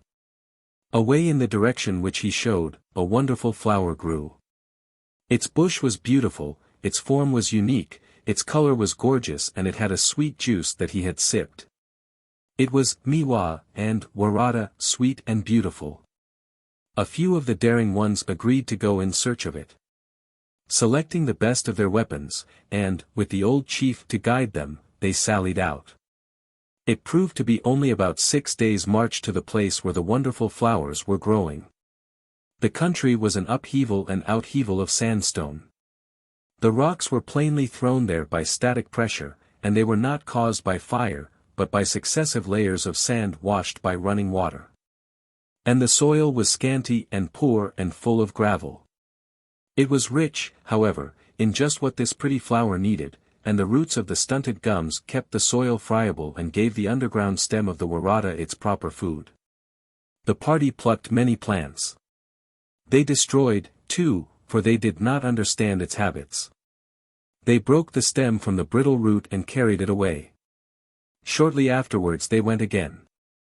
By this time the owners of the grounds had found traces of the marauders and they lay in wait. They made a great outcry.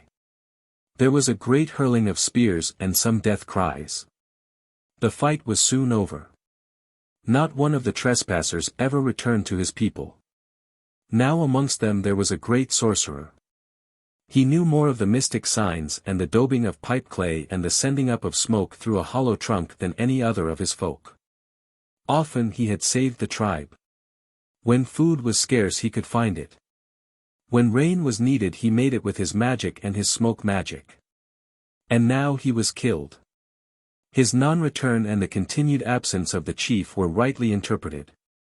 The chief's son was made chief with all due ceremony. A corroboree was held under the new chief and every lad who was anywhere near the fighting age was initiated and tried out. At this corroboree the young chief worked himself up into a state of great frenzy and this communicated itself to all those present. He grew passionate with no attempt to check himself. In this way he increased in daring and when he felt himself fit and had engendered sufficient boasting on the part of the young men, he gave the order to go to war. Their medicine man and their chief were to be avenged, or brought back if alive, though none believed them to be alive. They were only 3 days following in the wake of their missing people when they found all the evidence of their fate. They went on. The Waratahs were in bloom and they marveled at the glorious sight. But they were bent on retaliation, and they wasted no time. The scouts of the rear guard of the tribe here were not slow to learn of their coming. They sighted the formidable spears and the huge bark shields. They sighted, too, the determined attitude of this band of fighting men. They reported to their chief, and orders for the women and children to go down into a walled-in gully with but one avenue of approach were given, and the women went down all but 2 young ones who trembled for the safety of their lovers. And who ran the risk of defying the old women so that they could watch the battle. The little band yelled and rushed upon their enemies and the spears flew. Those from the tribe fell harmlessly. The little band reserved theirs until they were only a few yards from the foremost of the opposing men, and then together, as one man, they hurled theirs. Every one found the intended billet. The great mob wavered and then turned and fled. Then came a wonderful and inexplicable thing. It was a great bright light, burning blue, and traveling at an enormous rate. It came down out of heaven and no one knew who had caused it, but all believed that it must have been some sorcerer greater than any ever known. The earth trembled because of the speed of the visitation. The air was filled with hissing sound. The glare dazzled, and in a fraction of time the thing had struck the earth. The ground heaved and was rent. Stones went up, masses of earth flew, a terrific explosion roared. The noise of the burst was deafening, and it reverberated around and amongst the hills and through the bush until all the world was just a great full noise. The fighting men fell flat, and there they remained until the young women who had stayed to watch the battle came to them, for they were the first to recover their senses. They were full of consternation seeing no men standing up, but all lying as if killed, and each ran to her lover. There was really nothing wrong with the men. They were only stricken with a terror they had never before experienced. They looked up expecting to find, no one knows what, and seeing the girls their spent courage in some measure returned. But what of the others? There was no trace. The terrible thing had wiped them right out, and of them there remained not a vestige. And just beyond them the Waratahs stood serenely, for not one was hurt. They were, and still are, quite immune from the effects of such fire. That is why the blacks brought the Waratah stems to the early blacksmiths. They thought that the sparks from the anvil were the same fire as that came from the sky that day. During the ensuing night more heavenly fires darted hither and thither. The frightened people grew somewhat accustomed to them and they watched them. They believed that the fires fell because the Waratahs were being taken by those who had no right to them, and always the coming of a meteor or the shooting of stars was held to be a sign that the bright red blooms were being stolen. There is quite another story of shooting stars that is told in those parts of Australia where the Waratah is unknown. There they are said to be souls returning, and often men may be seen searching for them. Some even say that they have seen them and they show something that they say they got from them. Why the petiole of the Waratah is long. It was noticed by the Aborigines that the leaf of a Waratah has a long petiole, and the leaves of many other plants have a petiole that is very short. For instance, the waxy green leaves of the Diplodocus with its bunch of yellow berries, the Prostanthera lasianthos, the Corazima, the lily pilly, Eugenia smithi, have but short petioles. While many of the eucalypts, the honey flower, Lambertia formosa, as well as very many others have petioles like that of the Waratah. None however is so long. No one must imagine that such a thing of the bush could have escaped the notice of the Aborigines. Many are the indications that our autochthonous predecessors saw a very great deal of the intimate habits of the flora and the fauna and the avifauna, and spoke freely of them. And attributed in their legendary many of these habits much of the particular form and color, and even habitat, to the influences of supernatural beings and occurrences. Of the petiole of the Waratah they said it is long because of a happening of seismic nature. There was a camp one time on a volcanic field, presumably that of which Mount Wilson is the highest point, that was a scene of a weird and awesome happening. The tribe had been housed there for a long time, for the blacks of the Hunter River Valley had grown very strong, and were not afraid to penetrate into the territories of the Hawkesbury River people and the people of the Flat of Hartley. But the way to the Mount Wilson region was a difficult way. The Hawkesbury tribe and the Hartley tribe had joined forces and established the camp on the heights. The story, mentioning a fire from underground, is one of the few that show that the Aborigines had a knowledge of time when Australia suffered from volcanic upheavals and earthquakes of volcanic origin. There was game in plenty. Red rock wallabies were in millions, and many were the rugs made of their skins, and had they been trimmed with the red crests of the gangang cockatoo they would no doubt have equaled that wonderful cloak of the original Kruby. Scouts had sighted blacks of the Hunter River tribe penetrating the gullies that led into the groves, and of the groves itself. Several corroborees were held to initiate the young men into the mysteries and methods of warfare. Every one was on the qui-vive and tenterhooks. Watch was being kept both by day and by night. One young man, full of prowess, and eager to show his skill and resource to the maiden of his eye, had enwrapped himself in the skin of the wombat, and crouching on all fours had penetrated down, traveling only at night, to within a few yards of the outposts of the enemy. During the day he curled himself in a log or a hollow place between rocks, and many times he had been peered at and not been recognized. Then slowly creeping back he had brought tidings of the encroachments and strength of the marauders. But many weeks went by, and still no really hostile move was made by either party. The only wrong was the trespass. At last the Mount Wilson people decided to drive the others away. They thought that by taking the initiative they would be the gainers because talkative men and women had twit the rest, especially the young warriors, with idleness and cowardice. Down in a gully that had a flat area beside the creek a clearing was made, and stones were placed in position for the great and last corroboree before the engagement. The day had been very hot and a dark mist had gathered toward evening. The whole mountain region seemed prepared for, or expectant of, something. The blacks took no great interest in the coming corroboree. Only those who were overeager to fight seemed ready for the school. Yet the whole adult tribe repaired to the chosen spot.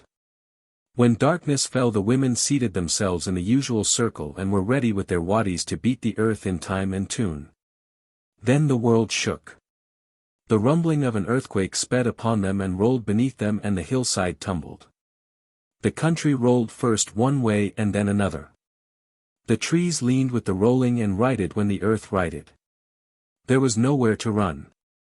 All eyes were turned towards the camping places, for there were the young people who could not attend a corroboree. But between them and the top of the hill an opening came and tongues of flame shot out. A few hot stones rolled down into the clearing, though no one was hurt. Then smoke arose and fire flared and the camp was seen to be ablaze. Cries and lamentations filled the air. Then a youth named Kamula cried out for the man who had crept far in the wombat skin and knew everything. He must know, he said, where the fire came from, and how to put it out. Now the blacks had for ages used the stem of the Waratah to enwrap any hot thing they wished to handle. They said that it entirely prevented burns. In the earliest days of white occupancy of Australia they brought these stems to blacksmiths and told them that they could never be injured by fire from the anvils, which they took to be supernatural fire such as that seen in the heavens when there is a meteor traveling there, if they used them, and to please the natives the blacksmiths did use them and paid in those showy trifles that the natives valued for them. Seizing a couple of Waratah stems, leaves and all, this young man sped out into the night. The rocking of the earth had ceased, but the fire burned on and the tongues of flame still leapt along the whole length of the great crack that came in the mountainside. Then Kamula, too, dashed off. He had plucked many Waratah stems for he knew they would be needed. His wonderful hearing told him where Wombat Skin had gone. He reached him just as he was dropping down into a cave. The heavy dark mist had cleared all away. The stars now shone clearly. The camp was wiped out, and many injured people were writhing and wailing and could not be succored. Holding the Waratah stems out in front of them both Kamula and Wombat Skin dropped down into the cave. They cautiously went forward. They came to a bend, and rounding this they came in sight of the fire. It seemed to be coming up from a depth below, and it swept along the crack that passed here through the cave. If they could prevent it from coming up then the rest of their people could cross the crack at their point and reach the place where the camp had been. Kamula ran back to the entrance where he had seen many Waratahs. The bush was now afire at the entrance to the cave, and the Waratahs could be plainly seen in its light. But Kamula could not climb out. He had dropped down without trouble, but there was no foothold whereby he might get out.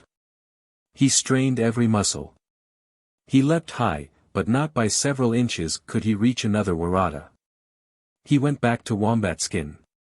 This brave young man was carefully wrapping himself up in his wombat skin, and sticking about it all the Waratah stalks that he and the other had brought, for his intention was to lie across the hole and thus prevent the fire from coming out. Only could Kamula stop him by catching his arms, and, being the stronger, he held him too tightly. Kamula urged him to return to the mouth of the cave and to see if more Waratah stems could be got before he essayed the dangerous task of lying across the fires. So they went back. Neither of them, nor the two together, could reach them. Then Kamula thought of the magic clay and he looked for it, and to his delight he found it. Hastily making the markings he had seen often enough on the priests, he invoked the aid of the spirits. He had yet to attend the school at which those were taught who were to be magicians, and therefore he did not fully understand the rites. He quite well knew that if he succeeded in obtaining aid he, being really uninitiated, would suffer for it. Wombat Skin tried to jump again, but though the mystic signs were used he failed. It was now believed that an evil spirit stood near. Both men yelled to exorcise the evil of it. Both had heard the yell at the corroboree that they were not permitted to see, and knew what it meant and what it would do. They jumped again and again. They grew strangely weak. They could jump no higher. Then the little stalk that joined the leaf to the stem grew. It became long quickly. The men could grasp them quite easily. They gathered a bunch. They covered themselves and one of them lay across the hole. The flames were stopped. The charm of the Waratahs acted. They were not burned. Outside the members of the tribe who would have joined in the corroboree shrieked with delight.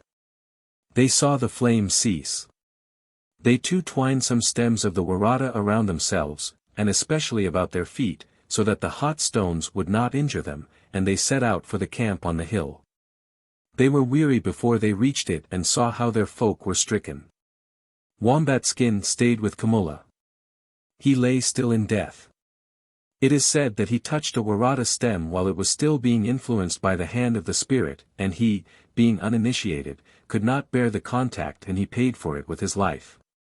The Waratah he touched was arrested in its growth, and the happening is perpetuated in those that are imperfect.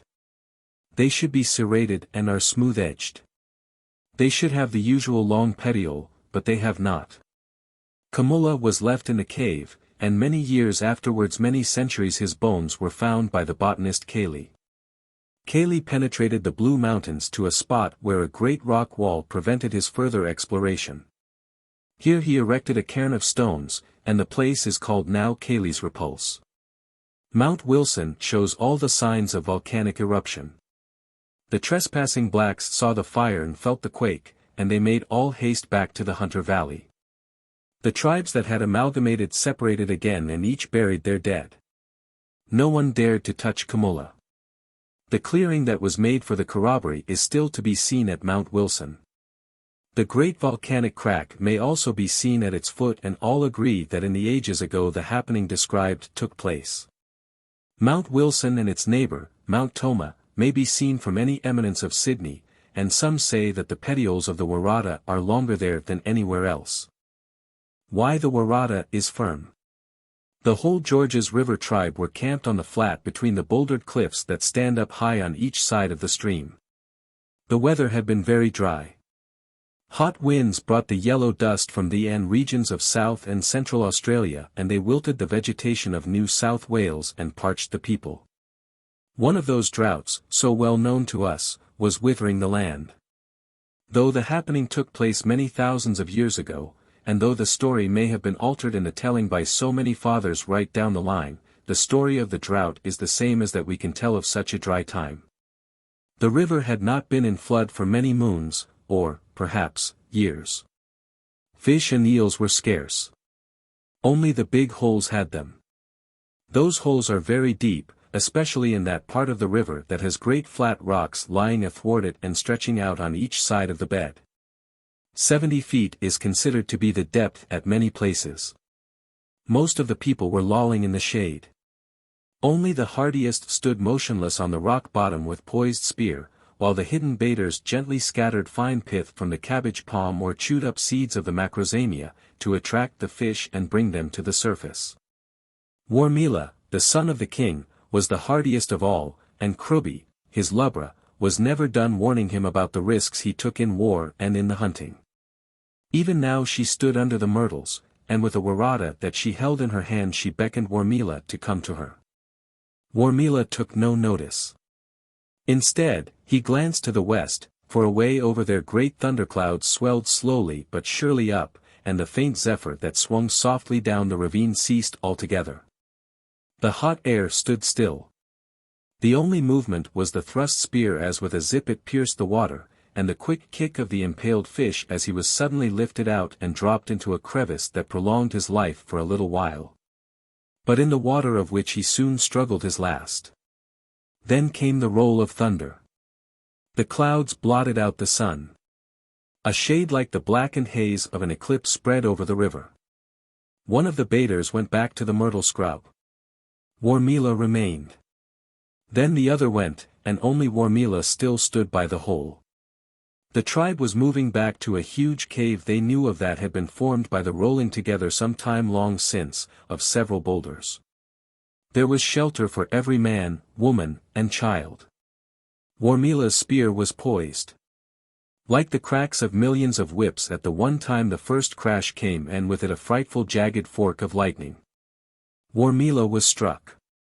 His spear was hurled from his hand over the water, and stuck quivering many feet deep in a soft place on the opposite bank.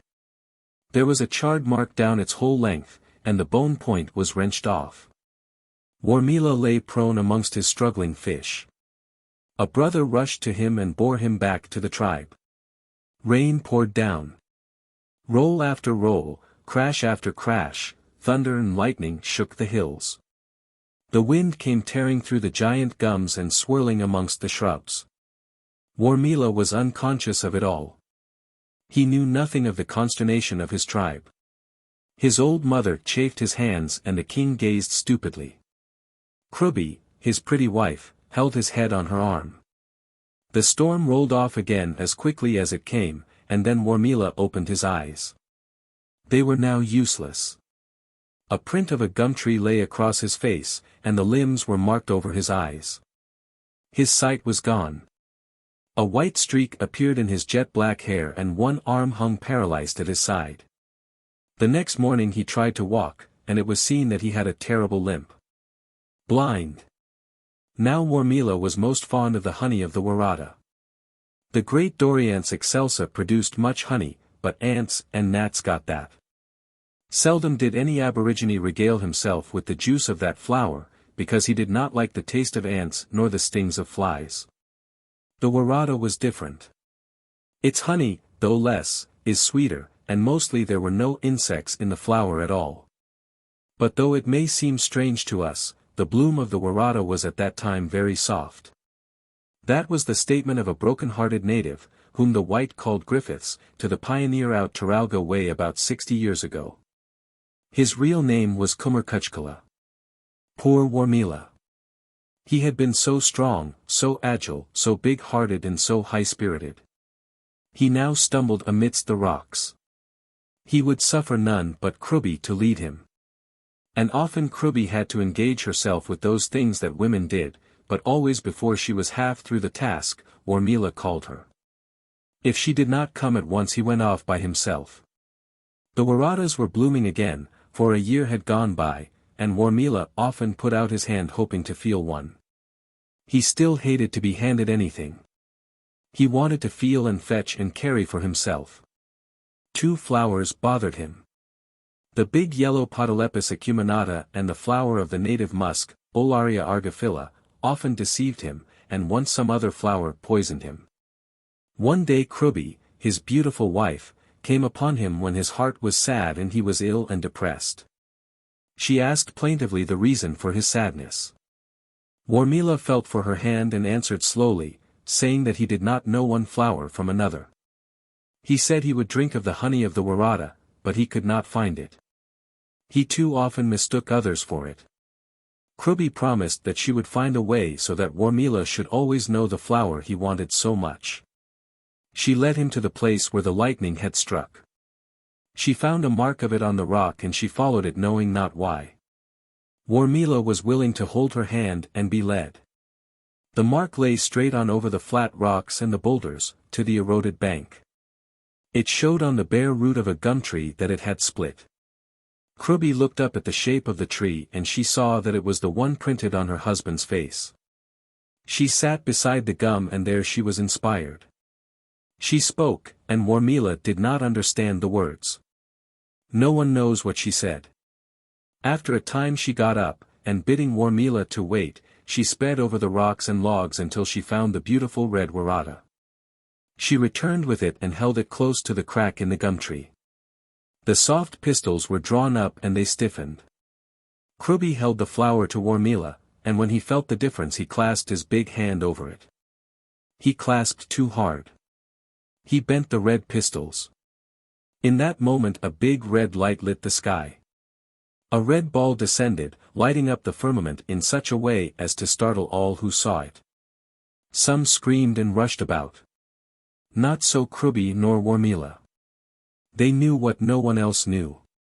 The prayer of Krubi had been answered and thenceforth Warmila would have no difficulty in distinguishing the flower he loved. The first crayfish. Perhaps no white man, hunter, or fisher, was so clever at catching any sort of game as the blacks, and perhaps no native race, not even the red men of America, about whom we have read so much, who were so painstaking in their snaring, their stalking, their lying in ambush, so shrewd and stolid and picturesque, showed the patience, the cleverness, the agility, the keenness that were the universal attributes of our black men. Clever writers about the Reds of the West have told how they rode, and how they ambushed, and of their relentlessness, but not one story shows that they had the bushcraft the equal of that of the Australian Aborigine. This story deals with the catching of fish. No lines, no hooks, just rush nets and bare hands, and the spearing was only done when the fish was big. Of all the fishers of the Shoalhaven people none was so clever as a certain Krubby. She left it to other women to dig the yams. She caught fish. The camp was a permanent one. Its location was somewhere near the site of the Bridge of Nora. High rocks sheltered it from the southerly winds, and a deep forest prevented the westerlies from reaching it. Krubby caught fish with her hands. She used a bait of meat, too bad, by the way, for us to have handled, and this she hung between her own shapely black feet. When the fish were ravenously fighting for the food, Krubby simply drew her feet up and up. But this, simply, is just the requisite thing, and therein do we white people fail. True it is, though, that our superior knowledge and inventiveness have given to us means whereby we can catch as the blacks did not. Though the very ease with which we may get big hauls is the undoing of our catching, for we caught to waste. Blacks never caught more than filled their immediate need. Slowly but surely Krubby drew the bait. The movement was so uniform that not a tremor disturbed the meat, and not a ripple appeared on the water. Then Krubby's supple arm straightened. The hand entered the water wonderfully cleanly, and it was gently lowered with the long black fingers closed on a fish. There was no escape for it. Quick as a flash it was drawn up, and the dexterous toss that landed it was the acme of cleverness. The men of the tribe made bark boats. They carved a great ellipse of bark from the turpentines and from certain gums, and wrenched it free without a crack. Yet never did they ring a tree, for they knew that the bush of Australia was their living. We are cutting our living out. The blacks caught the ends of the piece of bark, dashed 2 men to each end and rapidly seesawed it over a smoking fire. The best smoke was that made by throwing the branches of the Calitris calcarata on the fire. When the piece had been smoked sufficiently they placed a heavy log in the center, the smooth side of the sheet being uppermost, and bent it to form the sides and the gunwale. Then the ends were easily drawn together and sewn with rawhide or sinews of the kangaroo. The tiny crack was caulked with rushes and mud, and as a last means of making the ends watertight they were smeared over with beeswax. Tingles and thwarts bound with rawhide were fixed, and the whole craft was constructed in less than 3 hours. Krubby stood by one day watching the boat builders, and as she had become noted for her success at fishing she was allowed to show her interest in the work. Immediately the boat was launched she sprang lightly into it. The other women of the tribe were aghast, never did they dare to enter a boat uninvited. But the men seemed pleased to allow Krubby to take advantage of the admiration so plainly bestowed upon her, and together they set off down the river in great glee. Somewhere near its mouth there was a deep hole, and there the yabbies were unusually big. When this place was reached and the boat was beached the men set to work to fashion a net. Krubby remained in the craft and tried for yabbies. She had the usual piece of putrid meat, and breaking a part off she tied it to the end of a long stick.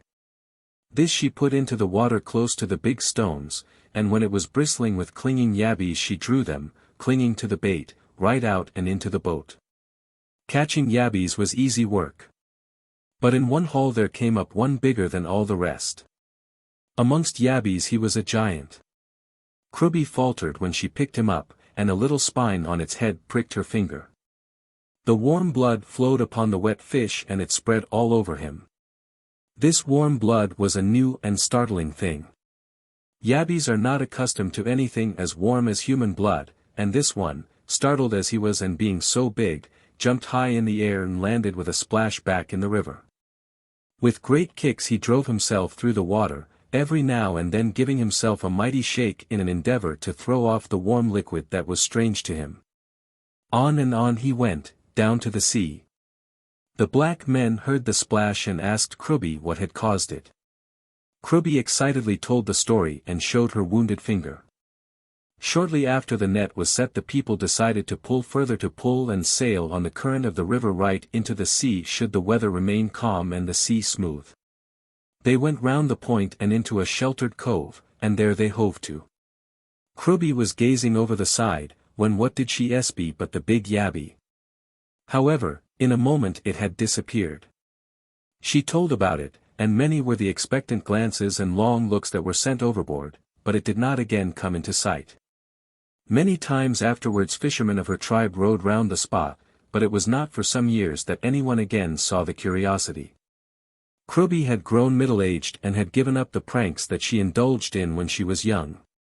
One day a son of hers caught a red yabby. It was with intense delight that he hastened to the camp to show his mother the wonder. She spat her disgust. It was not nearly big enough. It was red certainly, but it was far too small to be the one that had pricked her finger those long years ago. She said that there must be others and that this one came from them.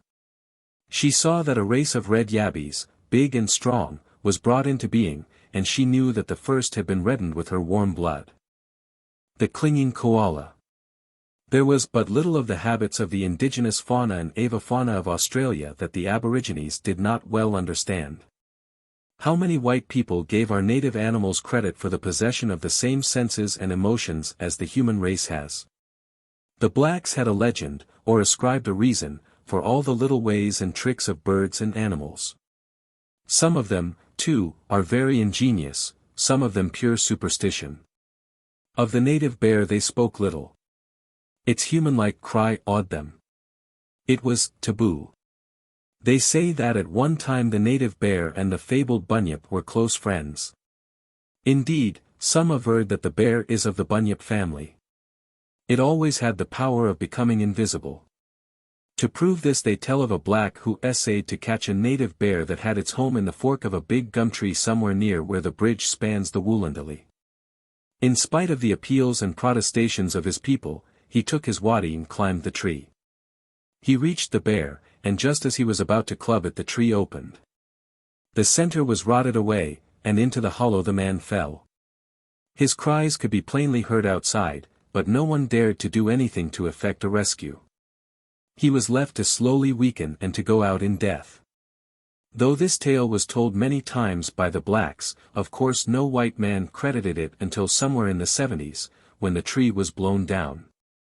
Then the bones of the Aborigine were found in the trunk. There was no opening from the outside at the bottom of the tree. The bones were of great age. The story says that the bunyip lived in the Woolondali and a koala that lived near was on the best of terms with him. The koala's home was on the top of a mountain, and the bunyip made almost nightly excursions from the river at the foot, to sit with the koala and talk of ancient times. Many an Aborigine had been almost seared to death by meeting the prowling bunyip. When it was discovered that the horrible thing always traveled by the one path and frequented the top of the mountain, no black would dare to be in the vicinity at night, and no one ever went to the mountain top. It was found that the meetings took place in the very early hours of the mornings, and it was thought for a long time that the bunyip did not leave his hiding place in the daytime at all. No other bear agreed with the friendship that existed between one of their race and a bunyip. The bunyip was hated, but the bears were loved for their gentleness, and their cry, plaintive as it is, reached hearts, and all koalas were safe. The flesh was never eaten. Now bears argued that should the people find out about the strange friendship their security from molestation would be endangered. And they saw no chance of escape, for they could not travel fast enough. They remonstrated, but the erring bear took no notice. She heeded no warnings.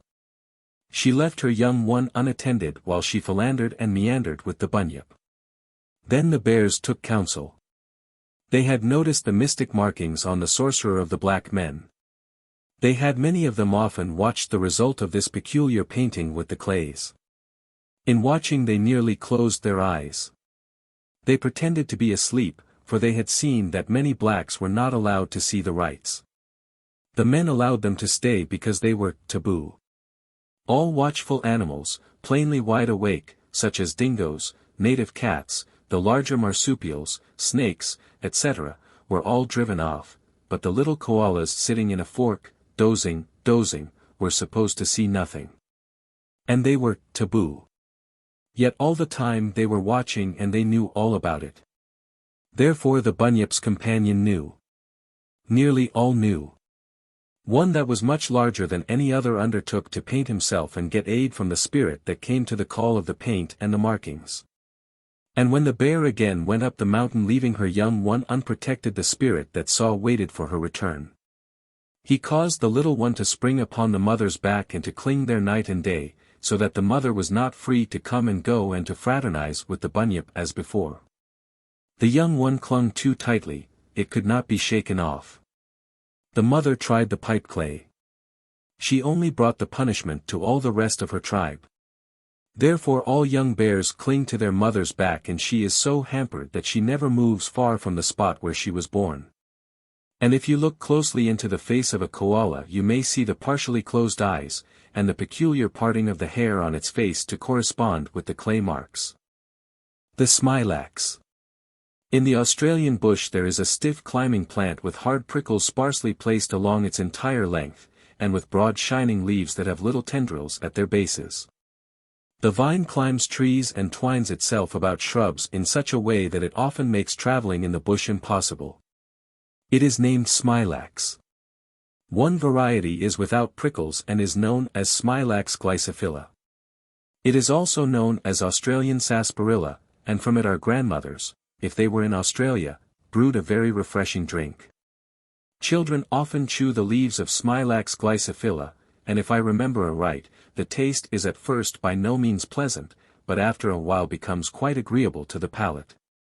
The Aborigines of the Tuggerah Lakes district knew this plant very well, and their story is that a great ancestor was one day pushing his way through a jungle on the bank of a creek and a prickled Smilax scraped his shoulder. He did not feel pain at first, but after a while, when the perspiration got into the tiny cuts, he became very angry, believing that he was bewitched. As well as being angry, he was frightened. He had a firm belief in a sort of fairy or goblin which he knew as a Wollondigong, which signifies a little man of the bush. He stopped at the foot of a big tree, and peered up amongst its branches and leaves to see if he could detect any of these little men. He did not wait long, for he was not at all certain that the Wollondigong, if he were there and saw him looking, would not be able to do him a very great harm. He saw none, of course, but he did see the Smilax with the prickles climbing all over a clump of lily-pillies just in front of him, and making a thick, dark arbor. To be sure that there were no little men in there, he pushed into the place, and of course the little thorns of the Smilax scratched him again, and the pain was in the cuts at once. Then he knew what was the matter. He knew that there were not any Wollondigongs troubling him at all, but that there was a plant just as bad and not able to fight. He wished that there were no such plants, and he wondered what he could do to rid the land of them. He had recourse to the clay, in the virtues of which the blacks had such faith. He was not a sorcerer, but he had been allowed to attend the corroborees that were the schools at which sorcerers were taught much of their arts. A great deal of the power of a sorcerer was not the result of any teaching. The markings were. The incantations were. The reasons for there being any sorcerers were. But much more was the invention of each individual humbug, and he generally hid himself for a time while he thought out his ways of frightening the rest. That made a real sorcerer. This man had not done that. He simply had seen that part of the profession that was taught, and he believed in it all. When he was properly marked, he muttered the incantations and waited for a result. That came only in the form of a thought. He touched some of the glabrous leaves of the offending plant. He slowly passed his fingers along the whole length of the vine. The prickles disappeared. The leaves changed. They became smaller. He was emboldened and he tried its taste. He found that to be to his liking. He took some to the great people of his tribe and they tasted them and found them to be as he had said. No one was forbidden to eat of the Smilax, and everyone from that time took just as he pleased. In that way it was thought the plant would eventually pass out of existence. But the man did not reckon on the fact that he did not touch all, nor did he remember that no article of diet was utterly destroyed. The totem system prevented that. When no foodstuff was eaten by every one, by that wise decree that had been handed down through the ages, but was reserved for those only whose totem it was not, and when that decree was attended with dire pains and magical penalties. then no foodstuff could be entirely eliminated. So we still have the Smilax, one variety without prickles and the other, which some people call lawyer vine, though there are other lawyer vines still with them. A star legend. The group of stars known to us as the Pleiades gave food for much thought to the Aborigines. There are several legends surrounding these heavenly bodies. One is that the Kamilaroi of the north coast were at enmity with those of the mountains, and a messenger had been sent from group to group with the message stick calling a council to discuss measures for the protection of the camps. But the messenger had become enamored of a young woman of one of the groups he had visited, and his affection was returned. However, she proved to be of the same totem, and a marriage was forbidden. Both the young people were very sad, and the man pleaded with the headman, but all for nothing. He was advised to return to his own people. Then, like so many other disappointed lovers, he grew resentful, and at last determined to be revenged, and even then, if possible, to secure the lady of his choice. So he went away to the enemies of the group, and conspired with them to show them the puckin, by which they might steal unseen to the camps of the coastlands. This track belonged to the priest, and led to a sacred spot where the Great Spirit could be communed with by the priest. Now, the first thing was to drive the people together, or by some subtle means persuade them to congregate on the one place. This was not an easy thing to do. The people were widely separated during the day, for some were in the bush engaged in hunting there or in obtaining those things from it that were needed to fashion all the implements incidental to camp life, others were still in the camp. Many were down on the beach either playing there or searching for food, and the whereabouts of still more were always uncertain, for they were roamers. Many consultations were held, many plans were formulated, many tricks were explained. But at last it was decided that the messenger return to that group and pretend to have given up all thought of marrying the coveted girl. When he was back he sought the confidence of the headman and soon was received without suspicion. Then one day, having prepared and found a chance, he set fire to the bush. He had laid good plans, for he knew just where to find the girl. He had seen to it that she was persuaded to go out of the way to get something that she wanted. It was to the puckin that led to the sacred place. When the fire raged towards them they ran right on to the Holy of Holies. The only other people who saw them were women who were led by the guardians of young girls.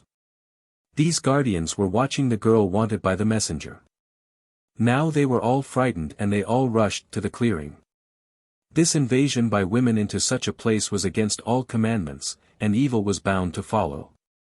Heaps of clay left by the priest were seen, and all commenced to smear themselves with it without knowing how to do it properly. They thought it would surely preserve them. They were changed into witchetty grubs. They found holes in a moist and rotten log into which, as is the habit of witchetty grubs, they crept. They were shrunken into very small beings compared with the beings they once were. The fire came on and on.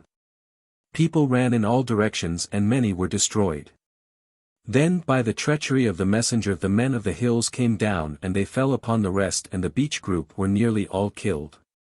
Only the denseness of the smoke prevented more of the mountain people from coming down, and those that did come were glad to hasten away to escape it. Of those that were not killed there was a priest who went to the sacred spot as soon as he could. He sat on the moist and rotten log and mourned for a long time. Then growing hungry he searched for witchetty grubs, for he knew that the log was a favorite place for them. He found first the woman who was the first one to change. He knew that group to be different from those he had seen before and he suspected witchery. He uttered an incantation and the others were brought back to their old form. But they were bewitched. They sought to escape. The lovers cried out to a spirit and the Milky Way was let down from heaven, up which they might travel. All the women went with them and they got to the top, there they halted, forming the Pleiades. But the man was punished. He could not stay with the woman. He retired some distance off, and there he stands ever since, a lonely-looking star which we call Aldebaran. A bird legend. The Aborigines sometimes kept birds and animals as pets, but in all instances that may be inquired into it is found that the pet by some mischance or peculiar trait or impulse strayed into a camp and stayed there. However, this had nothing to do with the belief in an affinity. Nor yet the belief in and recognition of a totem. That possibly originated in a knowledge of evolution, in the settled idea that during the ages everything has changed in form and no outstanding fact of nature escaped being considered the beginning or the dwelling place of an ancestor or an originator. But something of a parody of this fundamental belief is the acceptance of an affinity in the shape of a bird or an animal that knows of its being related to a human and who acts as a protector of those of whom it is a family part. In this way the last full-blooded woman of the Gymea people believed in the snake. She says that the black snake always indicates to her whether or not an undertaking of hers is to be successful, when a calamity is about to happen or has just happened in her immediate family. When she is personally threatened with great loss and whether or not the time be propitious for the doing of any important thing. She tells many weird tales of warnings shown to her by her affinity. The lyre bird, she tells, was the affinity of a man of her people away back in the time before history, and he had one as a pet. He was very proud of the fact that his bird mimicked so marvelously, and he arranged a competition. People who belonged to such birds as parrots, black cockatoos, wattlebirds, those with a clear, distinctive call assembled, and they listened to the lyre bird not only imitating, but excelling each in its own song. One bird was not claimed by anybody, and it sat disconsolately on a limb, apparently taking no notice of the proceedings, and then, just before dark, it made its effort. The lyre bird, nothing loath, imitated it perfectly. But the other bird was not finished. In another key it performed again, and still in another, until the lyre bird was bewildered. It failed to follow. Therefore we may now hear the great bird mimic as we stand, say, at Echo Point in the Blue Mountains, or under the hills of the Snowy or the Can, going through all its repertoire, imitating not only every other bird, but every sound it has ever heard. But when it comes to the laugh of one it fails. The bird it cannot properly mock is the kookaburra. The lyrebird man of the story was discredited, and therefore in later years such men were never of much account in the eyes of their compatriots, while those of the kookaburra, though it is recognized as an affinity of a much later date, are always people of great importance. And by some strange coincidence we have taken the kookaburra to our hearts, and we picture him much more as the bird representative of Australia than the emu which figures as such officially. 2 Waratah Legends. There are many legends concerning the Waratah, Australia's most glorious flower and all her own, for it does not occur in any other part of the world, while its supposed rival, the wattle, is as common in all parts of the southern hemisphere as it is in Australia. The Aborigines wove some very pretty and fanciful stories about their prettiest bloom. Most of them come from the Barragarang Valley, though at least one must have filtered through from very far west, for in this story lies enclosed the fact that the Waratah did in early tertiary times flourish in West Australia. This story is one of the making of the Waratah Red. It was supposed, it seems, that it was at first a white flower, though that idea does not pervade the other stories of it. Still it was loved then just as much as it is now, and its whiteness did not detract from its charm. The day was away back in the Alcharinga and it had been very still and very hot, and the whole tribe, with the exception of one man, lay amongst the bracken in the shade of big eucalypti and lesser myrtles and other scrub. The sweet-scented sassafras grew there, too, and that other perfumed shrub, the olaria or musk, and without a doubt, the exquisite ceratopetalum or Christmas bush, as well. The spot was at the foot of very high bouldered cliffs that bounded a deep, clear-pooled river, and the one man who was not prostrated was fishing.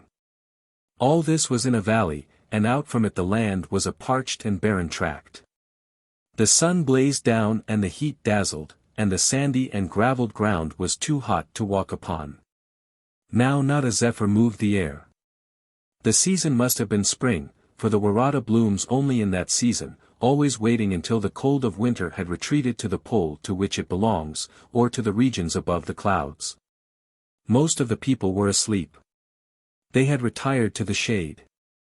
They knew that great cumulus clouds would at length appear from beyond the west and that most surely they would bring thunder and lightning and rain and coolness. An infant, a very pretty child not yet able to walk and perhaps not yet entirely black, for Aboriginal babies were born brown. And the black of them showed first under their fingernails and spread from there, crawled away from its dozing mother or whatever woman had charge of it.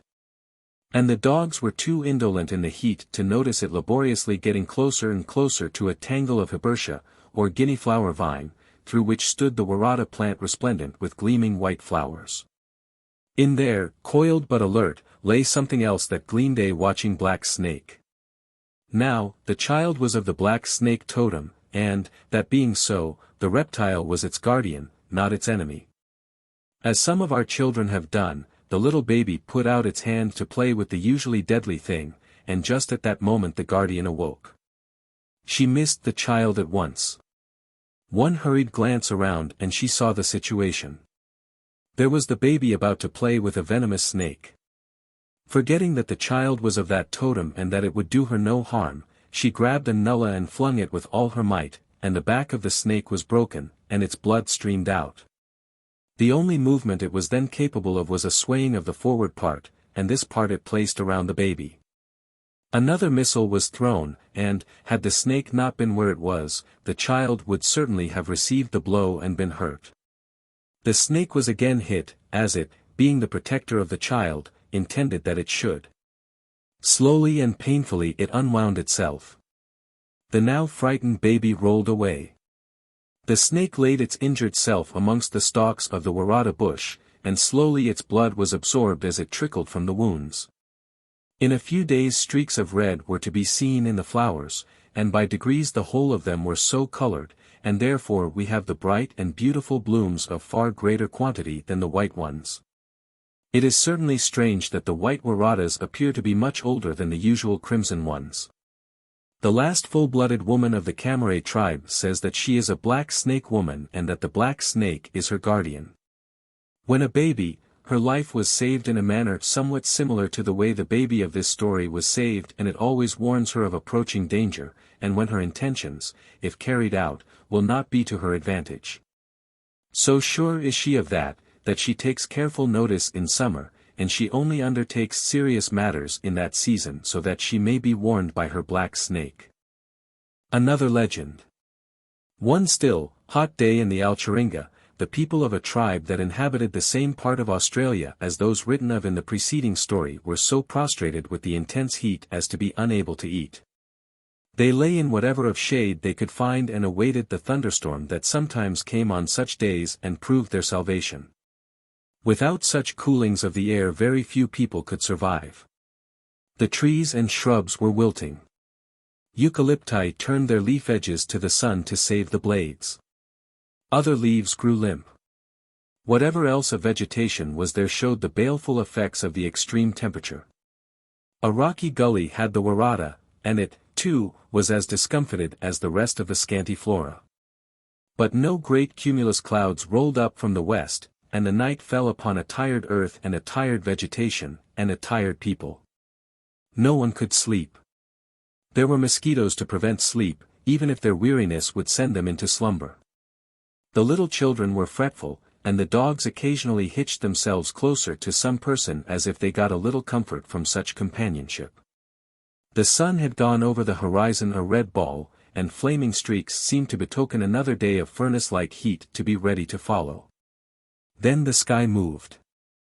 In the darkness, with just a shred of the red of the burning west left, and with the stars showing brightly, and a rising moon putting an inquisitive edge over the haze of the east, the sky heaved and billowed ere it tumbled and tottered.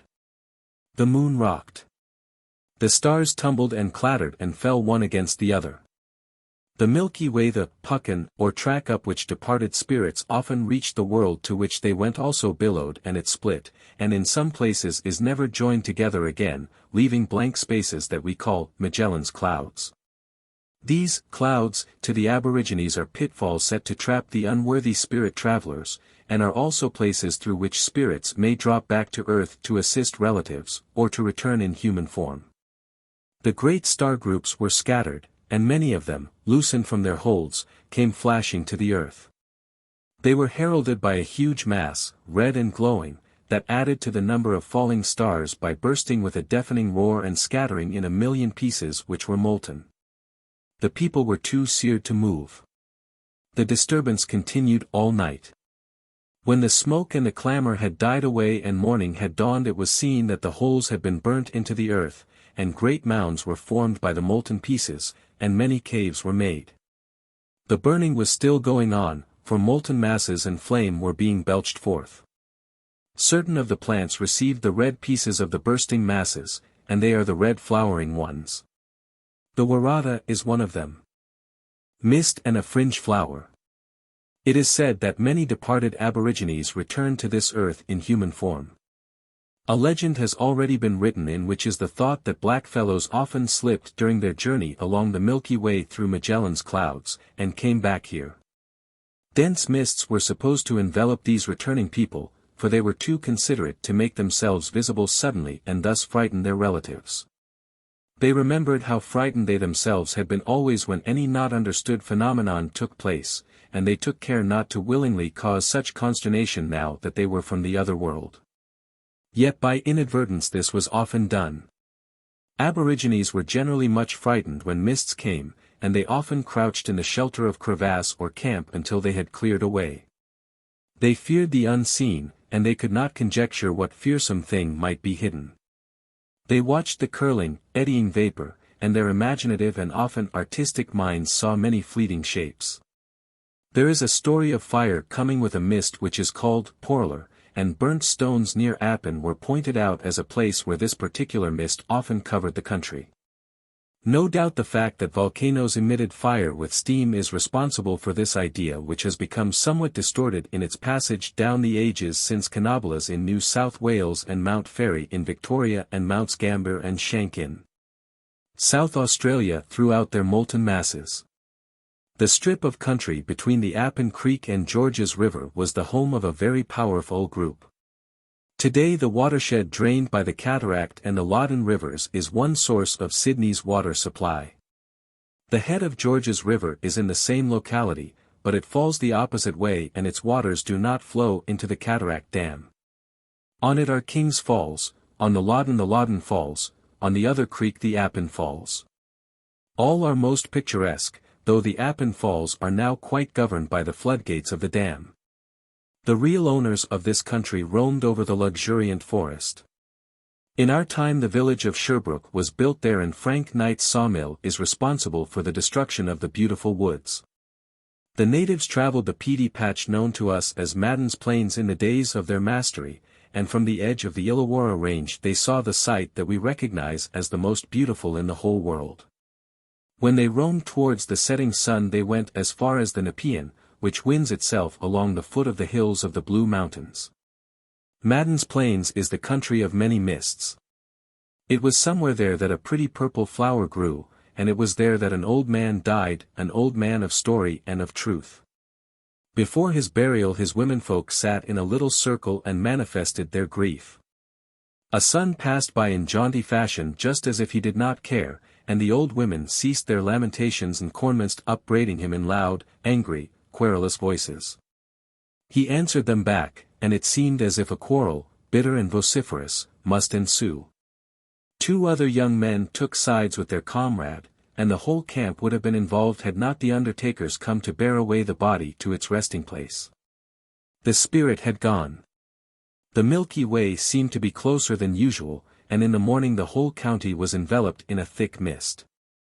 It swung up from the jungle at the foot of the range and swept by over the plains and the creeks and the scrub, and must have been lost in the clouds that surely hovered on the crests of the Blue Mountains.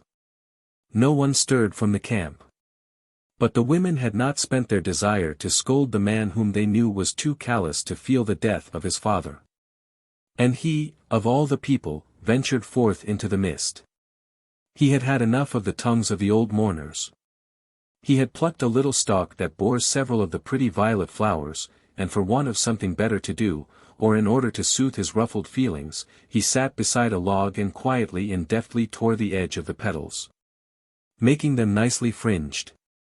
Slowly the mist rolled away, and in its billowings was to be seen the form of a man.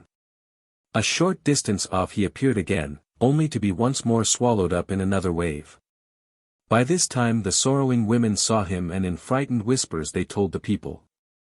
Then break after break occurred in the driven mist, and gradually the sun came through it.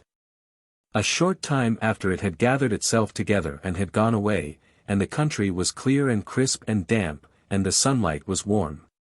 And slowly approaching from up the creek that we call Muddy Creek was a man.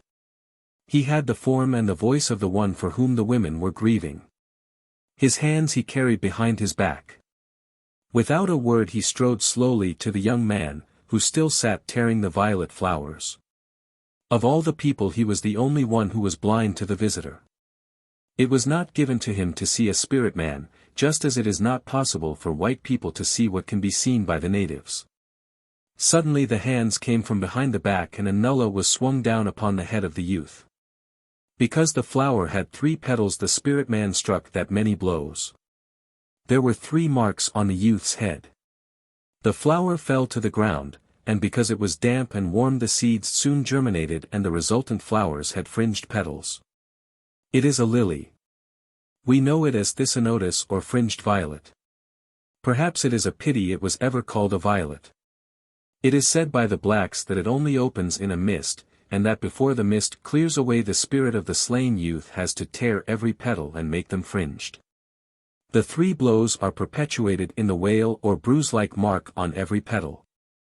It is strange, surely, that so gruesome a story should have been told about such a delicate and beautiful flower.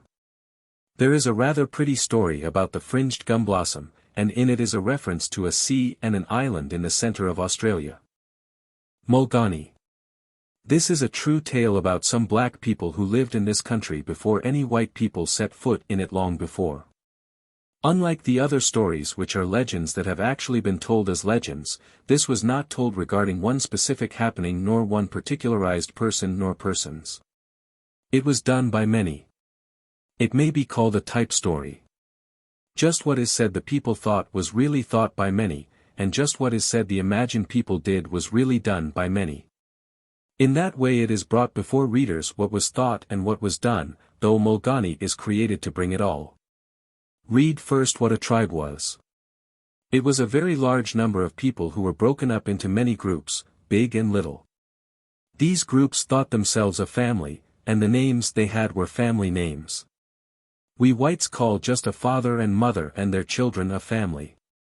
The Aborigines considered that all children belonged as much to all the uncles and aunts and cousins as to the actual father and mother. And uncles and aunts were those men and women whose brothers and sisters the actual father and mother might have married, seeing that they belonged to the proper totems. So their idea of family was much wider than ours. Mulgani was a pretty little Aboriginal baby. She was born hundreds and hundreds of years ago. Let me now tell you how to speak of the black people. You should say, Aborigine, when you mean a person, but Aboriginal, when you mean the kind of person. For the bigger people who read this book I will tell that the word Aborigine is a noun and the word Aboriginal is an adjective. Therefore we say that a story, for instance, is an Aboriginal story and the first teller of it was an Aborigine. Mulgani was a Katungal. Her people lived away down on the south coast of New South Wales, at Twofold Bay. An atlas here would be a useful book to have beside you as you read, for in it you can see the names of the places. Now there was to be a great ceremony at a pretty spot near where is now the Excelsior coal mine at Thirroul. Mulgani's father heard about it.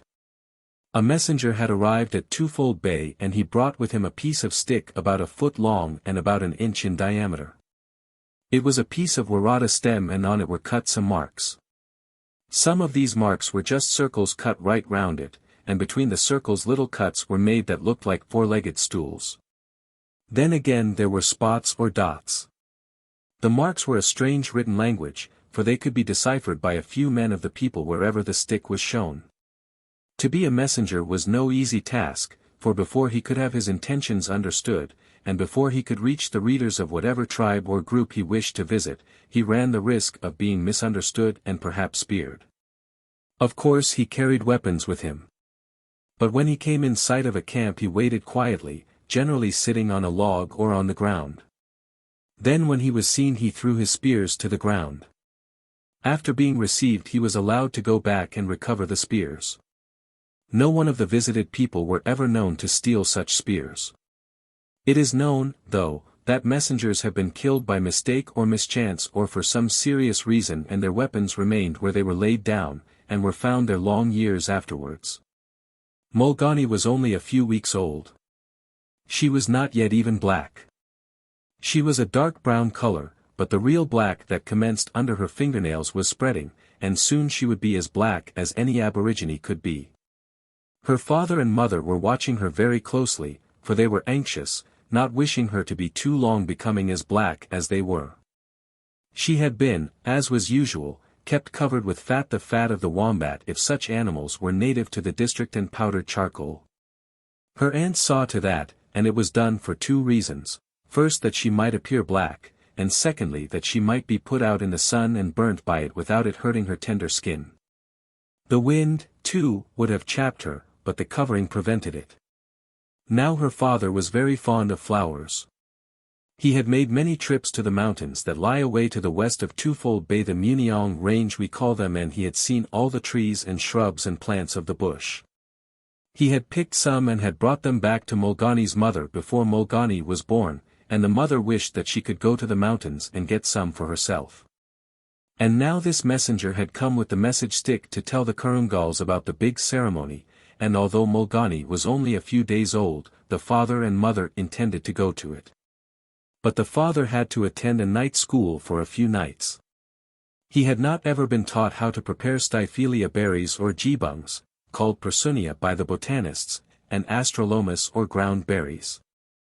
These berries were often eaten raw, but because Mulgani's father had been told that he must not eat them unless they were cooked, he had never eaten them at all. He got quite enough of other foods that were not forbidden him. Of course they were mostly cooked too. Now that he was with many others going on a very long journey, taking his wife and little child, it was considered that there might be some difficulty in obtaining enough food, therefore no article must be neglected. And there were certain ways for all the people to live, and those ways were taught them at the proper corroborees. If they were not treated correctly, there was the danger of magic being in them.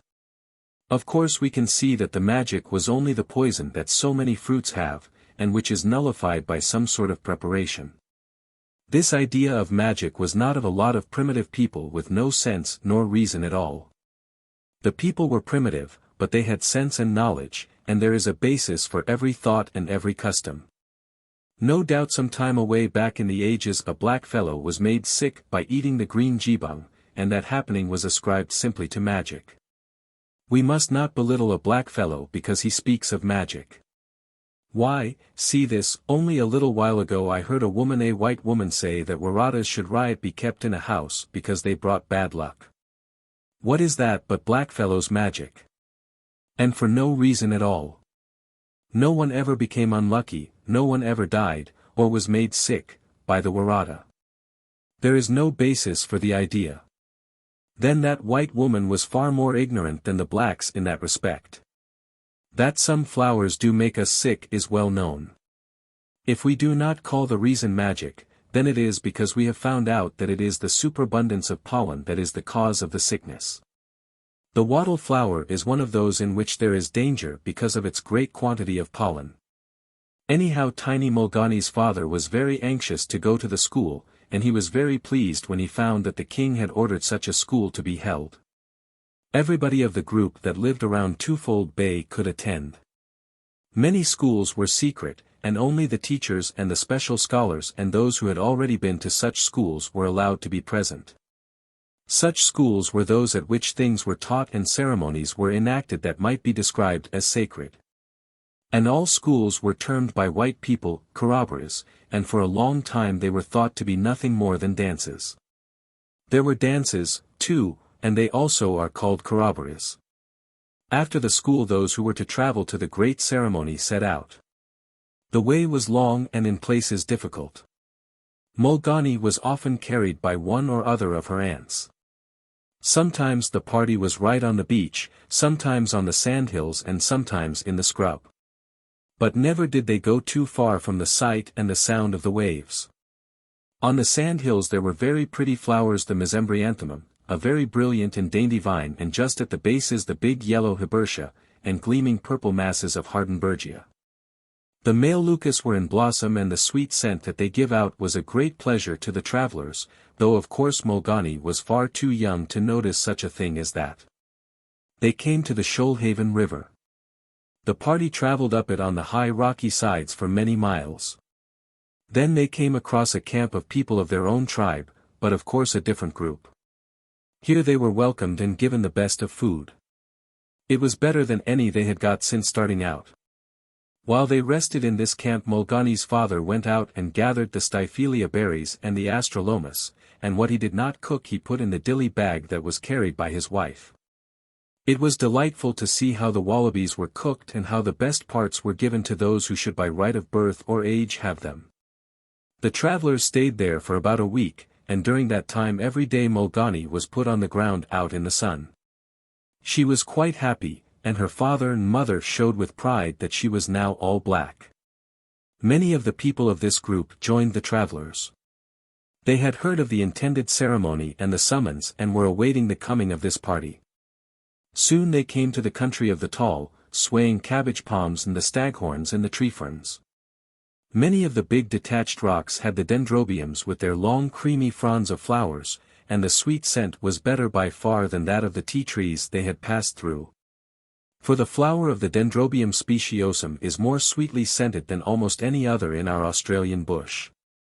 There is, however, one other that must be mentioned here, though the travellers did not see it.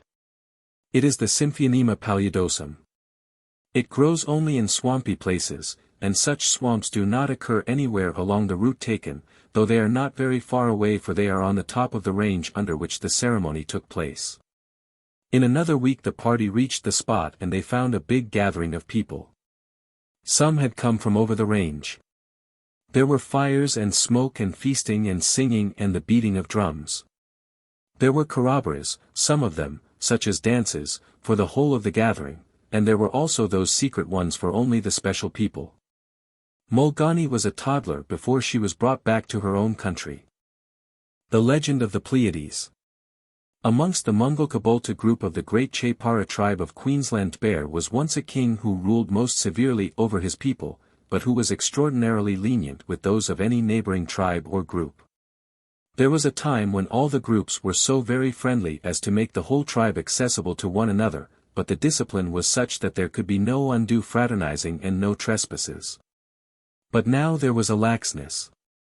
People of the forbidden totems were received into each group, and forbidden marriages became somewhat common. Youngwipin was the son of Pyra the king, and he was an emu man. He, according to the age-old laws, should not have been permitted to look at an emu woman. We can see the wisdom of this rule. Wakalo was the daughter of Carrie, and Carrie was also an emu woman. Wakalo was about 13 years of age, and her sister had gone over to the camp of the marriageable maidens and the widows. A great tribal fight had just taken place. The puckin that led from the top of the mountain right down to the coast wound in places between great rocks, and was so overgrown in others that it was easy to leave it and wander far amongst the great towering stenocarpus trees. And the eucalypti, and the ferns, before the traveller discovered that he was wrong. Several men of the coast group had wandered lost in the jungle, and some had been speared by the Mungal-Kabolta people. Then came a threat brought by a messenger with a message stick, and it was answered by jeers. The Mungal-Kaboltas demanded many things of the men of the mountain, and included in them was the girl Wakalo. The coast people were of the same tribe as those of the mountain, but of a group that should have no dealings with them. Still they bore the same name. Perhaps there would have been no trouble had the disciplining been as strict as it should have been. Then after a time, there being no lasting decision in consequence of the fight, another king who was a strict king ruled over the mountain people, and he insisted that no more marriages take place between the groups except under special circumstances, and he was obeyed. In time they came to consider themselves a different people, and they called themselves the Ristburas. And another messenger picked his way amongst the thick undergrowth and the fallen brambles and between the giant trunks of gum trees and the stems of palms. He was from the Ristburas of the mountain, and he came to the Mungal-Kaboltas of the coast. Wakalo watched. She knew of that message and those demands of some years ago, and as yet she was not married. This new messenger carried also demands. Wakalo was not specially mentioned, but women were demanded, and she thought that she would have to leave her people if there was a fight and her men were defeated. The coast people were victorious and they returned to their lands carrying spoil and driving women before them. Wakalo was not amongst them. She returned to her camp and she found it broken and the women scattered about in the bush and the men standing apart. Amongst them was Youngweapon. Pyra the king was dead. Suddenly Youngweapon spoke. He gave orders regarding the burial of his father and the disposal of his widows, and he ordered a march to another ridge and a camp to be fixed there. In this new camp Wakalo's sister went to the wurleys of the widows and those maidens that chose that place. Youngweapon watched her go. As was the custom, several young men visited this camp in the evening, but not until some weeks had passed away since its formation. Then the sister of Wakalo found a young man standing close to her wurley, and as soon as she looked into his eyes be asked the question of a suitor. "What do you eat, my girl?" This question was put to find out for a certainty whether or not the two were of different totems, and the suit might therefore be continued. But it will be remembered that it was not a long time since the careless king had allowed the laxity. Often an emu man of the now Ristburis had been allowed to woo and win and take an emu girl, not only of the Mungulkabultus but even of the Ristburis. Wakalo's sister and the young man had spent some hours talking, and at several of the other wurleys, including some of the widows, were other young men talking in low tones. And to this camp came, too, the young king. He also looked at Wakalo's sister. He and Youngweapon often went to the same place. One night as they sat talking Wakalo came up and without a word she entered the wurley of her sister. The young king followed her in. That night one of the old wise men, a counselor and a priest of the group, visited the king in his own camp. He instructed him in many things pertaining to the marriage rules and the married state. He told him that it was certainly wrong for an emu man to marry an emu woman, and he gave instances of the transgression of this law resulting in much harm to the whole tribe, and of course he ascribed the happening to magic. It had no effect. Youngweapon still continued to visit Wakalo and her sister in the camp of the maidens. Down on the coast the group were satisfied with that victory of many months before, and they were very quiet. Now the priest who had advised the young king was very wroth upon seeing that his warnings had been disregarded, and he secretly visited the camp of the Ristburis. He went as a messenger, pretending that he had a message from his king to the effect that a great ceremony was to be enacted, the ceremony of the initiation of the young men. But as he went from group to group showing his false message stick, he always found someone to whom he said that the young king of his group was breaking the marriage rules and that his transgressions would certainly result in some great disaster befalling the whole tribe now called the Chepara tribe. And he advised the bringing of weapons to some secret place near the camp of the Mungulkabultus. And so it was done, and the false messenger returned to his own people.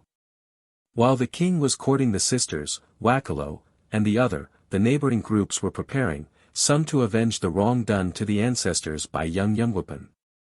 And some in the belief that a special ceremony was to be performed to which they were invited as a very great favor. But the false messenger had made one great mistake. He had listened in the Ristbura group to a tale of woe told him by one captive woman, and her husband knew of it. Therefore when all was ready for the attack upon the Mungulkabultus, this man ran ahead and found Youngweapon. He quickly told him of the treachery of the priest. Youngweapon was both angry and afraid. He ran to the father of the girls and told him what he had heard. Carrie, the mother, heard the tale, and she counseled her husband to advise the king to go to the place where the sacred rites of the men were performed, and there, perhaps, to find advice and a way out. She herself had never seen this place, but she fully believed that from it men returned with vigor and wisdom. Youngweapon believed this advice to be best.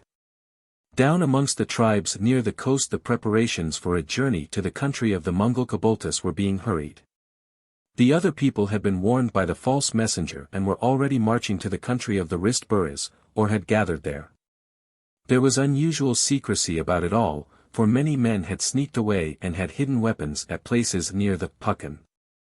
When the day came it was very, very hot. The sun poured its dry rays out of a leaden sky, and the rocks of the sparsely clad mountain side shed the intensified heat. But down in the gullies the verdure was thick, and in a cool spot there, not far from the track, was the sacred spot that no woman was permitted to look upon. Thither sped Yumwippan. The false messenger had done his work well.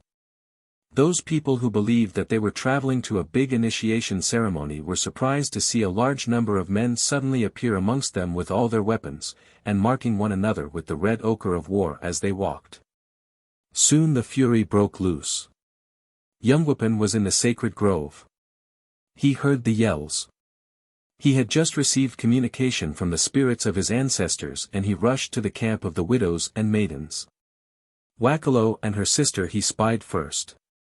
Throwing his cloak over them he picked them up in his arms and bore them away, and many others from that camp followed. In his hurry and his excitement Yumwippan rushed without thinking of possible danger, to the sacred place. He reached it and found that he and the sisters were surrounded by others of the maidens' camp, both maidens and widows. And now he realized that he had made a very great mistake. What would happen now? He again called upon the spirits of his ancestors and his prayer was answered. He asked that he might be given something by which he could save the lives of himself and the sisters, and as he could kill any of the others who came into the sacred place if he also did not kill Waccalo, he asked that they might be saved too. The sounds of fighting came nearer. Several men of the Wristburras came rushing through the bushes, and Yumwippan knew that they were being defeated. It was too dangerous for him to return to his people, more dangerous even than to be seen by the enemy. So he crept into a hollow log, taking several women with him, for there was not room for them all. The others found hollow logs also. There was room for all now. Then the magical thing happened. Yumwippan felt himself changing. His skin went white and shrank until it was painful, for it was shrinking too fast for his flesh and bones. He made several incisions with the yam stick of Waccalo around himself, and the surplus flesh and bones came out. Blood fell upon the women and they had to do similarly, and at last each became a little white grub. One of the other women came to the log of Yumwippan, and she too was stained with the blood, and when she returned she contaminated all the rest. So the whole party became grubs, and in one log were Yumwippan and 7 women, while how many of the others there were no one knows. The men of the coast groups were utterly defeated. The sinning king was absent from the fighting, as I have told, and the rest were able to fight strongly, and before night the invaders of the mountain country were in full retreat, leaving some dead and many sorely wounded. The victorious Mungulkaboltas followed down the track and they came upon the waiting people, and, flushed as they were, they fell upon them and captured many prisoners whom they killed. Then they returned and they asked one another what had become of Yumwippan and the women from the camp of the maidens. No one knew. They also asked why they had been attacked. The false messenger stood in fear and trembling. His agitation was noticed, and suspicion fell upon him, and to escape for the while he went down to the sacred place. He saw there many signs that it had been visited by many people. He saw, too, the yam sticks lying about. So he sat on a log, the very log in which Yumwippan and his 7 followers had taken refuge and were now housed as white grubs all wrinkled over. And he wondered what he was to do and how he might escape the wrath that he knew was so likely to fall upon him. Then another misfortune befell the people. The side of the mountain burst into flames. Perhaps the hot sun shining down through the dry air so heated the mica or some other mineral in the rock that it set fire to a tiny wisp of moss or flower or grass, and there was just enough breeze to fan it into flame. From such tiny beginnings many conflagrations have been known to grow into huge destructive forest fires that have destroyed thousands of acres of good bush country and grasslands. The fire came down the mountain as rapidly as a waterfall comes over the rocks, and it swept into the gullies and mounted the tops of tall trees. It sent the heated and expanded air driving up into the heavens, and as the lower air rushed to the space thus caused about the flame a gale was made that drove the fire hither and thither, leaving no spot unburned. An advancing wave of flame sped to the camp. The blacks ran to the nearest watercourse. The man on the log at the sacred place saw the fire coming to him. He was fairly safe, for the place was clear. Only a few very big logs lay about, and in 2 of them were the strange magic grubs. The heat became terrific. Youngwupen and the women felt it and they began to wriggle and squirm. The man heard them, and in spite of his danger and in spite of the heat he probed into the log with one of the yam sticks. He found Wackalo and she uttered a scream. Immediately Youngwupen came out of his hole and he seized the hand that held the stick. The fire died down. Those who escaped it returned to the place of the camp. New wurleys had to be built, but there was no place where young widows and maidens segregated themselves as was usual. That there were many grubs in the logs of the sacred place was told by the priest who had hidden there, and permission was given to certain women to go there and probe for them. This was another transgression of rules.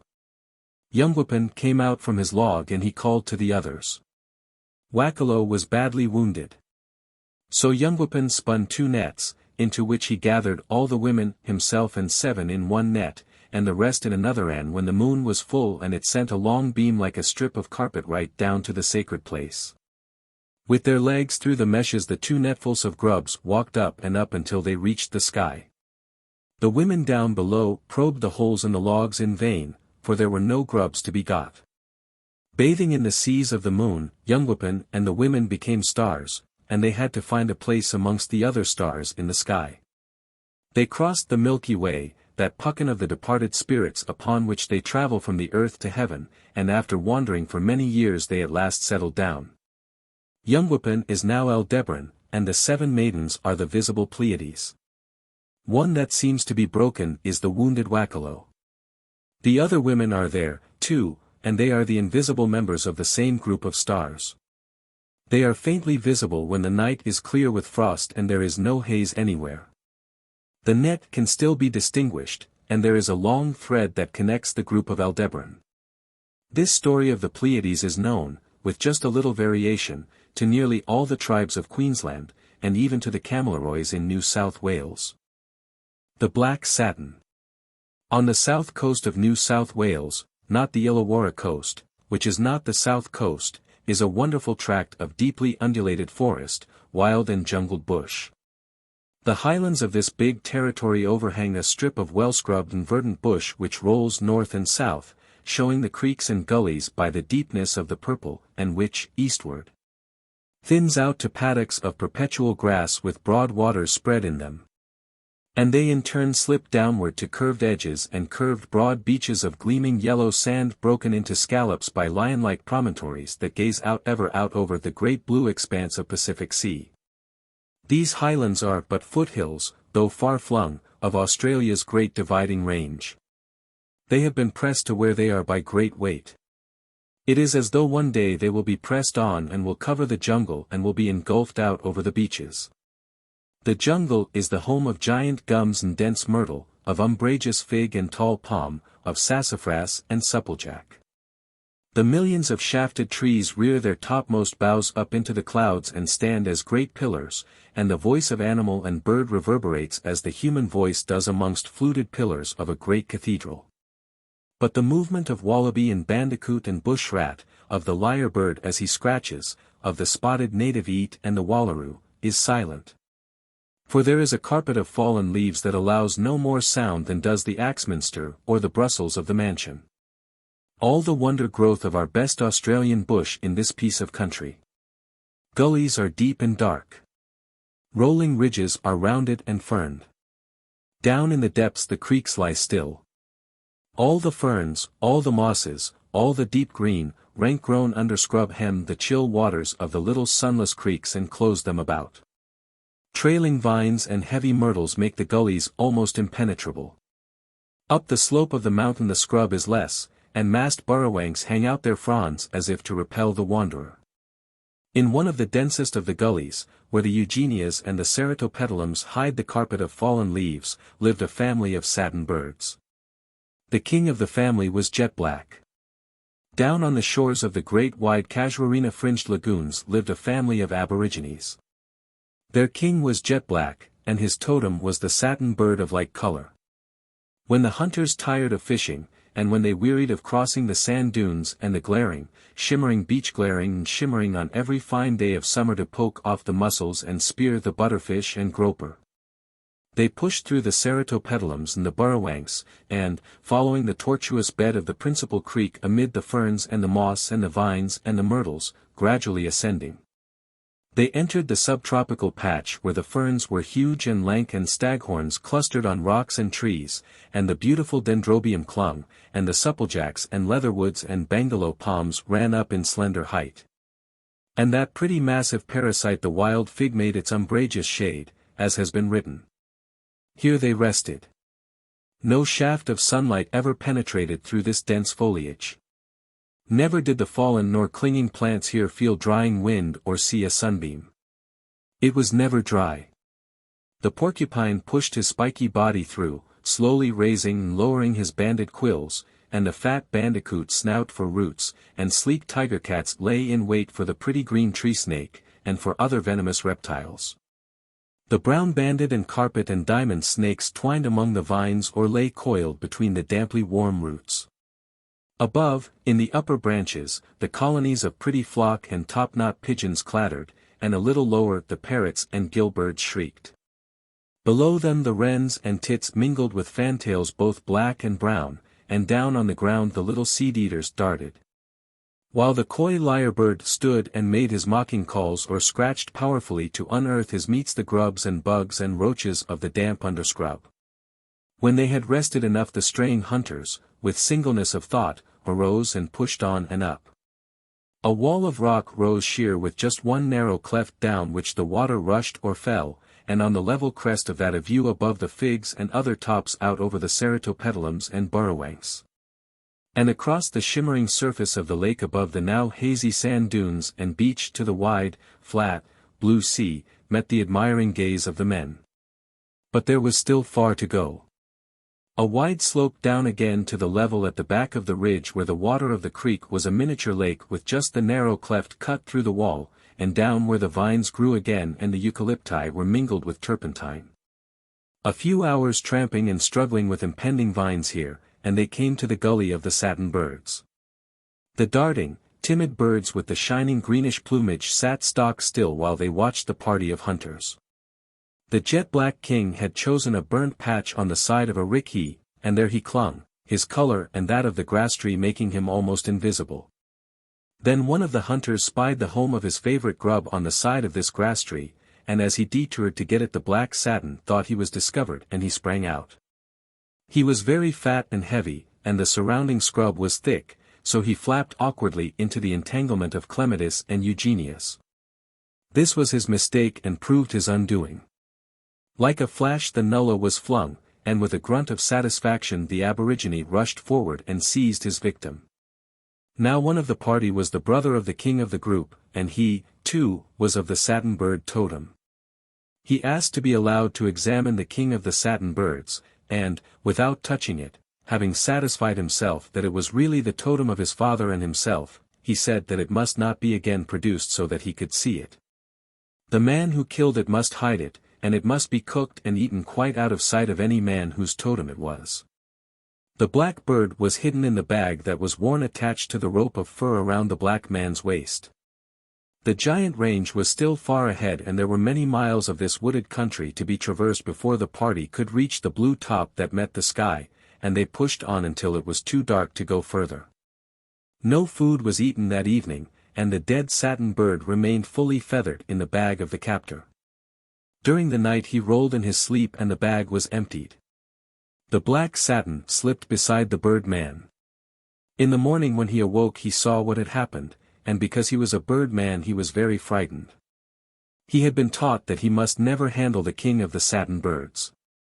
The whole family was to him taboo, but the most taboo was the black one. People who were tree people or flower people, or indeed of any other totem, could handle the satin bird and eat it. However, as the custom was, he said nothing.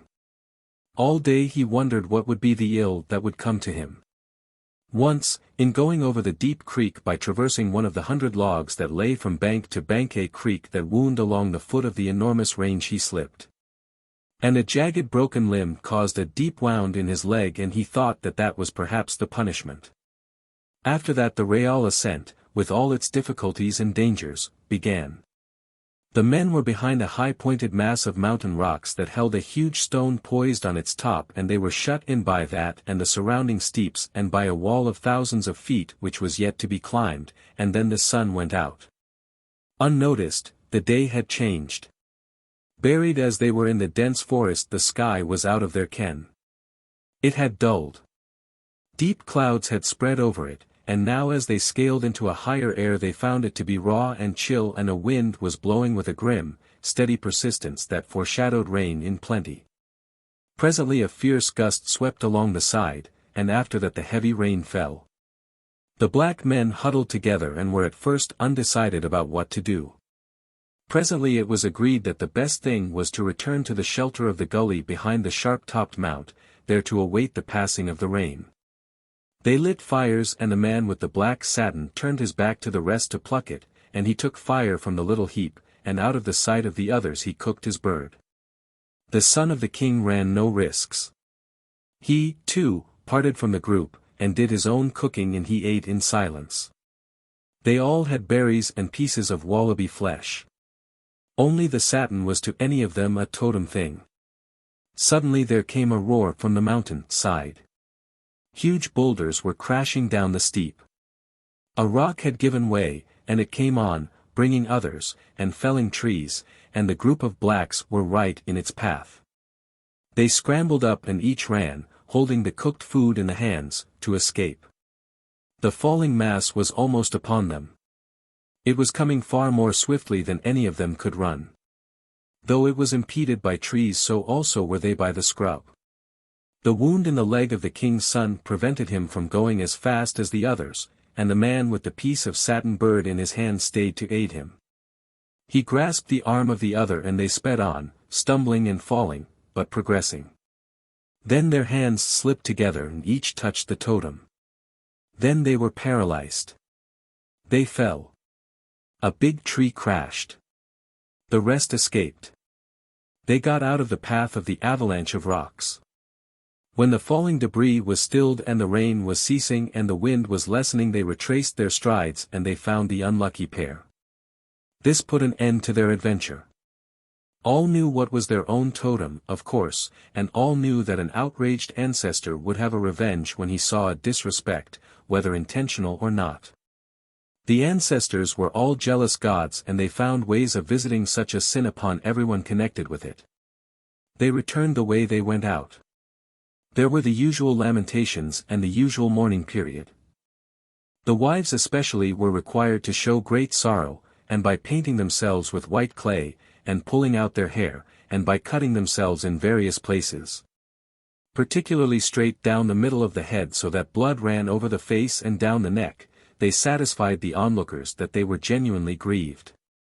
No one ever went exactly to the place of the tragedy.